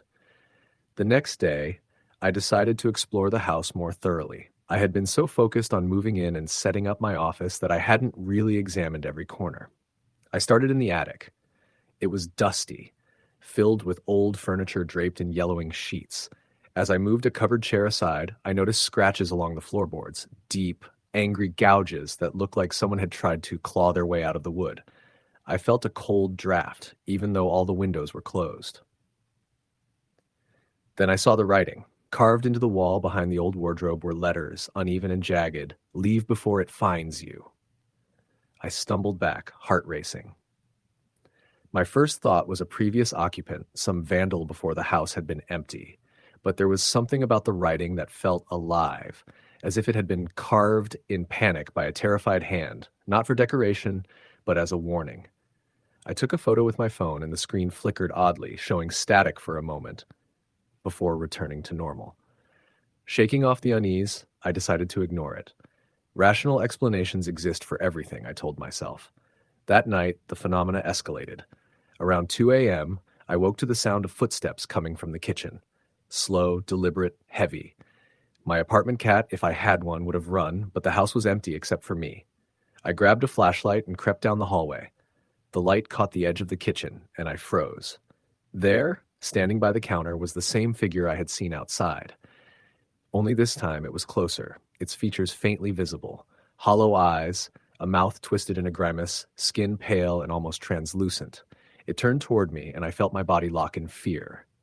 Then it vanished, like smoke dissipating in the wind. The following days were a blur. I called a local historian, thinking the house might have some tragic past that explained the hauntings. She told me it had once belonged to the Carmichael family, who had lived there in the 1800s. A young girl, Emily Carmichael, had died in the house under mysterious circumstances, falling down the staircase, according to official reports, though local legends suggested foul play.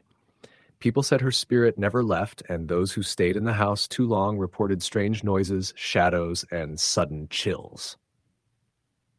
I told myself I didn't believe in ghosts, But the historian's words only heightened the fear, gnawing at the edges of my mind.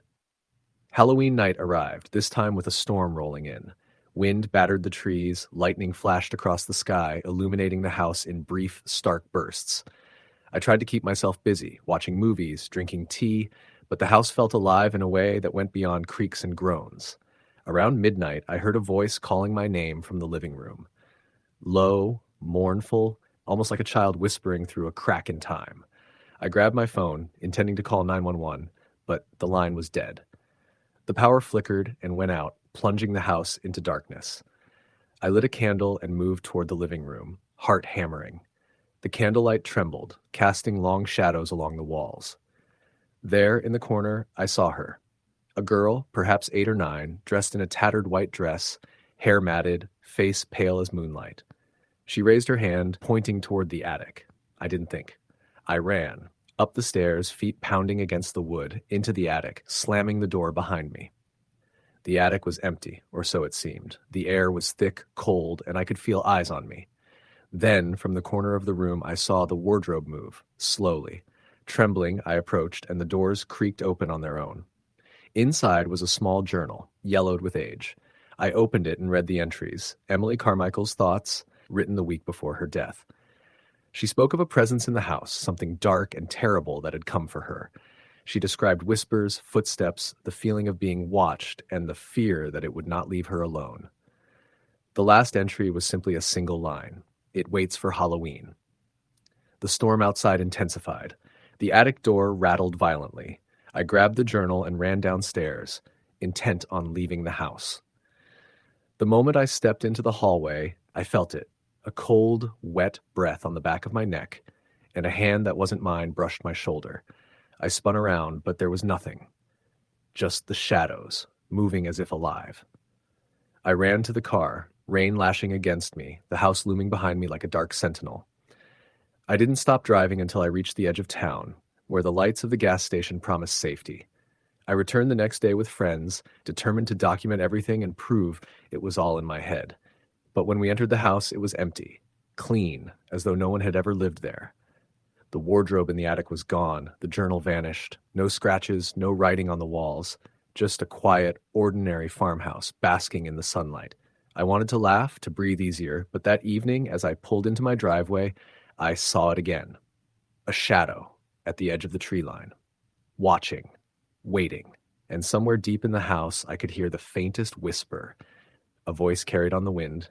It waits for Halloween. Years have passed since that night. I moved out of Willow Creek, tried to forget the farmhouse and what I saw, but every October I feel it again. The sense of being watched, the cold that comes without reason, and the whisper of Emily's voice that follows me, warning me, haunting me. Halloween is never just a holiday for me. It's a reminder that some places, some spirits, do not stay buried. And no matter how far you run, some things will always find you. Story the end. It was a crisp October evening in a small town in Pennsylvania, the kind of night where the chill in the air makes you pull your jacket tighter around your shoulders and the orange glow of jack-o'-lanterns flickers against the dark. Emily and her younger brother Josh had just finished trick-or-treating with their friends in their quiet suburban neighborhood. Their parents had promised them they could stay out a little later this year, since they were 10 and 12 respectively, and had been careful about who they went with. The town had that old, comforting charm, but there was a part of it that always seemed slightly off once the sun set, particularly in the older sections with abandoned houses and overgrown yards. As they walked back toward their street, Emily noticed something strange at the edge of the park near the old Reynolds house. The house had been empty for as long as she could remember. A dark, hulking structure with boarded-up windows and a sagging porch. Every Halloween, people in the neighborhood would whisper that the place was haunted, though no one had ever proven it. That night, a single light flickered faintly in one of the upstairs windows. Emily stopped and stared. "Josh, do you see that?" she asked, pointing toward the dim glow. Josh squinted. "It's probably just a candle someone left," he said, trying to sound brave, but Emily caught the edge of hesitation in his voice. The Reynolds house had been empty for years. Nobody should be inside, and yet the faint flickering light suggested otherwise. Curiosity got the better of Emily. "I want to check it out," she whispered. Josh groaned. "Come on, Em. You know we're not supposed to go near there. Mom and Dad would kill us." Emily rolled her eyes. "It's just a little light. We'll just peek inside, see if anyone's there, and then leave. Promise." After a brief debate, they crept closer, sticking to the shadows of the trees lining the park. As they approached the house, the air seemed to grow colder, and the wind carried a faint smell of smoke and damp wood. Emily's heart thumped loudly in her chest as she stepped onto the creaking porch. The boards beneath her feet groaned ominously, and Josh clutched her sleeve, trying to hold back his fear. The front door was slightly ajar, and the flickering light seemed to come from somewhere deeper inside. Emily pushed the door slowly, and it swung open with a long, low creak. The smell of old wood and dust hit them immediately, making Josh cough. They stepped inside cautiously. The hallway was dark, but the upstairs room above them had the faint orange glow. "Maybe it's a Halloween decoration?" Josh suggested, trying to sound nonchalant. Emily shook her head. "No way, that house has been abandoned forever." They climbed the stairs carefully, each step groaning under their weight. When they reached the landing, the light flickered more strongly, casting long shadows on the walls. Emily noticed a faint shape moving in the corner of the room upstairs, just beyond the railing. Her stomach twisted into knots. "Hello?" she called softly. The shape didn't move. A chill ran down her spine as she stepped closer to the room. That's when she saw it. A woman, or something that looked like a woman, standing near the window. She was pale, almost translucent, with long black hair hanging in her face.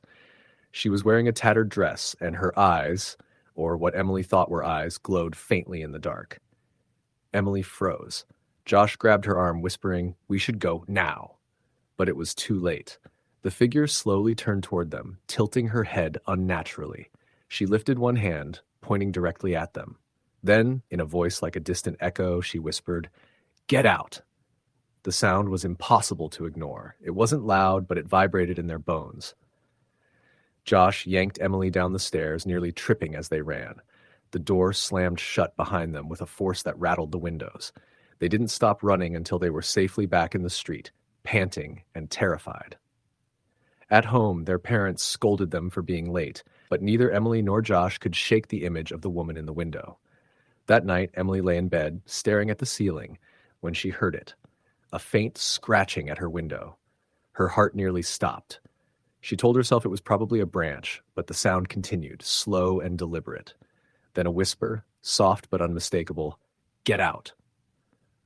The next morning, Emily couldn't resist telling her friend Sarah what happened. Sarah's eyes went wide. "Emily, that's the Reynolds house. People say it's haunted, but they say she only shows up on Halloween." Emily shivered. "Who?" Sarah leaned closer, lowering her voice. "The woman. They say she was the wife of Mr. Reynolds, the man who owned the house. He died a long time ago. She went insane after he died, and some people say she's still there, waiting for someone to leave or to join her." Emily tried to laugh it off, but the story stuck with her. That night she couldn't sleep. Around midnight, she woke to a noise in her room, a soft tapping, like fingernails on glass. She froze, heart hammering, and slowly turned her head toward the window. Standing outside was the same figure, her face pale, hair hanging in front of her eyes, glowing faintly in the dark. Emily screamed, but no one came.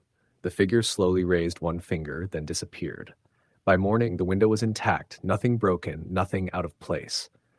Her parents chalked it up to a nightmare, but Emily knew what she had seen. The following week, Emily's nightmares worsened. Every night, the figure appeared, sometimes at her window, sometimes at the foot of her bed. She stopped wanting to leave her house after dark. Her parents began to worry, but no matter what they tried, nightlights, comforting words, the visions persisted. One afternoon, Emily and Josh's curiosity finally overcame them again. They decided to investigate the Reynolds house during the day, hoping that maybe seeing it in the light would demystify the fear. The house looked different in the sunlight. Decayed, yes, but lifeless. They explored the rooms cautiously, noting the peeling wallpaper, the broken furniture, and the thick layer of dust on the floor. In the attic, they found an old trunk. Inside were letters, photographs, and a journal. The journal belonged to Mrs. Reynolds. Her handwriting was frantic, detailing her grief after her husband's death. She wrote about how she couldn't leave the house, how the shadows seemed to follow her, how she could hear voices calling her outside when no one was there. The final entry was chilling. Halloween is the night when I can reach out. I must take them with me, or I will be lost forever. Emily and Josh exchanged a terrified look. It explained everything: the visions, the whispers, the feeling that the woman was always watching. But it also made the danger feel more real. They closed the trunk, hurried downstairs, and ran home, vowing never to return. That Halloween night, despite their attempts to avoid it, the figure returned. Emily's parents were asleep, Josh was in his room, and Emily tried to stay quiet, hiding under her blanket. The whisper came again, "Get out." This time the voice was closer, almost inside her room. She peeked over the edge of the blanket and saw the woman standing by the door, motionless, staring at her. Emily didn't scream this time. She remembered the journal and something clicked. "You don't want to hurt us, do you?" she whispered. The figure tilted her head slightly. Emily continued, voice shaking, "You just want someone to see you, to remember you." The figure didn't move. Emily slowly got out of bed and approached her. Her hand reached out, trembling. The figure's form flickered like static on an old television, and then, without warning, she vanished. The room felt warmer, lighter, as if a pressure had been lifted. Emily never saw the figure again, but she knew it wasn't gone entirely. The fear lingered, a quiet whisper in her mind every Halloween, a reminder that some things never truly leave. Over the next few years, Emily and Josh heard occasional stories from neighbors about strange lights in the Reynolds house, flickering shadows, and the faint sound of whispers when the night was still. The house was finally demolished after another incident where a family moving in claimed to hear a woman crying in the night. Yet even as the building was torn down, Emily felt a strange sadness, a lingering presence that refused to vanish entirely. Halloween became a complicated time for Emily. She could enjoy the costumes, the candy, and the laughter, but there was always a part of her looking over her shoulder, wondering if the woman was watching from the shadows, waiting for someone to remember her once more. Years later, Emily, now a young adult, returned to her hometown to visit. The park was still there, though the Reynolds house was long gone, replaced by a small community center. On a quiet October evening, she walked by the spot where the house had stood. She felt a sudden chill, the same one that had wrapped around her all those years ago. And then she saw it, just for a brief second, a flicker of movement, pale and delicate, at the edge of the park. Emily stopped, heart racing, but she didn't feel fear this time. She only whispered, "I remember you." The figure seemed to pause, lingering in the corner of her vision. Then slowly it disappeared, leaving the autumn air still and silent once more. Emily knew the presence might return on another Halloween, as it always did. But for that night, at least, the woman had been acknowledged, remembered, and in some strange way, at peace. Years later, the story of the Reynolds house became a local legend, whispered among children and teenagers daring each other to approach the empty lot. Emily never returned to the place herself, but she always remembered the lesson she learned that Halloween. Some spirits are not malevolent. They are simply trapped in a moment, waiting to be seen, remembered, and acknowledged. And sometimes all it takes is a whisper in the dark to give them a fleeting sense of peace.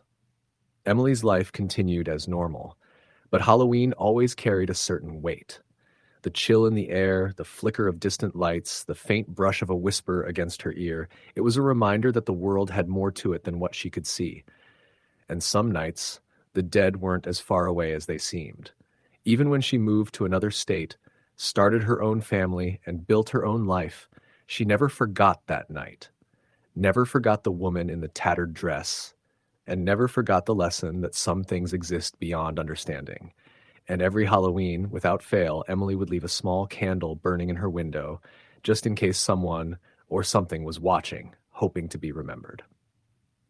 Story the end. It was one of those crisp October evenings in New England where the wind carried a hint of frost and the smell of decaying leaves clung to the streets like a stubborn memory.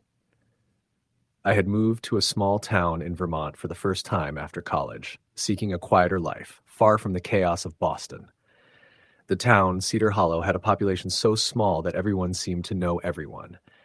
Yet there was a sense of something old and unspoken lingering in the air. The first house I rented was an old Victorian on the outskirts of town, sitting at the end of a narrow lane flanked by dense woods. The realtor had warned me about the creaks and groans of an old house, but not about the stories that seemed to be whispered by the townsfolk when they thought outsiders weren't listening. The first night I spent there, I couldn't shake the feeling that I was being watched.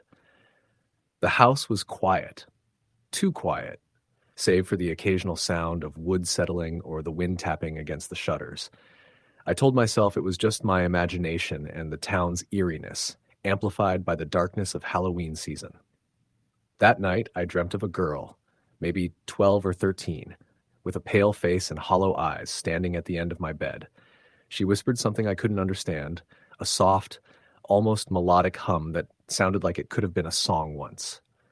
I woke up sweating, heart pounding, to the normal silence of my bedroom. Over the next week, things began to escalate. Small, subtle things at first. Lights flickering, doors I was certain I had closed found ajar, the faint smell of smoke even though my fireplace hadn't been lit. At first, I blamed old wiring, drafts, or my own paranoia. But then I started hearing footsteps, deliberate, slow, pacing, through the hallways when I was alone. I would call out, assuming it was a neighbor's kid playing around, but no one would answer. The feeling of being watched intensified, especially in the evenings when the shadows seemed to gather and stretch across the walls. The locals were polite but distant. At the grocery store, they would avert their eyes when I asked about the house or the lane. The library, a small brick building with ivy climbing its walls, became my refuge. One old librarian, a woman named Mrs. Halloway, finally spoke to me in hushed tones when she realized I was serious. "The Hollow," she said, leaning close, "has always had residents who don't leave. You might want to keep your doors locked and keep the lights on at night. Some of them don't like being ignored." When I pressed her for more details, she only shook her head and returned to her card catalog. Halloween approached, and the town came alive with decorations, children in costumes, and the smell of caramel and pumpkin spice. I tried to join in, hoping the festivity would drown out the growing unease. But on the night before Halloween, something happened that made me question every rational explanation I had held on to. I was sitting on my couch, a blanket over my legs, trying to read a book by the light of a single lamp. The house was quiet, unusually so, and I felt that creeping sense of being observed. Then I heard it, a soft, slow tapping at the front window. At first I froze, thinking it was a branch brushing against the glass, but the taps came again, deliberate and rhythmic. I approached the window cautiously, heart hammering. Outside in the dim orange glow of the street lamp, I saw her, the same girl from my dream. She stood at the edge of the yard, her eyes hollow and staring straight at me. Her hand lifted slowly, pressing against the glass as if she could step through. I stumbled back, tripping over the rug, and the figure disappeared, leaving only the empty street and the swaying branches. Sleep became impossible. Every creak, every whisper of wind sent me into a panic.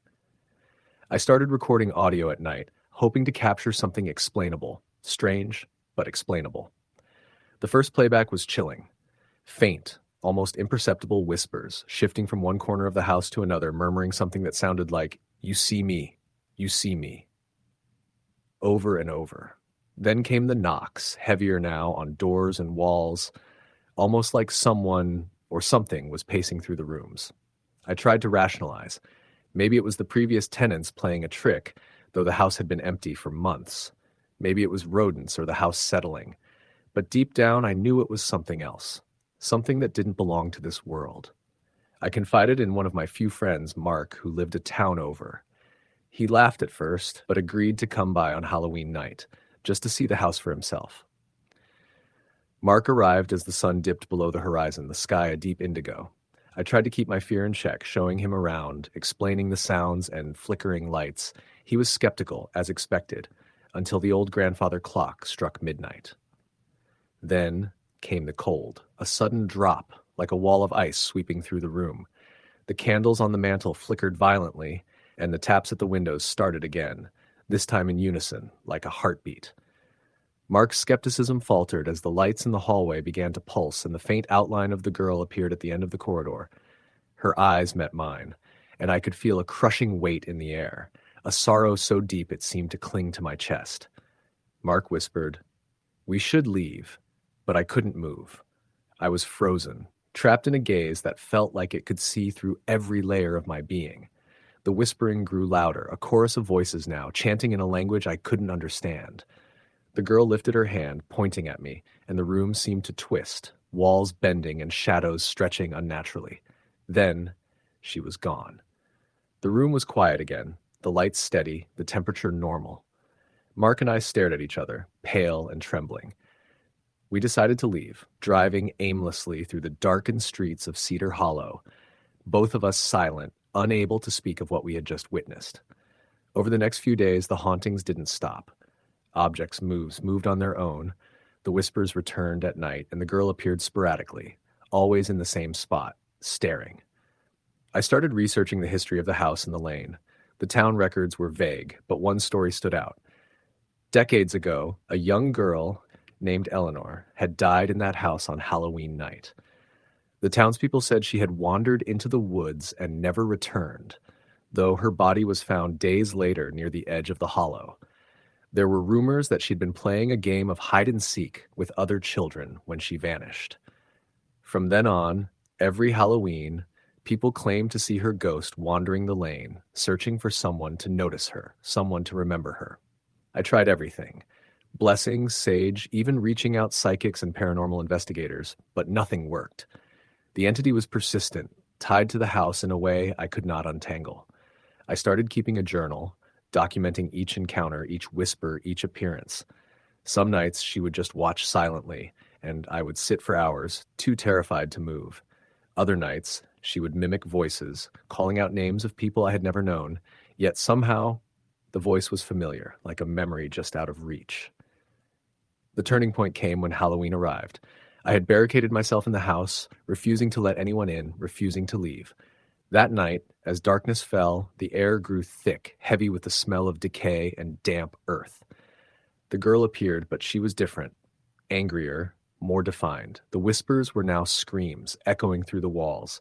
She moved closer, gliding over the floor, eyes burning with a hollow fire. I couldn't breathe, couldn't move, could barely think.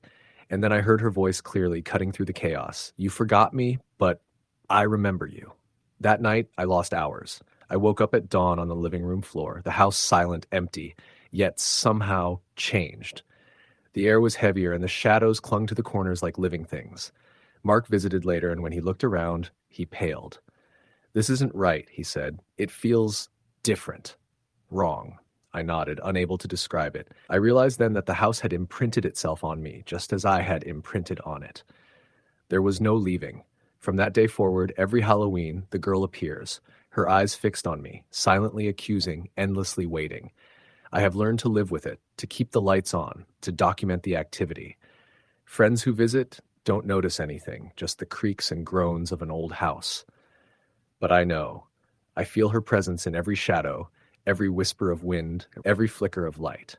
And each year, as the nights grow colder and the leaves rot into the soil, she comes closer, and I remember the warning Mrs. Halloway whispered, "Some of them don't like being ignored." I still live in that house on the lane, the house at the edge of Cedar Hollow, where the streets are quiet and the trees are thick and dark. I don't leave on Halloween. I stay inside, lights blazing, recording, documenting, waiting. Because if I step outside, if I acknowledge her in the wrong way, I know she will reach for me, and then there will be no coming back. Every night I hear the taps, the whispers, and sometimes, just sometimes, the soft melodic hum that starts in the corner of the room, drifting closer. A reminder that Eleanor is still there, still searching, still remembering. And every Halloween, I look at the lane and I see her standing there, waiting for me. Story the end. It started the week before Halloween. I was 24, living in a tiny town in upstate New York called Millersburg, which I'd moved to after taking a seasonal job at a local bookstore. It wasn't glamorous, but I loved the quiet, the kind of quiet where the wind rattled the trees and the roads were empty after dark. Millersburg had a history, though most people didn't know the details unless they'd grown up there. The older locals whispered about things that happened in the late 1800s, a smallpox epidemic, unexplained disappearances, and a fire that had consumed half the town. That's the sort of history that stayed in the walls of old buildings. I didn't believe in ghosts, not really. At least, I hadn't until that October. The bookstore I worked at was in a building that had been around since 1892. The previous owners had kept most of the original structure: creaking floorboards, crooked wooden stairs, and a basement that smelled like damp stone. My boss, Mrs. Carmichael, was in her 70s and had worked there since she was 16. She told me the building had always been a bit sensitive around Halloween, but she laughed it off like it was a quaint superstition. I figured she meant the old wiring would short or that the heat would kick on at weird hours. The first strange thing happened on a Monday. I was alone in the store. They had reorganizing some shelves near the back. The autumn sunlight slanted through the front windows, making the dust particles dance. I heard a soft thump from the basement, like someone had dropped a book. I paused, waiting, and then another thump, louder this time. I told myself it was probably a rat, or maybe the pipes settling. But then the sound of dragging. It wasn't footsteps. It was slow, deliberate, like someone was moving furniture. I swallowed hard and said, "Hello," in a voice that barely sounded like my own. The basement went silent. I thought about going down there, but the last thing I wanted was to be alone in that cold stone room with who knows what. Instead, I went to the back office and called Mrs. Carmichael. "Mrs. Carmichael," I whispered, "there's something in the basement." She chuckled. "You mean the ghosts, dear?" I frowned. "I'm serious. I heard dragging." She sighed. "Just the old building settling. Don't let the imagination get to you. That basement has been around longer than anyone alive. If something did happen down there, it's already forgotten." I hung up, but the uneasy feelings stayed. That night, I couldn't sleep. I kept hearing the sounds replay in my mind. Thump, thump, drag. I live alone in a small apartment a few blocks away from the store, and normally the quiet would have been peaceful. But this was different. It felt like something was waiting, just outside the line of vision. The next day at work, I tried to brush it off. I told myself the noises were just in my head, but as the day went on, the store felt off. Books weren't where I remembered placing them. The smell of the air was slightly different, like smoke, even though the fireplace hadn't been lit. Then I noticed the first visual anomaly: a shadow. It was in the corner by the stairwell to the basement. I was shelving books, and out of the corner of my eye, I saw someone standing there. I turned sharply. No one. "Okay," I muttered. "This is ridiculous." I spent the day trying to ignore it, and nothing else happened until closing time.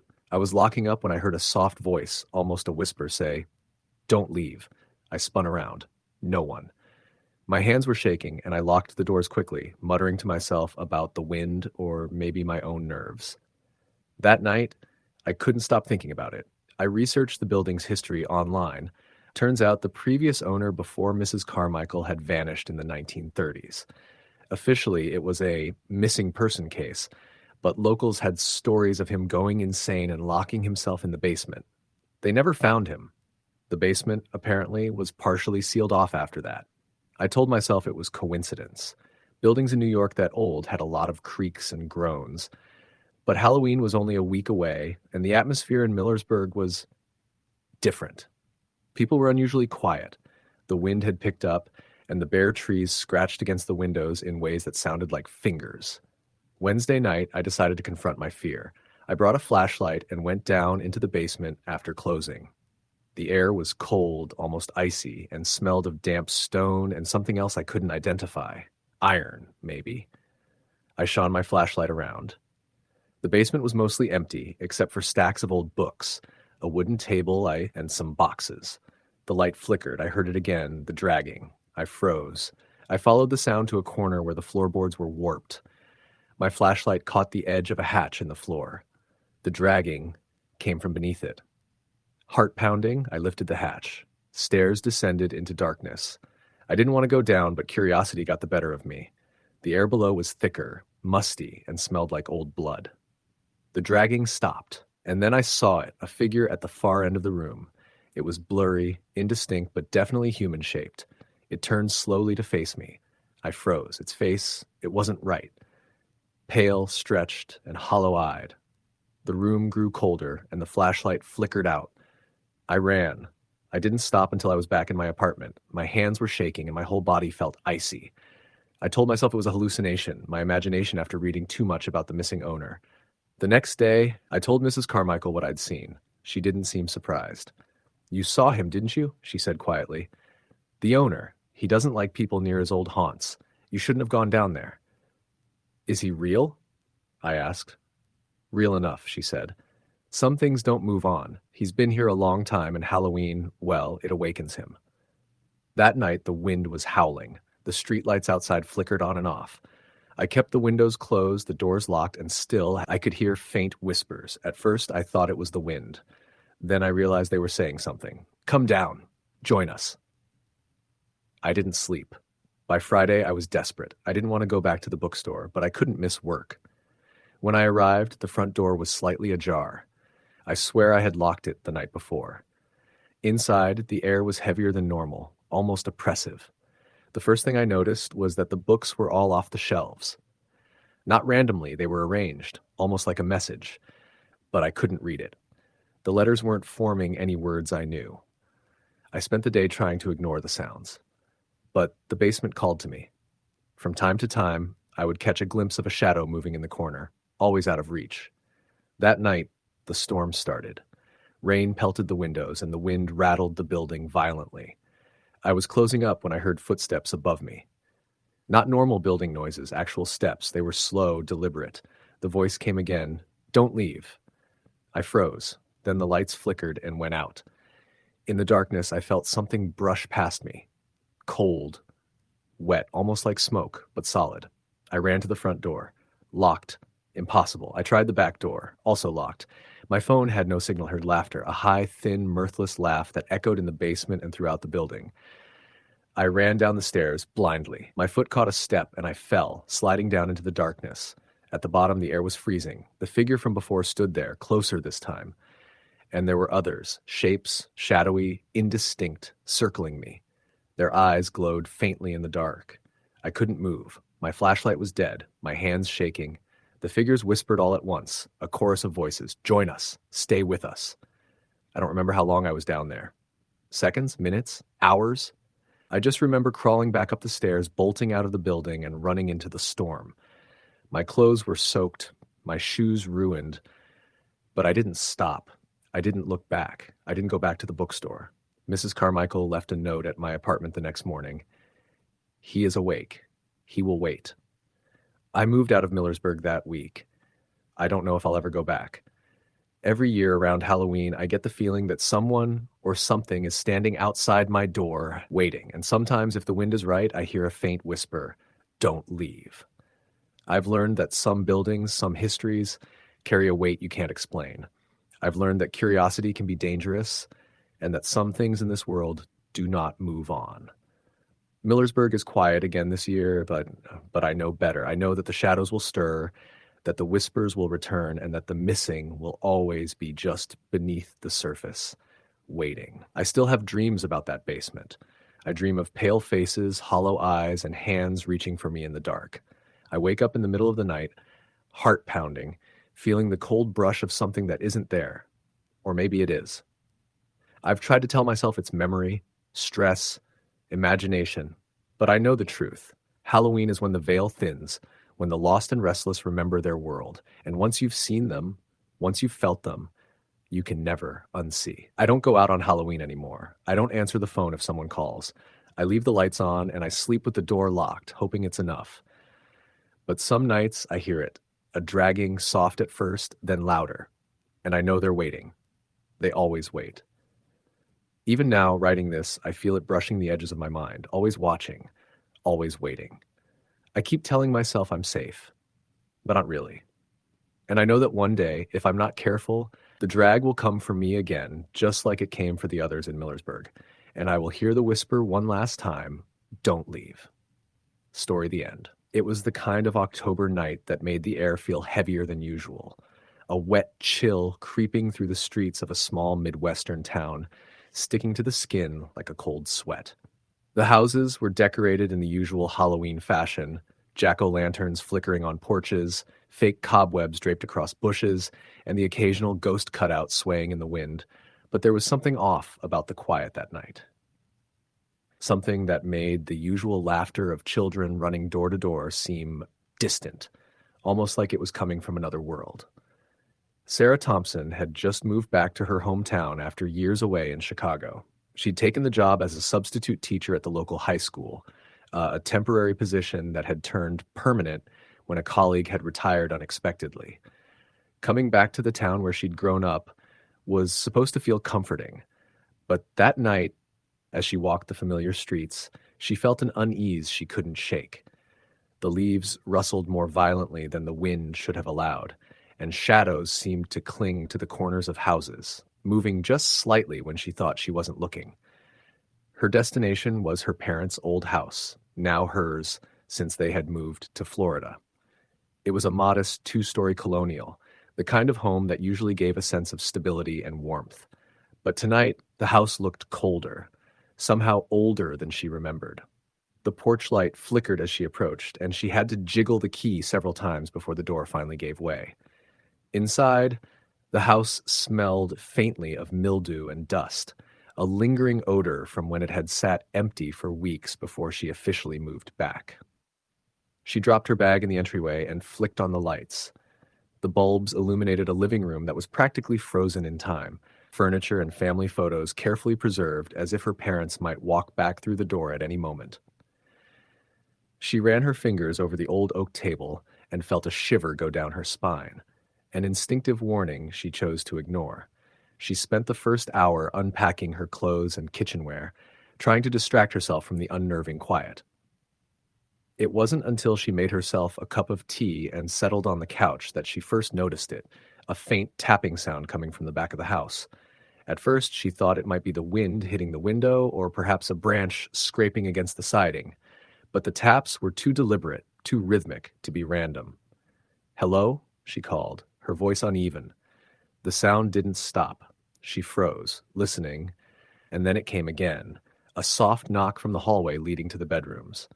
She stood up slowly, gripping her mug like a lifeline, and followed the sound. The hallway was dark, the single overhead bulb flickering.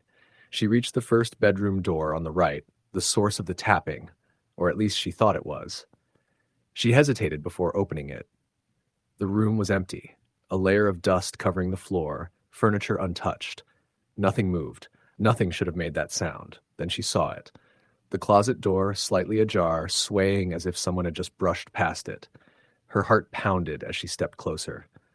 "Very funny," she whispered, assuming her overactive imagination was playing tricks on her. She reached out and pulled the door fully open. Nothing, just clothes hanging, a pile of shoes at the bottom. She exhaled sharply, trying to laugh it off. "I need to stop drinking so much coffee," she muttered to herself. The next night, the noises returned. This time, it was louder, more persistent, a scratching, almost like fingernails dragging across the wood floor. She tried to ignore it, telling herself it was the house settling, the old timber contracting in the autumn chill, but then came the whispers, soft, almost imperceptible words she couldn't quite make out, coming from the hallway outside her bedroom door. She wasn't alone. Sarah spent that night awake, huddled under the blankets, listening to the floorboards creak and the whispers grow louder, more insistent. Sometimes it sounded like a woman's voice, sometimes a man's. She couldn't identify the words, only the tone, urgent, pleading, almost desperate. Morning brought no relief. By daylight, the noises faded, leaving only a sense of lingering dread. Determined to rationalize it, Sarah searched the house for anything unusual. The attic, which she'd avoided, held nothing but old trunks and forgotten furniture. The basement was the same, empty, musty, but normal. Yet she couldn't shake the feeling that she was being watched. Mirrors reflected more than just her image. Shadows seemed to twist just out of the corner of her eye, and doors she was sure she had locked were found slightly open. 2 weeks later, she was at school, substituting for a literature class when a student asked her if she believed in ghosts. She laughed nervously, recalling the events at her house. "I've never had any experiences myself," she said, though her voice lacked conviction. That afternoon, a student named Mike pulled her aside. "You know the old Henderson house at the edge of town?" he asked. Sarah nodded. It had been abandoned for decades. "My uncle says it's haunted. People see things there. You should check it out sometime if you're into ghost stories." She forced a smile, but the idea gnawed at her. That night, she couldn't resist. She decided to drive past the Henderson house, hoping the sight of it would provide some sort of grounding, a rational anchor in a night full of irrational events. The house loomed at the end of a tree-lined lane, its windows dark, roof sagging, the paint peeling in long gray strips. As she approached, her car headlights caught a figure at the front door, thin, pale, staring directly at her. Her stomach dropped. She blinked, and the figure was gone. The hair on her arms stood on end, but she forced herself to focus. She parked a short distance away and got out, curious despite the fear. The closer she got, the more she noticed the details. The front door was warped, splintered wood exposing the interior. The windows were streaked with dirt, some cracked, some entirely shattered. She thought she heard someone crying inside, faint but unmistakable. She leaned closer to the window, her breath fogging the glass, and then froze. Inside, in the dim reflection of what little light reached through, she saw a woman standing, staring directly at her. The woman's eyes were hollow, dark circles like pits, and her mouth moved, but no sound came out. Then she was gone. Sarah stumbled back, her heart hammering. She got in the car and drove away, hands gripping the steering wheel, mind racing. But when she got home, the house didn't feel safer. In fact, the noises seemed louder than ever. The following week, her friends noticed changes in her. She was quieter, jumpier, often staring off into corners of rooms as if expecting something or someone to appear. She tried to laugh it off when asked, but deep down she knew she couldn't. One night around midnight, the whispers returned, louder and clearer. This time she understood the words, "Get out before it's too late." Terrified, she tried to call someone, anyone. Her phone rang, then went dead mid-call. The lights flickered, then went out entirely, plunging her into darkness. She could hear the creak of the floorboards again, this time approaching her bedroom door. She grabbed the baseball bat she kept by the bed and waited. The door slowly opened. A figure stood there, indistinct, like smoke shaped into a human form. The air grew icy, her breath visible in the darkness. She swung the bat, hitting nothing. The figure didn't flinch, didn't move, just stared. Then came the whisper, right next to her ear. "You shouldn't be here." Sarah bolted out of the room, down the stairs, through the kitchen, and out the front door into the cold night. She ran to her car, started it, and drove without direction, tears freezing on her cheeks. When she finally stopped, she realized she had driven almost an hour without remembering the roads she'd taken. The next morning, she returned to the house with a friend, Tom, who was skeptical but wanted to help. They entered cautiously. The house seemed normal, as if nothing had happened, but then they found it. The living room wall near the couch scratched with words that hadn't been there before. "Leave." Tom insisted it was someone playing a prank, but Sarah knew better. Over the next few weeks, the occurrences escalated. Objects moved on their own. Footsteps echoed in empty hallways, doors slammed without wind. And always the whispers returned at night, warning her, pleading, or taunting, sometimes all three at once. Finally, one night, she awoke to the sound of her bedroom door opening. She could see a faint light moving in the hall. Gathering her courage, she stepped into the hallway and followed it. The light led her to the basement door, which she'd always avoided. She hesitated, heart racing, then slowly descended the steps. The basement was colder than the rest of the house, a damp, oppressive chill that seemed to seep into her bones. In the corner, a figure knelt, hunched over a pile of old newspapers and photographs. As she approached, the figure slowly turned to face her.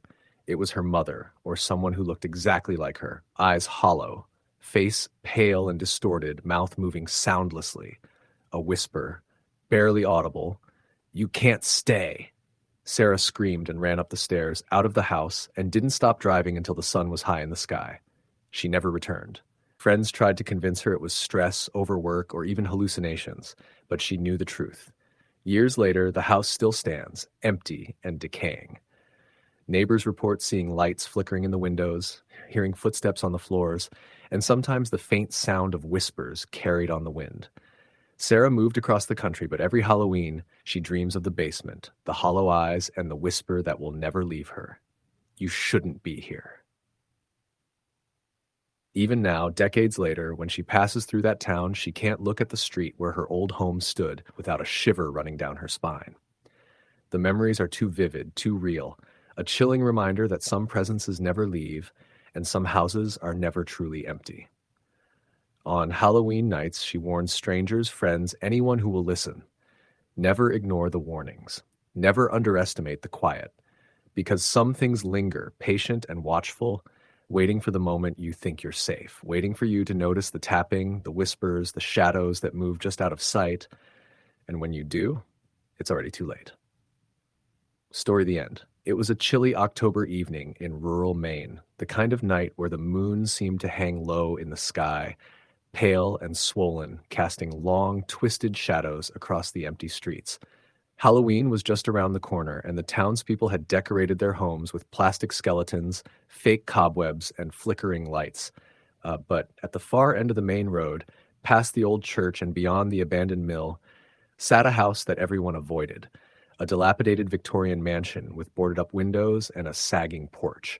Locals called it the Hawthorne House, and rumors said it had been empty since the last family living there vanished without a trace decades ago. The story, as most teenagers knew it, was simple. Anyone who went inside at night never came back the same. Some said they saw shadows move through the windows. Others whispered about a woman who cried in the attic. No one dared go near it after sundown, except for one group of college students from a nearby town who had come to Maine for a Halloween weekend getaway. The group consisted of 5 friends: Sarah, the practical one who preferred to plan everything; Mark, the skeptic who loved to debunk ghost stories; Lisa, who had an obsession with the supernatural; Eric, who had a morbid sense of humor; and Rachel, quiet and observant, always the last to speak, but often the first to notice when something was wrong. They arrived in the town around dusk, their rental car rattling along the narrow, leaf-strewn road. After checking in at a small bed and breakfast, they heard about the Hawthorne House from the innkeeper, a grizzled man with a face weathered like old leather. "You kids want a real scare. Don't go wandering downtown," he said, glancing out the window toward the edge of town. "Head out to the Hawthorne place, but be warned, it's not for the faint of heart. Folks say the house remembers." Lisa perked up immediately. "The house remembers? What does that even mean?" The innkeeper shrugged. "No one knows. You can feel it. You get inside, it changes things. People disappear or come back different." Mark rolled his eyes. "Sounds like a story to scare kids. We're not scared of some old house." Sarah frowned. "Still, maybe we shouldn't go. What if there's something to it?" But curiosity won out, as it always does. That night, wrapped in jackets and carrying flashlights, they set off toward the Hawthorne House. The air was unnaturally still, and the fog that had begun to roll in from the nearby woods seemed to thicken as they approached. The house was worse than they expected. Its paint had long since peeled away, leaving the wood gray and rotting. The windows were clouded with grime, and the porch sagged under its own weight. Vines crawled up the sides like grasping fingers. Mark tried the front door. Locked. He tried the back door. Also locked. "Figures," he muttered. Lisa peered at the boarded-up windows. "Maybe we can climb in through one of the windows in the back. Looks loose enough." Eric grinned. "Now this is going to be fun." They carefully pried a window open and slipped inside, the smell of decay and mildew overwhelming them. Their flashlights illuminated the interior. Furniture covered in sheets, dust thick enough to write your name in, and a grand staircase leading to the upper floors. A sense of unease settled over them immediately. "This is really creepy," Rachel whispered. "Creepy? This is awesome," Eric said, but even he sounded uncertain. They explored the ground floor first, the living room with a fireplace choked with soot, a dining room with chairs tipped over, and a kitchen where rusty utensils were scattered across the counters. Everything was coated in a thick layer of dust, untouched for decades. But it was when they moved to the staircase that things began to change. Sarah paused at the bottom. "Guys, I don't know about this. There's something wrong here." "What do you mean?" Mark asked. "I don't know. It's like the air feels heavy, like it's pressing on us." Lisa rolled her eyes. "It's just the house. Old houses feel weird sometimes." But as they climbed the stairs, the temperature dropped sharply. Their breath fogged in the beam of the flashlights. The walls seemed to close in, the wallpaper peeling in jagged strips. Then they heard it, a soft, weeping sound coming from the end of the hallway. "Did you hear that?" Rachel whispered, gripping Sarah's arm. It's probably just the wind, Mark said, though his voice lacked conviction.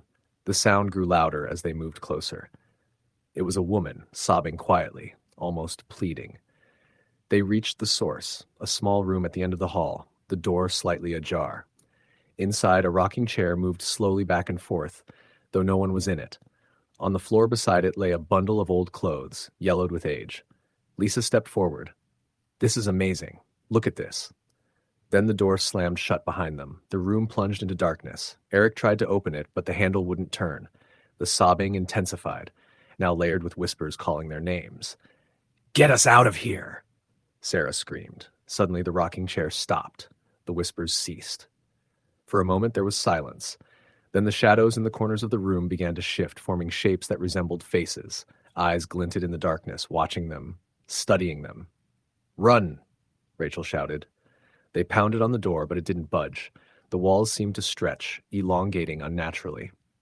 A cold hand brushed against Lisa's shoulder, sending her screaming. Mark tried to pull her away, but the hand clamped around his wrist. The room grew colder still, frost forming on the edges of the windows. One by one, they felt themselves being drawn toward the shadows, pulled as if by invisible strings. Sarah struggled, screaming, but something deep in the house seemed to tug at her, whispering in a voice only she could hear, "Stay. Forever." Eric's flashlight flickered and went out. In the darkness, he could see the faces clearly now. Hollow, twisted, grinning faces staring at him, moving closer. He tried to scream, but found no sound coming out. Then the room tilted violently, throwing them to the floor. The door slammed open on its own. Without hesitation, they scrambled out into the hallway, adrenaline giving them the strength to ignore the icy pain in their limbs. They ran down the stairs and out the window they had entered through, landing in the overgrown backyard. They didn't stop running until the Hawthorne house was out of sight, its dark silhouette looming behind the trees. Shaking, covered in dirt and scratches, they finally collapsed on the side of the road. None of them spoke. The fog rolled in again, swallowing the house as if it had never existed. For weeks afterward, strange things followed them. Shadows appeared at the edge of their vision. Doors opened and closed by themselves in their homes. Whispered voices called their names when they were alone. Lisa started having vivid nightmares of the woman in the rocking chair, always beckoning, always smiling. Mark became paranoid, constantly checking windows and locks. Sarah began to hear the voice from the house, even during the day, faint but insistent. "Come back! Come back!" By the following Halloween, the experiences had escalated. Rachel vanished for 3 days, only to be found wandering near the woods, muttering about the house and the faces she had seen. She wouldn't speak of what happened inside, but she never looked the same, her eyes distant and haunted. The group knew they couldn't stay in Maine, not with the Hawthorne house nearby. They left, each moving to different parts of the country, hoping distance would help. But no matter how far they went, the whispers continued, and sometimes, in reflections or shadows, they saw her, the woman in the rocking chair, grinning, waiting, remembering them. And every Halloween, without fail, the Hawthorne house claimed another victim in its own way. Shadows that shouldn't exist appeared on foggy roads, people vanished for hours without explanation, and the faint, sorrowful weeping of the woman could be heard echoing across the town, promising that the house never forgot, never forgave, and always wanted more. Those brave or foolish enough to approach it on Halloween night often reported the same thing. The house seemed to breathe, to watch, to remember. And if you hear the whispers call your name in the darkness, it's already too late. Story the end. The first time I realized something was off, it wasn't even Halloween yet. My friends and I had decided to do a road trip through the small towns of upstate New York. It was late October, the kind of cold that slips into your bones, and the trees were a riot of orange and red, their leaves crunching under our tires. We didn't plan to stay anywhere special, just a few nights in cheap motels, but somewhere along the way, we heard about a supposedly abandoned farmhouse on the outskirts of a town called Millersville. The locals wouldn't talk much about it, only that everyone avoided it after dark. Of course, that was enough to make us curious. There was me, Logan, who usually laughed off scary stories, My girlfriend Emily, who was cautious but couldn't resist a good adventure, and my best friend Derek, who lived for thrill-seeking and paranormal stuff. The idea of spending a night in a supposedly haunted house excited him more than anything. We arrived just as the sun was dipping below the horizon, casting long shadows across the overgrown fields surrounding the farmhouse. The place looked like something out of a horror movie, peeling white paint, sagging roof, and windows that were nothing but dark holes.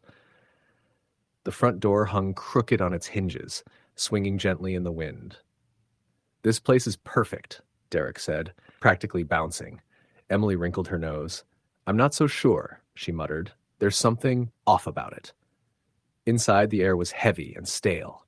Dust covered every surface, and the floorboards groaned under our weight. There were signs of people having lived here once: a broken chair, old wallpaper peeling in large strips, a rusty kettle in the kitchen.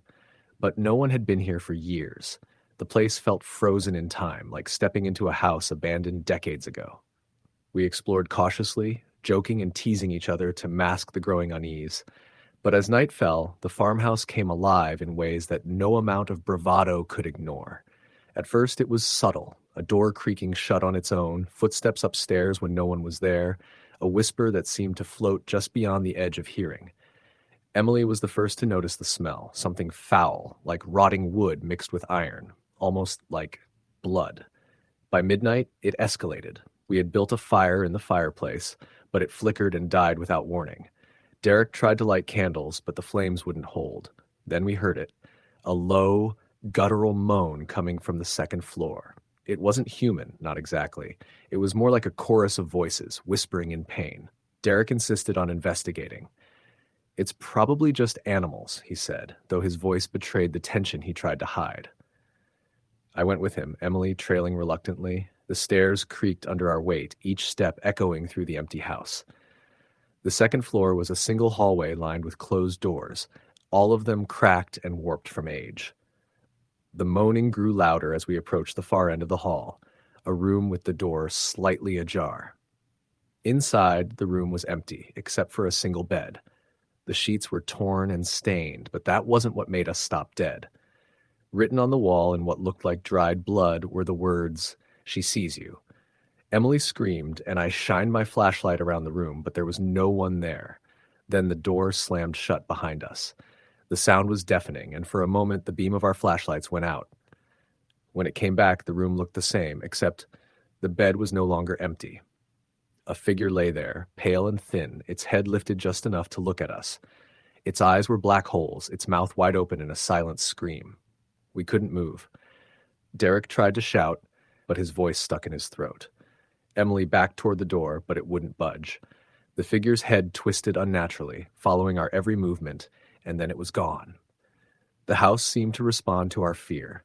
The walls groaned, the floorboards cracked, and whispers filled every corner, voices overlapping, urgent, and panicked. We ran, pounding down the stairs and out the front door into the cold night air. Behind us, the farmhouse seemed to shift, the windows glowing faintly as if lit from within by something otherworldly. We didn't stop until we reached the car. Emily refused to go back inside. Derek was pale, shaking, muttering about wanting to see more, but even he didn't argue when I suggested we leave immediately. We drove back to the nearest town, windows up, radio blasting, hearts hammering. That night in the motel, sleep was impossible. Every creak of the floor, every gust of wind against the window made us jump. And then we heard it, a faint whisper carried on the wind outside. Emily froze. "Did you hear that?"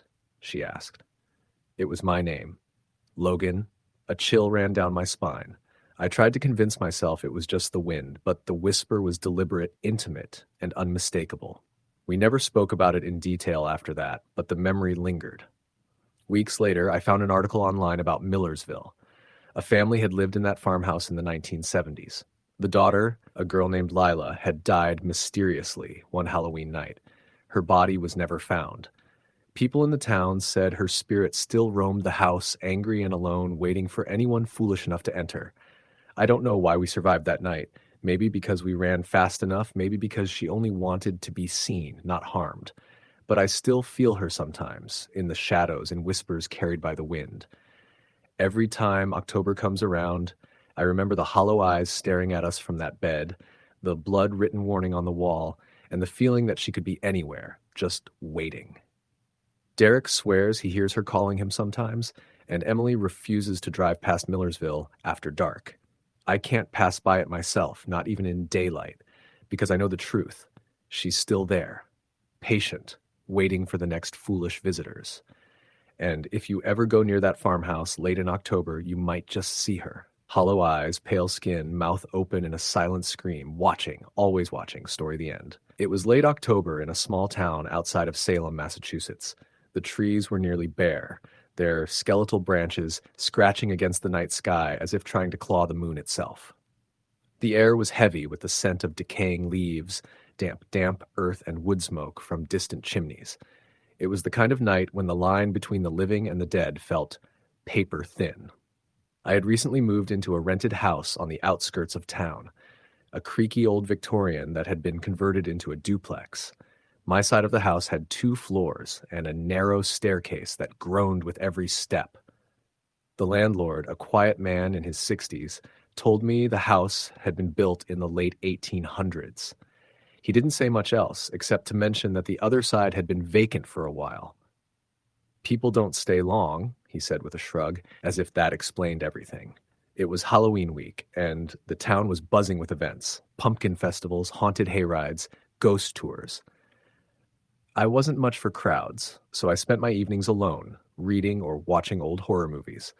The house always felt colder than it should have, even when the heat was on. Sometimes I'd catch faint noises from the other side of the duplex. Footsteps, a door closing, but I figured it was the old wood settling or maybe an animal in the attic. On the night of Halloween, a heavy rain began just after sunset. The sky turned a bruised shade of purple, and thunder rolled somewhere far away. I had decided to stay in, maybe watch a movie and hand out candy, but only 2 groups of kids came by before the storm picked up, and then the streets went silent. Around 9 p.m., I turned off the porch light, poured myself a drink, and sat by the window watching the rain streak down the glass. That's when I saw the light flicker on in the other half of the house. It startled me because the landlord had said no one was renting that side. The curtains were drawn, but I could see the faint yellow glow through the cracks. I leaned closer to the window, trying to see if maybe he had come by to check something, but there was no car in the driveway. The light stayed on for about a minute, then blinked out. I tried to shrug it off, but the unease stuck with me. The storm got worse as the night went on, the wind howling like something alive. Sometime after midnight, just as I was drifting off to sleep, I heard it. Footsteps. Slow, deliberate, coming from the hallway that separated the 2 sides of the duplex. I sat up in bed, heart thudding. The footsteps stopped just outside my door. "Hello," I called out, my voice shaky. Silence. I got up, grabbed my flashlight, and opened the door. The hallway was empty, but the air felt different. Colder, heavier, almost wet. I shined the light around, and for a split second I thought I saw something at the far end. A shadow, maybe, tall and still. But when I blinked, it was gone. I told myself it had to be my imagination, the storm playing tricks on me. I closed the door, locked it, and eventually fell asleep with the flashlight still in my hand. The next morning, I woke to find muddy footprints in the hallway. They started near the front door and stopped right outside my bedroom. I stared at them, numb. They were too small to be an adult's, but too large to be a child's. Bare footprints. I called the landlord, told him someone might have broken in. He came by, checked all the locks, and assured me everything was secure. "Old house," he said, brushing it off. "Sometimes the past likes to move around in here." I laughed nervously, not sure if he was joking. He didn't seem the type. That night, I couldn't shake the feeling of being watched. Every time the wind rattled the windows, I flinched. Around 11, I heard it again, the faint creak of footsteps, but this time they weren't in the hallway. They were above me, in the attic. There was no reason anyone should be up there. The only access was through a small hatch in my bedroom ceiling, and I'd checked it when I moved in. It was sealed shut. But the footsteps continued, slow and steady, moving back and forth. I climbed onto a chair and pointed the flashlight at the hatch. Dust rained down as something on the other side scraped lightly against the wood. I froze. My breath caught in my throat. Then came a whisper. Soft, fragile, and close. Don't open it. I stumbled back, nearly dropping the light. The voice was unmistakably that of a child, maybe a girl, but it sounded distant and distorted like it came through water. I stayed awake the rest of the night, nay, sitting on the edge of my bed, listening to faint movements above me. The next morning, I asked the landlord if anyone had ever lived there with children. His face went pale. He hesitated before answering. There was a family back in the 1950s, he said slowly, a husband, wife, and their daughter. The little girl, she died in the house. Some kind of accident. They say she fell through the attic floor. I asked what happened to the family afterward. Moved away, he said, his voice low. But people claim they still hear her sometimes, especially around Halloween. That night, the storm returned. The house groaned and shuddered, wind tearing at the shutters. Around midnight, I woke to the sound of someone humming, a faint, tuneless melody coming from the attic. My heart pounded as I realized it was the same childish voice. I got out of bed and looked up at the ceiling. The humming stopped. Then, slow as breathing, the attic hatch began to lift. I froze. The hatch moved only an inch, then another, until a pair of small, pale fingers curled over the edge. I couldn't move. My mouth went dry. A face appeared. A little girl, maybe 8 years old, with tangled hair and wide, empty eyes. She stared down at me, unblinking, her mouth opening as if to speak. The lights flickered and went out. I don't remember much after that. I woke up on the floor sometime later, the room freezing cold. The hatch was closed again, but when I checked it, I found a small handprint in the dust. Tiny, perfect, unmistakable. The next day, I packed a bag and went to stay at a motel. But even there, the nightmares followed. I'd wake to the sound of humming, see small wet footprints on the bathroom tile, smell the damp, musty scent of the old house. I tried to leave town, but my car wouldn't start that morning. When I stepped out to check it, I noticed something on the windshield. A child's drawing. It was smeared from the rain, but I could still make out the shapes. A tall house, a storm cloud, and a little girl standing in the window. I called the landlord again and told him I was done with the place. He didn't argue. You lasted longer than most, he said quietly. The house doesn't like to be empty. That night, I stayed in the motel, unable to sleep. Around 2 a.m., I heard the faint sound of knocking, 3 slow taps on the door. I got up, heart racing, and looked through the peephole. No one was there. But when I opened the door, there was something lying on the floor, a small wooden toy horse, its paint chipped, its eyes hollow. I knew I hadn't brought it with me. I left Salem the next morning, driving until I couldn't recognize the landscape anymore. But even now, months later, I still hear that humming sometimes. It creeps into the quiet moments, when I'm driving at night, when I'm in the shower, when I wake from a dream. A child's voice, soft and distant, singing to herself somewhere just beyond the edge of hearing. And sometimes when I look into the shadows of my room, I see her, standing still watching me, her eyes empty and unblinking, as if she's waiting for me to come back. I don't know what she wants. I don't know why she followed me. But I do know one thing. Every year, as Halloween approaches, the humming gets louder. Story the end. It was the Halloween of 2016 when my sister and I rented an old farmhouse outside of Salem, Massachusetts. We had planned a weekend away from the city, something quiet, rustic, and fitting for the season. The farmhouse, listed online as the Hollow Oaks Retreat, looked perfect. Weathered wood siding, a wraparound porch, and acres of trees that turned brilliant shades of orange and red in the fall. When we arrived, the air smelled faintly of smoke and damp leaves. The house stood at the end of a narrow dirt road, surrounded by woods so dense that even daylight seemed to dim once we passed through the gate. The owner, an elderly woman named Mrs. Callahan, met us at the front door. She was polite but distant, warning us not to go out into the woods after dark. "People get lost out there," she said, her cloudy eyes drifting toward the tree line, "and sometimes they don't come back." We laughed nervously, thinking she was just playing up the Halloween theme. Inside, the farmhouse was cozy but undeniably old. The wallpaper peeled in places, and the wooden floors groaned with every step. A large grandfather clock ticked in the hallway, its rhythmic sound echoing through the rooms. There were family portraits on the walls, black and white photos of unsmiling faces that seemed to follow us wherever we went. The first day passed uneventfully. We cooked dinner, opened some wine, and watched old horror movies while the wind howled outside. Around midnight, we heard what sounded like footsteps upstairs, slow, deliberate, and too heavy to be the wind. I paused the movie, glancing at my sister. "Do you hear that?" she asked. "Probably the house settling," I said, though my voice trembled slightly. We went upstairs to check. The hallway was dim, lit only by the faint glow of the moon through a cracked window.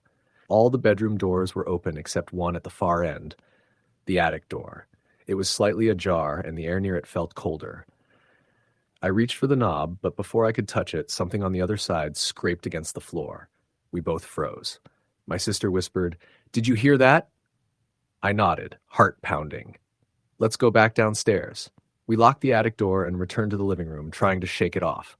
Eventually, exhaustion won out, and we went to bed. But that night, I dreamed of the attic. I saw the door open slowly and a figure crawl down the steps, long-limbed, pale, and whispering my name in a voice that didn't belong to anyone living. I woke up drenched in sweat, the ticking of the grandfather clock deafening in the silence. The next morning, my sister looked pale and shaken. "I dreamed about the attic," she said before I could speak. "Something came out. It stood by my bed. I thought it was you until I saw its face."